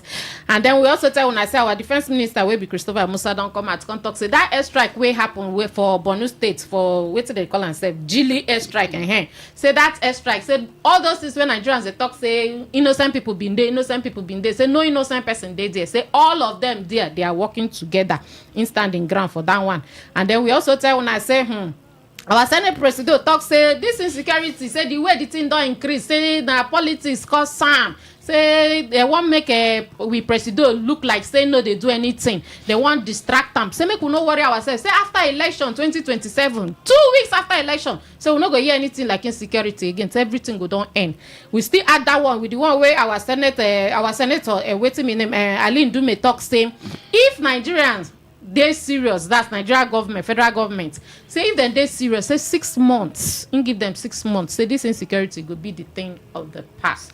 0810-9510-951. 0810-9510-951. Hello, good evening. Yeah, good evening. Evening, welcome. Where to be your name? Where you call us from? My name is Chibuke from Bayelsa State. Chibike Putman. Yes, you see, like as your colleague talk, when Afabio they talk, say, President, they do well. People they throw bomb up and down because they want to make the Nigerian look the government as bad government. Now because of policy and election, after 2 weeks, 2027 election, we don't go hear bomb again. I listen to the clip one of the player. You see, now be Nigeria when we say we don't take our life serious.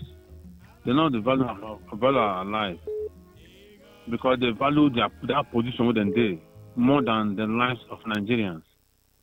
Now they go require the innocent blood when they share. Then my brother went with Musa. It matter, it disappointed me because we could say when he entered there as the Minister of Defense, Minister of Defense, as former Defense Chief of Defense Staff, right? He was before. Chief of Army Staff. No, not Army Staff. Chief of Defense Staff. Okay.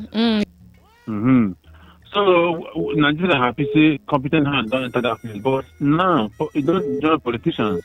Say people when they terrorist sympathizer or those.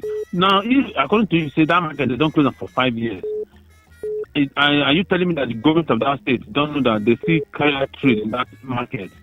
If the government don't know, people don't know, why don't report to the state government say this market you open it for 5 years, people see the good stuff for them to arrest them or stop them completely from trading? And they say terror all over. All right, thank you. Make it remember say in get prepared for house. Thank you plenty. MC Justice, you know say that market day for local government. Yes. That market day for village. Yes. That market. So they know tell me say the local government chairman no say that market the function. The chiefs them everybody no say that market the function. For 5 years. For 5 years. Hello, good evening. Yes, so Mary Queen, good evening. Good evening. Wait to me your name. Where are you call us from? MC Justice, good evening. Good evening, my brother. My name is Sunday Rekona from Pekot. Sunday, which of the story touch your conscience? Okay, now the one with my senior bros, Fabio talk. I want to ask you, because they're listening, all of them, they listen to radio. They hear you. I want to ask, if you know how to cut banga, this kind of talking go talk. Take a sign banga for waiting in talk.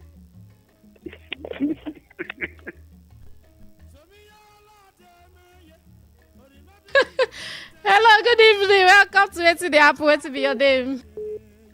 Hello, evening, Mary Queen. So, wait to be your own name. MC Justice, good evening. Good evening, brother. I am Rocky, the Andoni man.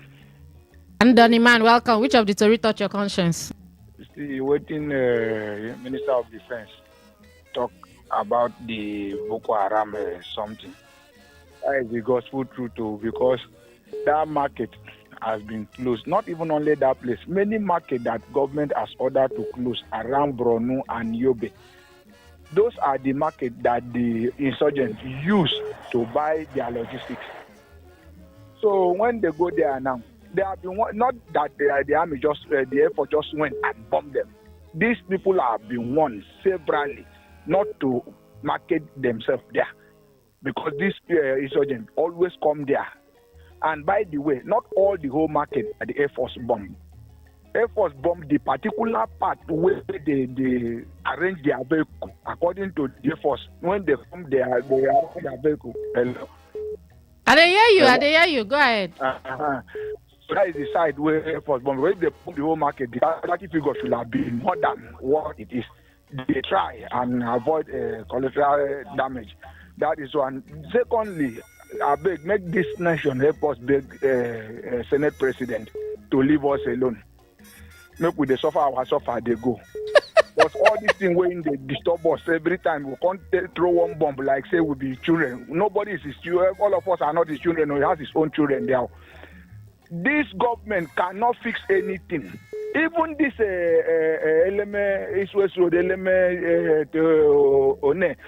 watch it, they will not finish it before the next election. Those are the things that they use to campaign. When the campaign is coming, every year they repair one road. Every year. All right, thank you. Plenty. We could give other people opportunity. They don't good for us, so leave them alone. Thank you so much. Good evening. My name is Mary Queen. Waiting be your own name. Hello, good evening. My name is Goody, calling from Port Harcourt. Goody, welcome to Waiting the App on Chukma. The illicit substance, number one talk. All right. You get solution? The solution, there is because many families today, hardly see person when they smoke.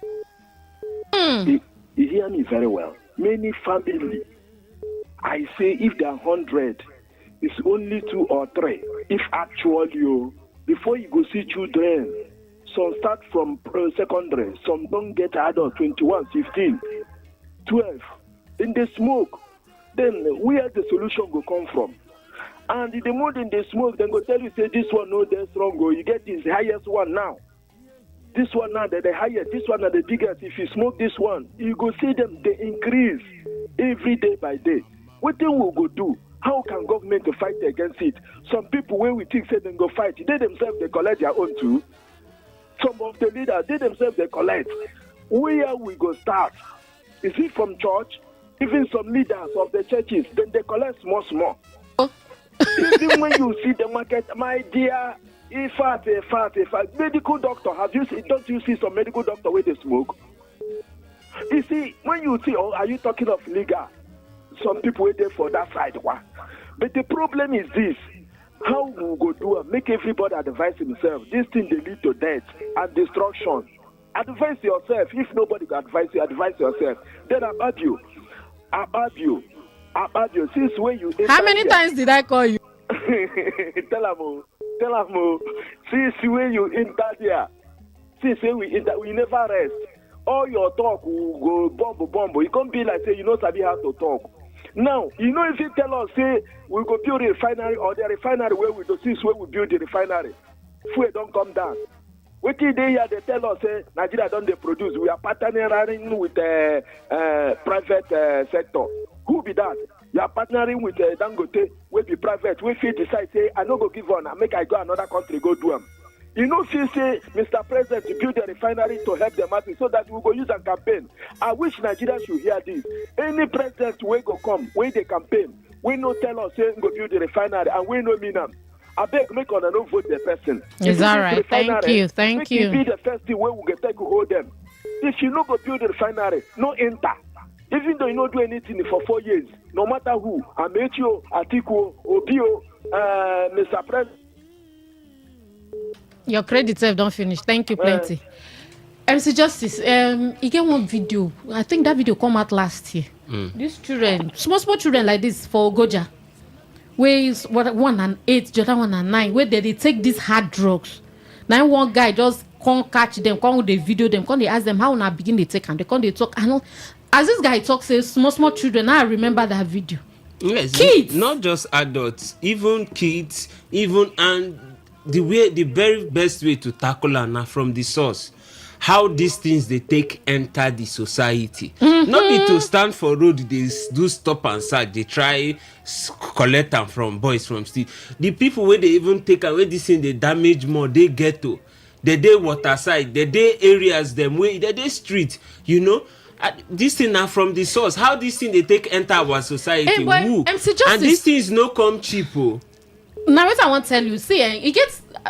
They get different types. So they get the ones where they're expensive. They get the ones where now then they use their hand construct. Great. And they tell you whether na tire or whether anything where go just make them high. You get the one where they put inside this. I don't want to give them free advert. They go put them inside. Go taste another thing, then they drink. You know, no say they don't mix. Put inside there. They sip them small. What do we do? I remember I get one other video. I'll go find that video where they been accused. One of the National House of Assembly person, I mean they talk calm. Say drugs there for their offices and their houses. Yes. I remember that video. I go find that video. Yeah, wait. So if they for the top, they come. If they for the bottom, they come. And we get agency. We supposed to check. We be NDLEA. It go beyond Boston apartment. It go beyond now because now there they go catch the big boys. We go give you where they go. At the end of the day. Now if we catch those ones where be the Oyibo own where then they say what of these local ones where then they create by themselves. Who be their suppliers? Where now why they create agency like that and when they use taxpayers' money, they fund them. They suppose they live up to their responsibility. Hello, good evening. Welcome, Jerry. How are you? I dey fine. How are you there? My name is Engineer Anabarashi. I'm calling from Obi. You go give your voice, Beleo. My name is Engineer Anabarashi. I'm calling from Obi. All the way from Obi. Welcome, Chukmat. Which story touch your conscience? I just see. Wait. I greet you, brother. I have greeted you. My brother, you see what is happening in the country. The way these jihadist boys are operating in the country is on a put level. Which boys? What do you... hello? Which boys? Which people they call boys? Can't you hear what I'm saying? The way these boys are operating in the country, I want to know whether our Senate President be boy, I mean our President be boy, I mean which boy? I mean this jihadist boy. Is your Senate is it jihadist? Is your Senate a jihadist? Oh yeah, now fire done. The way these jihadist boys are operating is unequated level. Oh, super. They have occupied everywhere. See, that's why we are suffering. Where we are suffering. And Fabio is saying, he didn't say it well. You see, these people that like power, these people that like power, they use power to do evil. The same people that came when Jonathan was in office, remove Jonathan from office to take over power, to bring their jihadist brother. That is what is happening. No, sir, please, please. This is radio. Thank you. Hello, good evening. Hello, good evening, ma'am. Welcome to What's in the Happen. Reduce the volume of your radio. What's be your name and where you call from? I'm Imawa. I'm calling from a chair.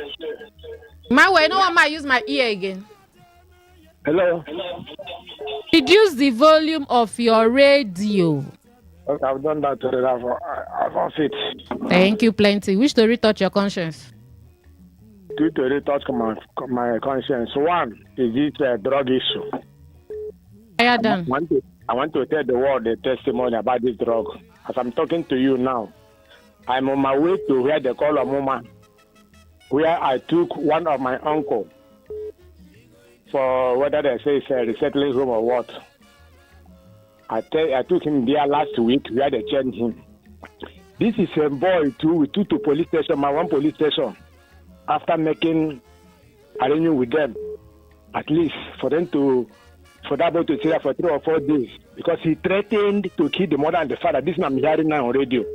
We took this to police station. My one police station, they released this boy. This boy came back, and every morning he will tell the mother that you are the cause of my problem. The father, it is not you that born me.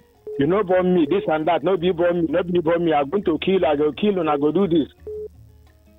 So we now made arrangement to Omoma where we took him to.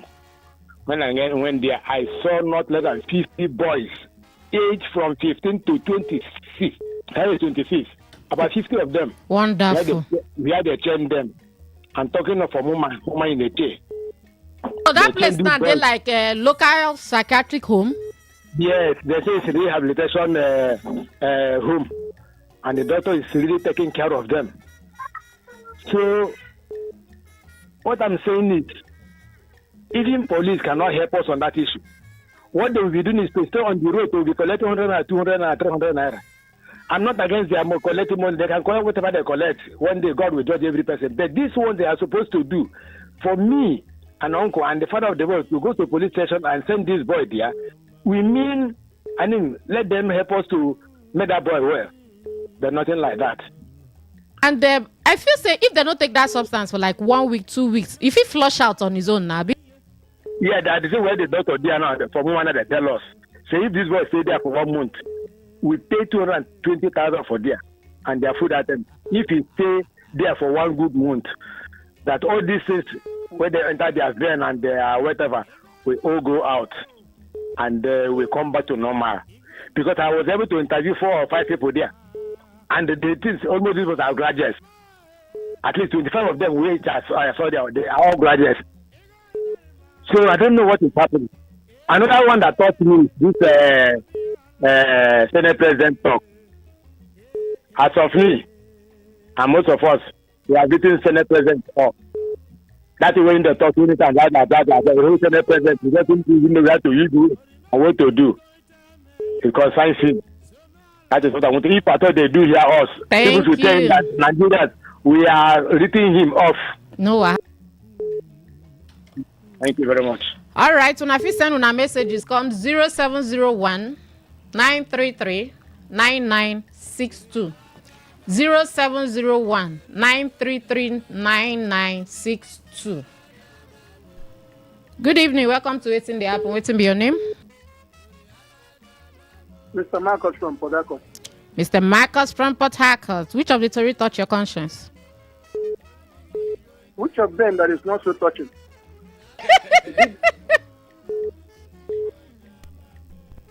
If you use 1 minute, run round, no wala. Is it the one from the Senate President? Or Alim Dume? Or the lie against innocent Nigerians being killed in a market? Which? That is not touching. Sister, but what made me this evening is that when you wanted to approach your listeners and callers, you thought as apropos people that you have come. You feel that is the best way to approach them. You should have been pained who are airing their view, suggesting on things to do. You feel the best way to come, the best way to approach them. Nah, song I been there single. I not refer to you. Sorry. I mean just they sing song with me and just the hail ourselves here. When I don't, not be you are they refer to. Sorry.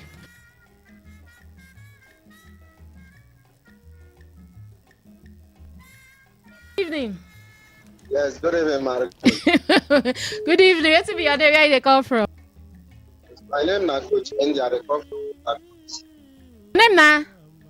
Coach Andy. I come from. Oh. Welcome. Check mouth. I want to talk concerning about this drug something.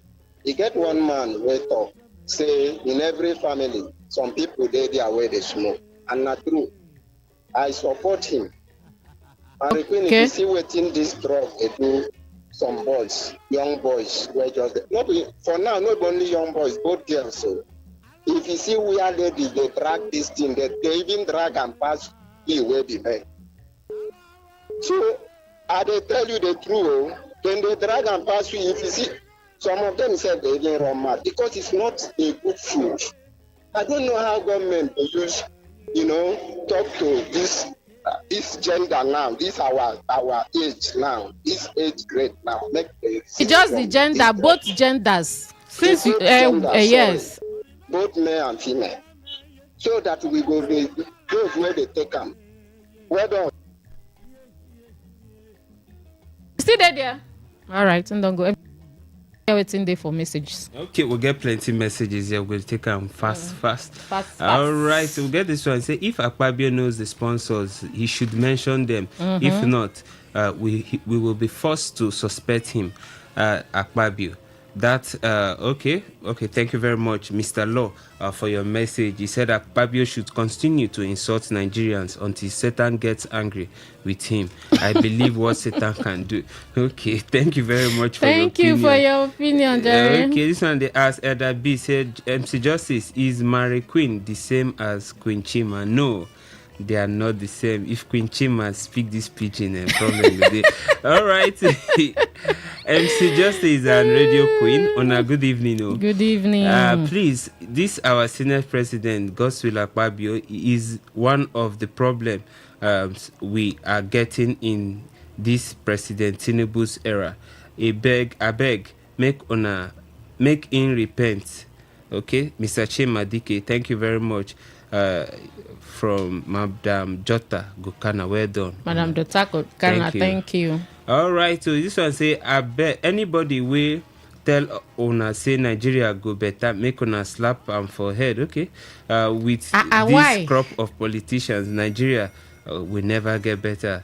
Nigerian citizens should wake up and take back their country. Pio from Rokboko. Thank you very much. Pio. Thank you. So say Mary Queen and MC Justice, good evening. Even Israel, they stake Lebanon citizen, so our own no go dey different, okay? Since the northern governors no one talk, one love. Thank you very much from Transamadi. No, you know talk say they know they talk, then they talk. All of them they talk. I just say the necessary action never, because if you no be last week they say they don't bring a list. I know nothing happened. They no follow up the list again. Now they wait for batch B. Now admission list. All right, this one say from Thompson from PH. He said the insecurity in the north can never stop in sense that those that are being killed, okay, never affect the economy of the nation. Unlike the south, where you have crude oil. Okay, they said that because they did not no get oil, now why they no go take them serious. Good evening to all. I am Ebere of Jesus from PH. Let the truth be told. The high rate of drugs abuse among the youth is so alarming. The best way to reduce it is tackling the producers and the suppliers. It will help a lot. God help us all. Okay? What of the local one? If we tackle the producers for the local one, how we go do one? Okay, I think this is a big question. All right, that one a big story on its own. All right, this one from the young Shadow, the youngest musician from PH. He said, when U.S. citizens were kidnapped and brought to Nigeria, why did the U.S. president not bomb the whole country in order to kill the terrorists? They did not, but they get back their citizens safe and sound. Things are always different in this part of this world. I'm leaving this country by all means. I must relocate to my state, Anambra. Okay, anyway, thank you very much. You are leaving the country to your state. No, first is still in Nigeria. Thank you so much. All right, this one says, Madam Queen, I come late. I greet you now, Barry, your friend. Thank you, Barry. Oh, Barry, welcome. Right. Thank you. This one says, do you know that women smoke more than men? No, this one no be competition. We don't talk about competition. We just find way to reduce these social vices where they eat into our society. All right, so before we go come out, I beg, just in case we not take and personal, that this thing not before we not. Me and MC Justice will be the gist before the thing go enter. So MC Justice final thoughts. All right, to the country people, we don't come, time don't reach for us to go. Anything where you do, no forget to be your brother's keeper. Like I always talk, peace, but peace for toilet. Keep Port Harcourt clean. Goodbye. All right, Miss F, I go tell you, I say thank you very plenty. Those of you way listen, those of you way call, those of you way send messages, and we go do this again tomorrow, 5 o'clock to 6 o'clock. Thank you plenty. Bye bye.